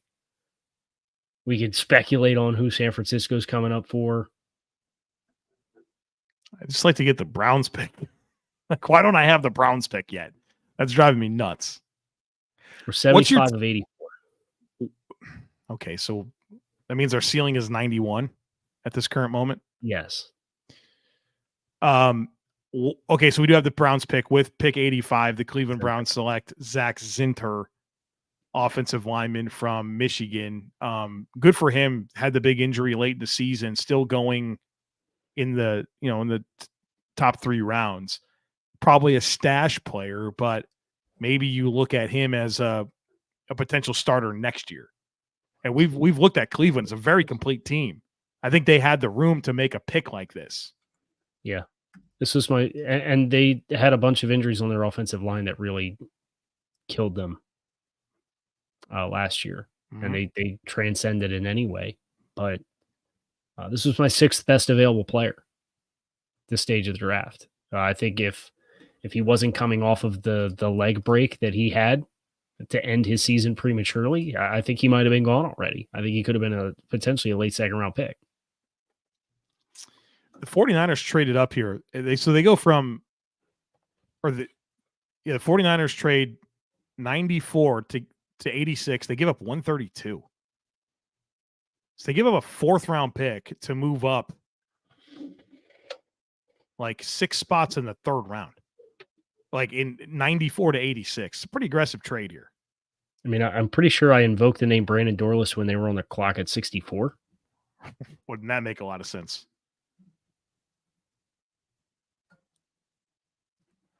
Just his versatility in that front, I think would be a really good fit. But I also could see them going with any of these interior offensive linemen that are still on the board tier 2. Okay, we have the 49ers selection. The 49ers select Dominic Puny, offensive tackle, Kansas. Okay. Did we have him? I hope we did. I'm fairly certain that we did. I like Puny a lot. One of my guys in this draft, and one of my gripes about San Francisco was I felt like they needed some more offensive line talent. I thought they got overmatched in the Super Bowl, and I think there's a toughness right with Puny that I just really appreciate. Really strong, firm hands. I think there's some versatility with him as a tackle guard type player, but I think he's got some natural power here that I think is going to be an asset to San Francisco. Wouldn't surprise me at all to see him work his way into this starting lineup sooner rather than later. Yeah, I think he brings a little bit of a different element as far as just you mentioned the physical toughness, and he has some. That Kansas offense was a little weird, wasn't it? Evaluating that offense and evaluating some of the things. I texted you. I was like, I like Jason Bean, man. Like, he's not an NFL player, but dude, he was fun. He was a riot back there, man. Just playing ball. Like, give me that over like Keon Slovis, right? Like, or these like boring ass quarterbacks that you see all the time getting a chance. The A word. I don't think I'm allowed to say it. Don't tell Ross Jackson. But he was just there was a fun factor there. He wanted to chase some big plays. He just ripped it, man. I loved watching him. Why don't we tell everybody about our competitive side? Well, Kyle, I've been told I have a competitive side. I know you do. And our competitive side is a big fan of Monopoly Go. I'm sure you've heard of it. It's been downloaded over 150 million times. I'm sure probably about 160 million times now after I've said this so many times. It's a great twist on Monopoly where you play on not one but hundreds of Monopoly boards in crazy locations, building up amazing cities that bring you big money. But the best part is messing with my friends. I could charge them rent on my iconic properties, just like classic Monopoly. But now I can also rob their vaults of riches for myself, and the leaderboards show me who the biggest Monopoly tycoon is. But it's not just my competitive side that loves it. You could team up with friends and people all around the world in timed tournaments to earn huge rewards. So get in the game and join your friends. Download Monopoly Go now for free on the App Store or Google Play. We had somebody say, I want to thank Joe for competitively rating my vault. Is that what I said? You said, yeah, you raid vaults. Yeah, it's part of the deal, man. So you get Monopoly Go. You should check it out, man. Love being in those tournaments. We could do it. We have people all over the world here. We could play together. Matt said, as great as that ad read was, Joe used his swear word, so I have to log off.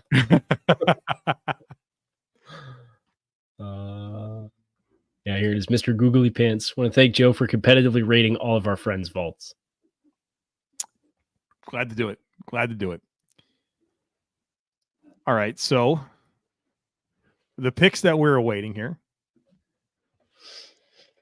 Dallas, Green Bay, Tampa Bay, Arizona, Green Bay, Tampa Bay. All the bays are picking here. We have a stretch of 1, 2, 3, 4 out of 5 picks that involve a team with Bay in their name. So this is an important stretch of time here. Is it Maris Lufau of Dallas? I've seen a couple people in the chat allude to that, which I would hate that pick if we're being honest, but I can't confirm that at this current time. Yes, I can now confirm it. Maris Lufau. Why, guys? Maris Lufau, linebacker, Notre Dame, is the pick for the Dallas Cowboys at 87. Yeah, I kind of thought of him as a very a late round guy. I had a 7/UDFA grade on Maris Lufau. Flavor draft, Kyle. Flavor draft. Flavor draft, indeed. He was like the 7th round special teams, him or Steel Chambers, put him in and move on with your life, right? Right. He can play in space a little bit. I thought he was really shaky in the box, really shaky fit in the run. I think he's going to have to make that roster on special teams. Undoing the good graces of the Cooper BB pick. Interesting report here from Jordan Schultz. Keon Coleman was the receiver that Josh Allen wanted. So there you go. He got the pick. Yeah, so everybody don't get mad at Brandon Beane. Right. Josh Allen can do no wrong, as I know. Right. So there you go. He's the one who wanted the player. That's interesting. Comes from Jordan Schultz, does well with Bill Scoops. So Maris Lufau. That's not going to help the top 100. Not going to help it. You know what? I selfishly, we had set the floor. I think 80 is an acceptable number. Yeah, you want north of 80. We should get there, right? I think we're at 76 with 13 picks to go. Okay, so we're going to get there. We had Spencer Rattler, didn't we? Yeah. We need somebody to come draft Spencer Rattler. That needs to happen. Somebody mentioned Xavier Legette in the chat. Did you see the question of him getting asked like what his emotions were when he got drafted? Yes, you sent me that and I watched it. Could you understand the back half of what he said? Yeah, I mean, I'm kind of focus in. I mean, I live down here, you know. So he's got the thick Southern draw accent, but then he gets excited, so he starts talking faster. Yeah, and he lost me. I was like, "What?" I had to go back, and I still couldn't piece it together. I was like, "Dude, he'd be so much fun to have on your football team." I was so jealous that Carolina got him. Natural joy about him, like I like people like that, where it doesn't feel like you can't knock them off. What they're happy, man. You're not knocking them down. I love that. Packers on the clock. I think so. The Packers are on the clock. We'd like for them to make a pick. We have not got allegedly they have, according to Ian Walsh in the chat. The illusion would be the alleged pick. We'll call it the alleged pick until we get the confirmation. Would be a running back, Joe. Marshawn Lloyd. Marshawn Lloyd, a running back out of There's USC. There's a lot to like with Marshawn Lloyd. Except for one problem. Well, you got to take care of the football. Not only does he fumble all the time, he also drops passes. 15% drop rate. I think he has like 8 fumbles. And never, it was just a perpetual problem. But you put that aside, he's obviously very gifted. Good size, good athleticism, creative with the ball in his hands. Like, there's a lot of likable traits. Yeah, I think he does well with yards after contact. He's a bigger back. But he's got to take care of the football. So he comes into Green Bay, who has, of course, Josh Jacobs. And then we have Tyke Smith alleged at 89. Oh, no. Where'd you go? I didn't go anywhere. I'm right here. No, you disappeared. You left the chat. I left the chat. Yeah, you came back, but allegedly Tyke Smith to the Bucks,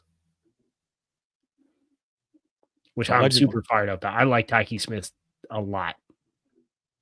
Yes, you do. And we debated him for our top 100. I hope we put him on there. I don't know if we did or not. I'll be really ticked if he talked us out of it. Because I argued Mason Smith too, not to throw it in the bus. Yeah, well, the Bucks do select with pick 89 Tyke Smith, the safety out of Georgia. So nickel safety, played low. Unique evolution as a player who, when he originally came to Georgia, he was more of a high safety guy. And as a nickel safety, we've alluded to Tampa having only 3 safeties on the roster. I think that's a guy who can play some big nickel sub package stuff for you from the jump. Oh, so it was me who had the issue. It's my video bumped. Mm-hmm. I'll shut up now. But I like Tyke Smith a lot. Interesting how do we play him with Antoine Winfield? You play Winfield deeper and play him low more? Do you play more 3 safety stuff? How does this work with Jordan Whitehead? And they're all good players. Just what do you think the vision is there? I think Winfield, you just move around wherever you feel like you're going to get the most of them week to week. And if that's on the second level, I think you could probably put Tyke Smith on the second level in your sub-package stuff and go from there. So our next slate of picks, Arizona, Green Bay, Tampa Bay is back up again, Baltimore, Philly. So Marshawn Lloyd at 88, then the Packers are back up quick. This is the pick that they acquired from the Bills for Rasul Douglas. So they traded this player. They traded Rasul Douglas for this player. It's always fun to think about that. We had a question from Devin. Why is Troy Franklin dropping so far? I think it's the density of the Bills, right? He's like almost 6'2", but he's 178 pounds. And so that shows up on tape where you can see him win vertically. He's got good speed.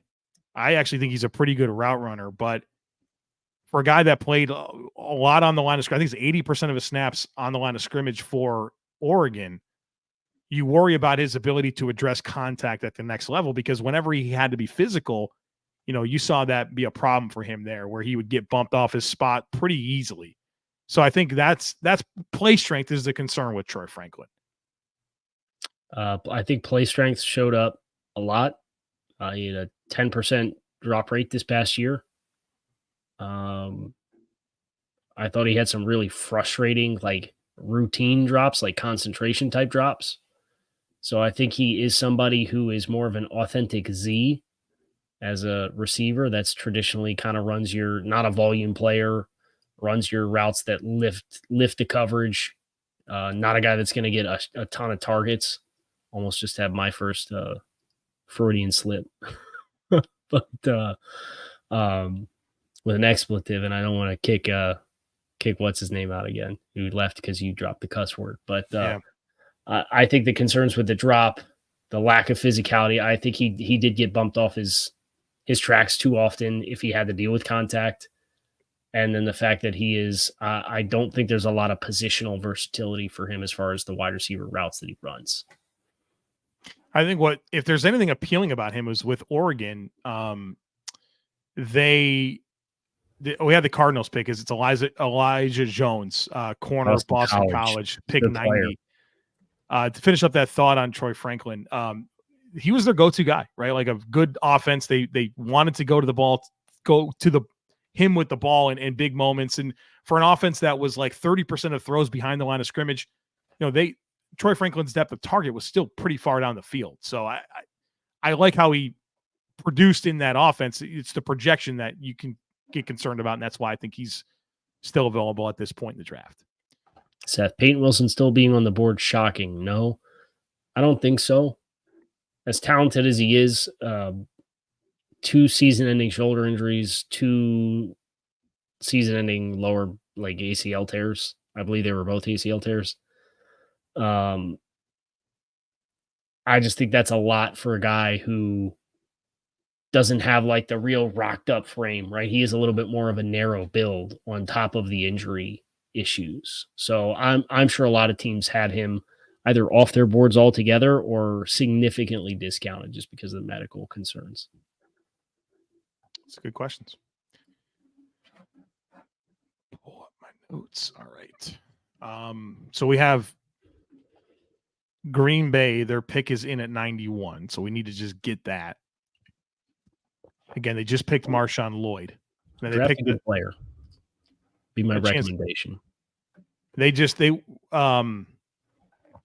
Who's the safety they drafted? Because they went.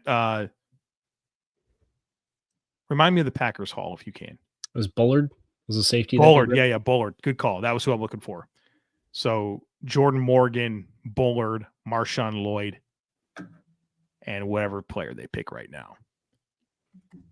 All right, so Elijah Jones came off. Let me update my board. Oh, they also have Edgerrin Cooper. Yeah. Tyke Smith. Did I take Marshawn Lloyd off? No. Maris Lufau, I believe I took off. Dominic Poon. Is it Pooney or Puny? I would guess puny. Puny? Like tiny? Check. I have pronunciation notes. If you'll give me a second, I'll be happy to tell you. Puny? Tyron Hopper. According to your brother. Is this pick? Yes. Okay. Which is definitively not a player that we would have had. Yeah, that's not going to help our top 100. I think we'll probably be lucky to get 80, dude. Are you serious? We've been ice cold. I think we had Elijah Jones, though. Yeah, we did.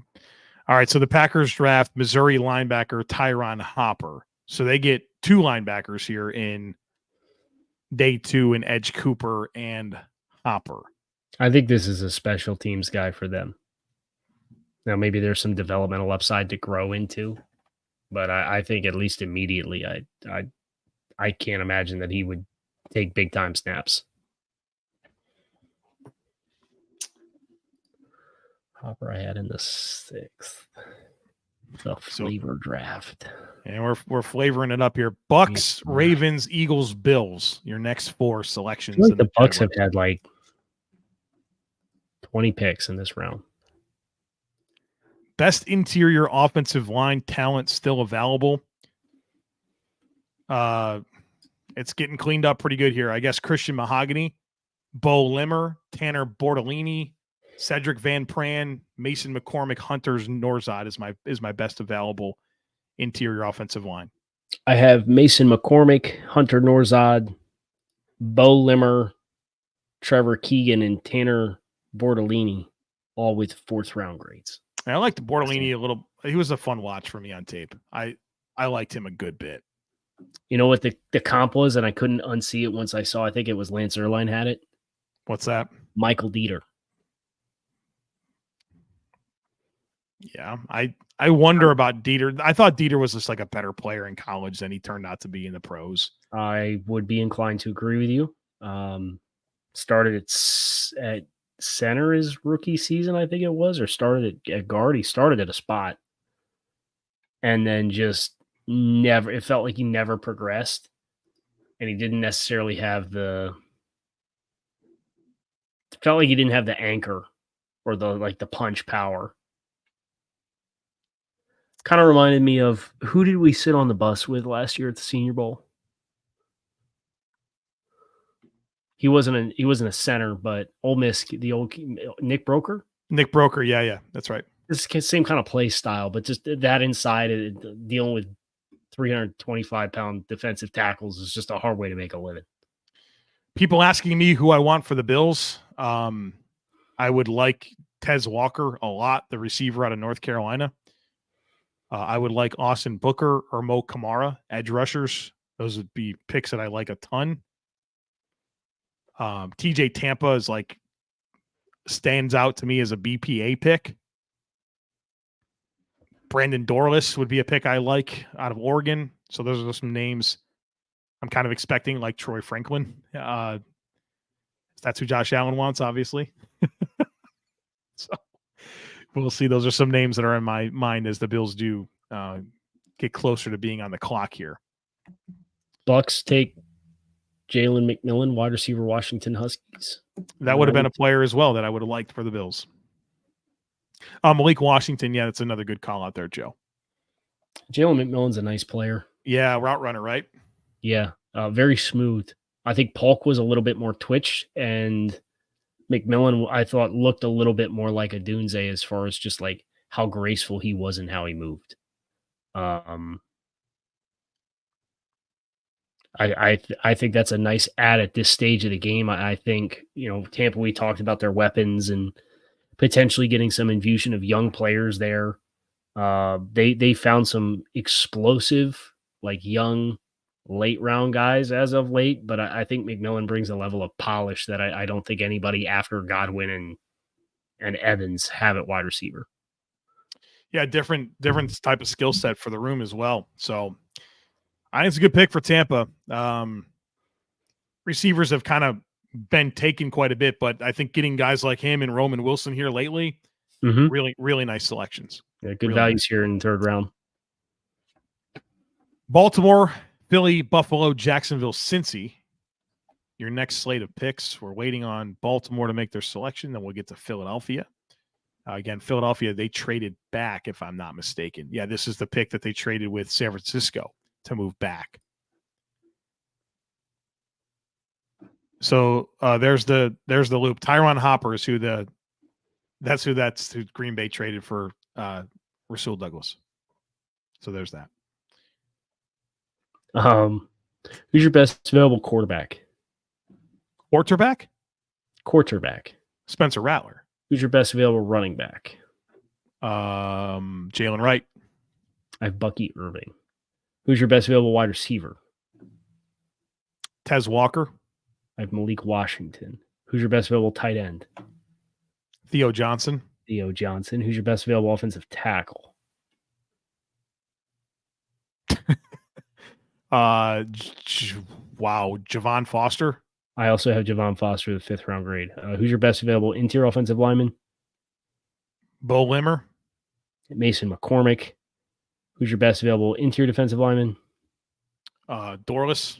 Brandon Dorless. Do you have your pick yet? For who? Whoever's on the clock. I'm just filibustering until you get a pick. I like what you're doing. I was enjoying that. Are you on the clock? No, not yet. Okay. I was going to say, I don't want to rob you of your reaction. Who's your best available edge?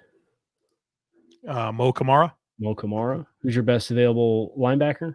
Peyton Wilson. Who's your best available corner? TJ Tampa. And then I'm assuming you have Dadrian Taylor Demerson as your best available safety. That's right. And I have Kitano Ladapo as my best available safety. All right, so the Bills are on the clock. At pick 93? Yeah, so we're still waiting on the Baltimore and Philadelphia picks. So Buffalo's on the clock at 95. Yep. If people ask me who I want, who I don't want, the league's got my room bugged, and I ain't getting what I want. So I'm not answering any questions about who I want anybody to get. It's a dangerous world we live in, being very honest about draft stuff, and then you got to live with whether or not your team does it or not. Well, and then even like the Patrick Paul was a flip the table outcome in the first round. He was my 3rd best available offensive tackle, and I do recognize the offensive tackle need. I'm not enthused with developmental players again. I think that's my bigger issue. But in the same light of the Chop Robinson pick, I understand why this was the selection with Teron Armstead and having contingency plans for Teron Armstead. Maybe Kendall Lamb plays inside that had been talked about last year. There's some stuff we got to figure out. But I know my listeners heard Patrick Paul and they heard me say on Tuesday, the week of the draft, I'll flip the table if they draft Patrick Paul, with that being the intent of being the pick at 21. They're like, oh, Kyle's pissed.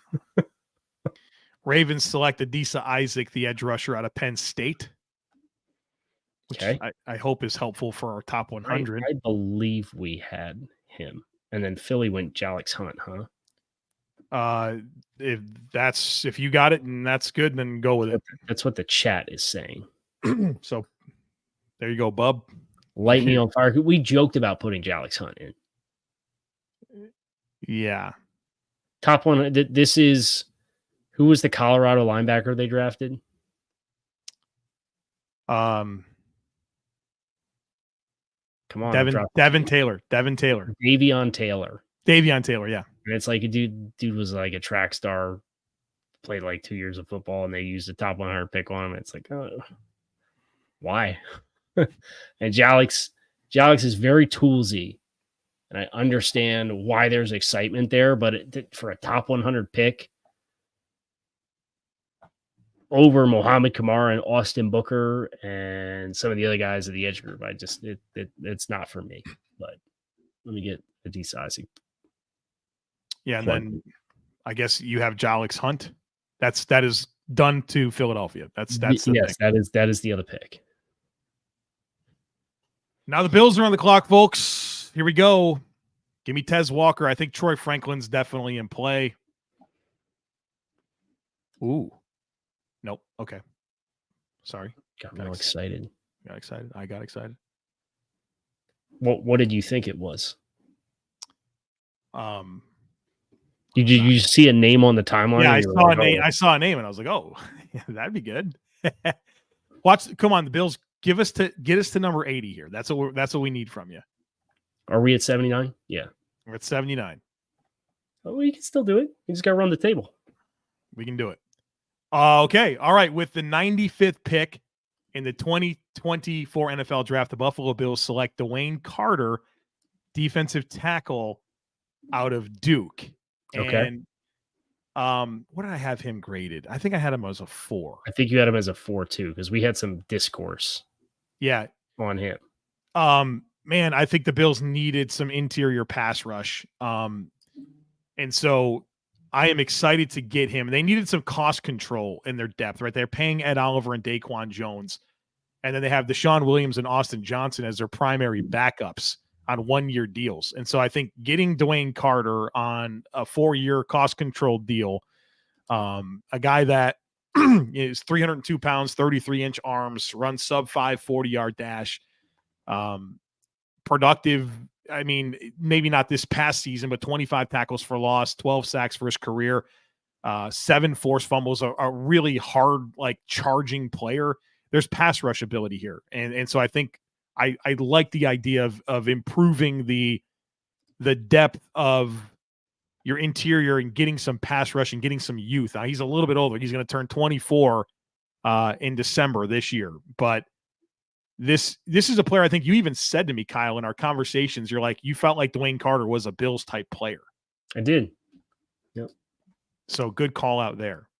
The chat's split on the reaction to Carter. Yes. I see. Okay. I'm out. Bills draft ... He's red in your chart. Logical pick. He's a beast. Don't love it. Sounds like reacting to an NFL draft pick, right? It's every pick, right? Right. You have thoughts on Carter? I know, like, you. I like him. Yeah. I think there's some nice. You mentioned the pass rush ability, and I think that's something that obviously pops with him. Not a consistent 3-down player, but I mean, some of the guys that have been getting run for Buffalo the past couple of years is some of the rotational inside guys. What, like Jordan Phillips and Tim Settle. Like, I'd much rather have DeWayne Carter in that rotation than those two guys. Right. So I think you're upgrading your rotation in long and late, to borrow from the great Joe Marino, long and late down in distances. Yeah. Maybe if you were going to go that route, maybe would have liked Brandon Dorlus. Yeah, I would have picked. Yeah, that's fair. I know. Way to put me there. Put me into the bait. I mean, I'd take the bait. But yeah, I would have picked Brandon Dorlus over DeWayne Carter for sure. I think it's a better prospect. But I see the vision, right? Leadership. I know that's been a big thing for this team. You know, I think you kind of see him being able to develop into that type of role as well. So I'm on board. I'm on board with it. So we're into, this is compensatory pick world now. So these are the bonus picks. Jacksonville. No. Don't we need 96 still? No, this is a compensatory pick. Oh, because we had a forfeited pick in the third round. Yeah. So compensatory, which you can trade now. Remember when you couldn't trade them, and then these picks just went so fast? That was so dumb. Right. What a weird rule. Here's a draft pick that you cannot trade. You must use it.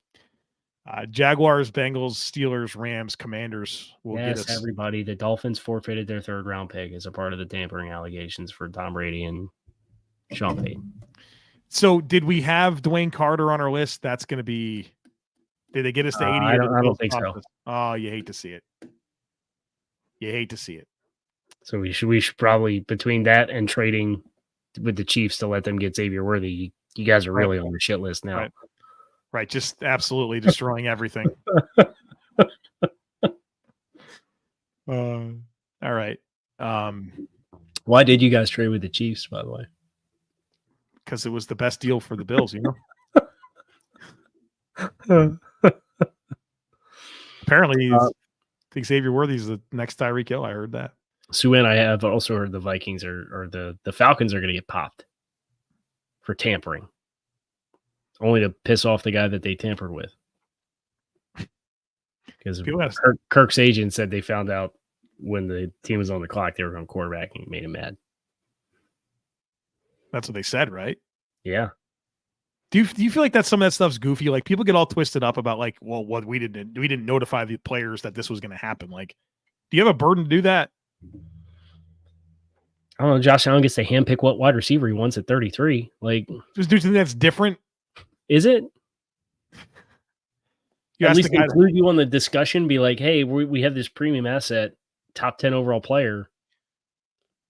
We're going to draft your 5-year replacement. Who's on the clock? The Jaguars. Okay. So Barry, NFL Network called Carter a 3-down player, and you guys say no. I think he can be a 3-down player. I think he's got to be more consistent to do it.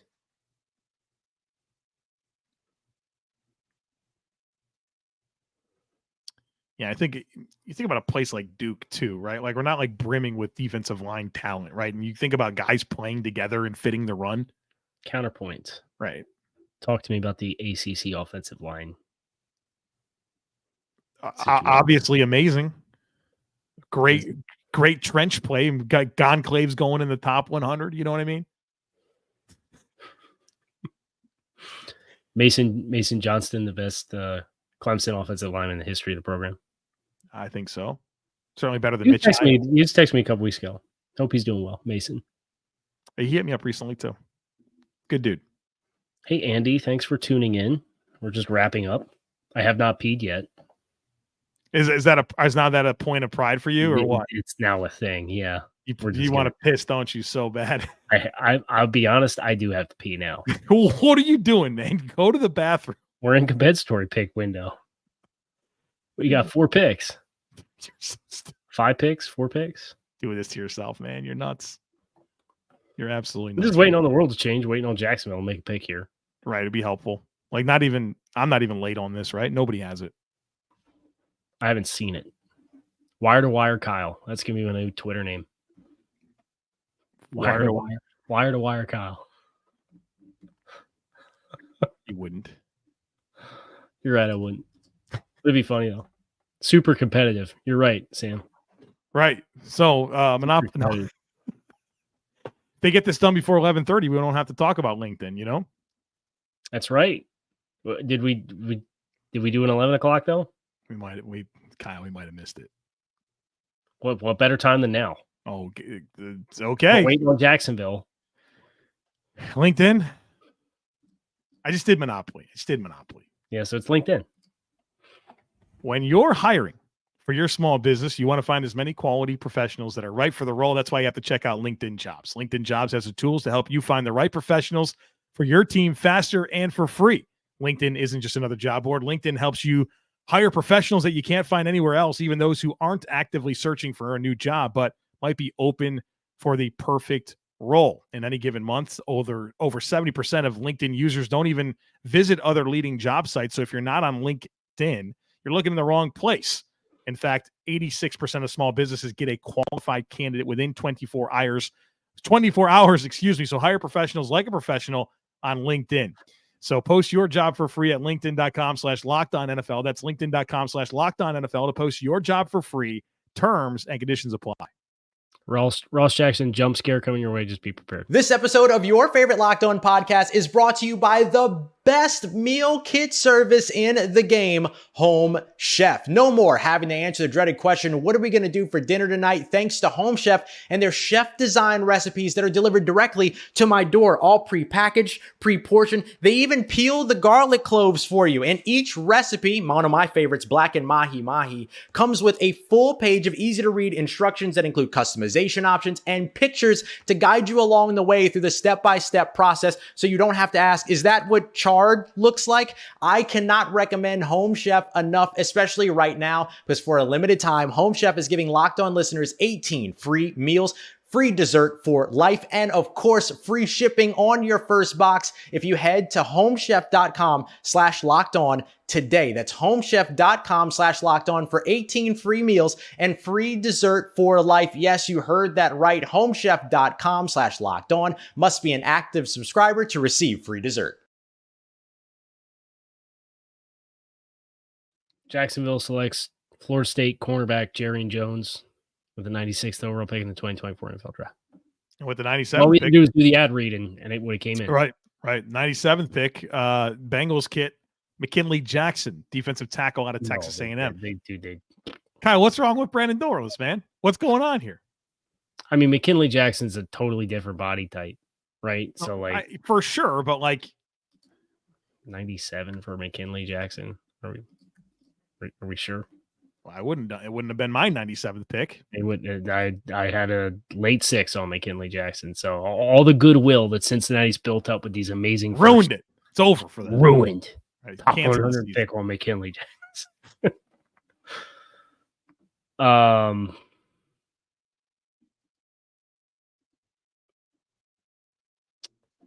Sorry, I got distracted by somebody was saying DJ said that Carter was a 3-down player, and arguing where we're playing 3 downs versus being a 3-down NFL player is too different.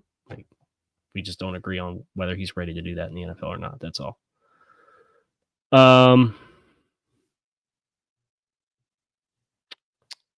DeJean Jones, I liked him as a super competitive nickel type player. That Florida State defense had a lot of dudes that flew around, and he stood out to me in a big way for the competitiveness that he played with. A little over grabby sometimes, sure, but I think he's a nice compliment for Jacksonville when you consider what their cornerback depth looked like. They had Antonio. It's not Antonio Hamilton. The safety from Texas A&M last year. Day 3 pick. Antonio Johnson. Thank you. As kind of some of their versatile DB types, I think DeJean Jones complements that well. Here comes the Steelers. We have Steelers, Rams, Commanders. 3 picks left. Are we still sitting at 79, or do we have DeJean Jones? I don't know. I would be inclined to say we probably didn't. Oh, man. Come on, Pittsburgh. Help us out. Someone's got to pick. Spencer Rattler is not going to go, is he? I can't imagine that he does. Unless the Rams pick him with 99. That would be the only chance. Is it Peyton Wilson? So we had 6 quarterbacks in the top 12, and then that's it.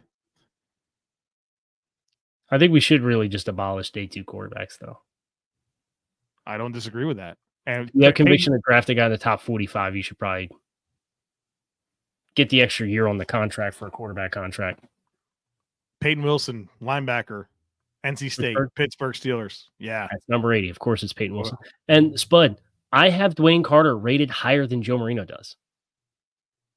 Right. Much higher. It's not hating. It's just I think he's a better pass rusher than he is a run defender. And I think his leverage and ability to get off of blocks and run defense, not playing in the ACC and playing in the NFL, is going to have to get better for him to be a 3-down defender in the NFL. And that's all we're saying.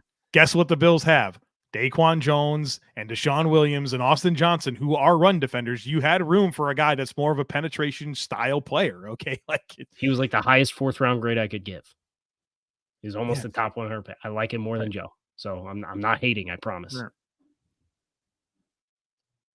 So Peyton Wilson, seriously the pick to Pittsburgh? Yeah, seriously a thing that happened. And the Rams picked Cam Kinchins at 99. Did they really?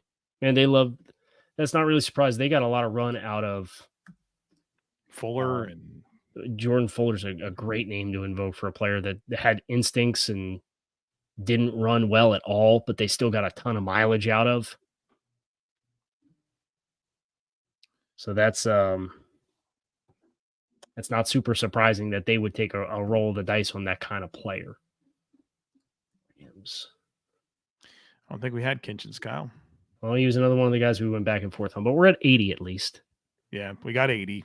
That makes me feel pretty good. Can we get to 81? 81, baby. It's in the hands of Adam Henry of the Washington Commanders to make Adam pick Henry. 100. Yeah. Isn't it Adam Peters? Adam Peters. Hello. Hi. Yes, it's We've been on for 5 hours. almost 5 hours. We're coming up. I've slept 4 hours of the last 48. So Adam Henry. Adam Henry, Big fan. wide Big receiver fan. coach for the Buffalo Bills, is who that is. Is that really somebody? Yes, It's a real name. That's exactly who he is. Yes, he's the Bills wide receivers coach. Yes. So Yeah, I am glad I stopped doing timestamps after the second round too. That would have been a pain in the butt. So it's Washington. Who do we think? If Washington was going to get somebody here, I mean, I'd like Austin Booker for them. I think a receiver might not make. That'd be a good pick for me. Or Mohamed Kamara, right? Mo Kamara would be a heck of a pick. Yeah. I have 4 second-round grades left. Do you? No first-round grades, no late ones, early twos. I have Theo Johnson, Brandon Dorlus, TJ Tampa, and Keon Oladapo. I got TJ Tampa and Adrian Taylor Demerson.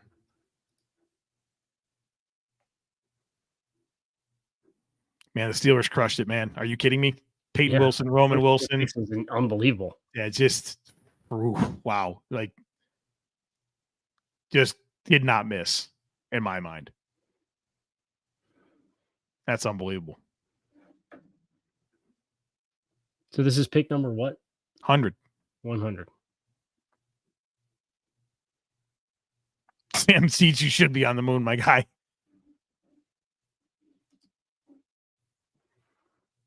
This is not kidding. I don't like the way that's phrased. Well, for us, from a content perspective, you come out the end of this and you have content for months. Oh, yeah. Yeah. Right? Well, and obviously the preparation and it's really forever, right? Like, these players, you just did the work in them. You could talk about them forever. When guys hit free agency in a few years, yes, you have that bank of who these players were when they came out. Right. And you see teams do that. They walk away from the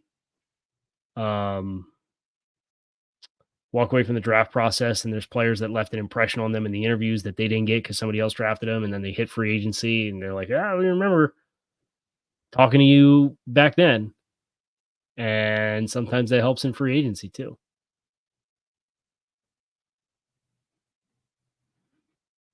Arizona did have a draft, Michael. Although we still have all day 3 tomorrow. Yeah. I mean, the draft is it half over? It's not half over. It's not half over. You need the first 20-something picks, 24 picks tomorrow to get to the halfway point. Yeah. So we're waiting on who? The Commanders. They need to take command with this pick. I would agree. And get everybody on with it. And mostly pick a player from our top 100. That's our biggest. That'd be preferable. Picking a player period so I can go to the bathroom is also preferable. This is going to be the fastest sign off you've ever seen. And they're like, we are out of here. Is it? I think Frank's got it. As you say, Luke McCaffrey. Yeah. It's Luke McCaffrey. Commanders, pick 100. Good for him. He's a nice quarterback. Yeah. 2 nice productive seasons at Rice. Pedigree, obviously, very obvious. I like this pick. I had a 4th round grade on McCaffrey, so this is fairly appropriate value to me. And I think it's kind of a sneaky little need there for them at receiver. And I think in a spread offense like what Cliff Kingsbury is going to run in Washington, I think he's got a real shot. I think it's a good pick. Yeah, I think he's a really likable, smooth player. Really good body control, too. I thought stood out to him as far as just natural ball adjustments and showcasing a pretty big catch radius. So a nice foil to kind of the twitchy Dotson and obviously the route technician that Terry McLaurin is. So another weapon for Jaden Daniels. That's it, right? 100 picks in the books. 100 picks 3 rounds. Hayes in the barn, as they say. It is. So you're going to go do podcasts for Dwayne Carter and Keon Coleman, Cole Bishop. And Cole Bishop. Yes. So how are you going to break that up? Segment 1 will be on Keon Coleman. Segment 2 will be. I was curious if you're going to do 3 shows or No, we're going to be a long day. No, we're going to do. Yeah, we're going to do about 10 minutes on each. Flesh out my thoughts. Set the stage for day 3. We'll have a lot of conversations next week. Really kind of get into the big picture. Like there's so much to do, but for now, we're going to get acquainted. Sue asked what the plan is for tomorrow. We are not live tomorrow. Are we doing a show tomorrow? I don't know. We have to talk about stuff like that. We have to off air, but we are not streaming tomorrow. So we will be checking in throughout day 3 periodically on social media and whatever else Joe and I may or may not decide to do. But we'll get ourselves together. You guys take a break, get yourselves together, and we'll circle the wagons and come back tomorrow for day 3, which we are looking forward to. And we appreciate all of you who tuned in with us for our day 2 live stream. Great group, everybody rolling with us. Those of you who went wire to wire, we appreciate all you for making us your destination for 2024 NFL draft coverage. Enjoy the rest of your night, and we'll see you tomorrow for day 3.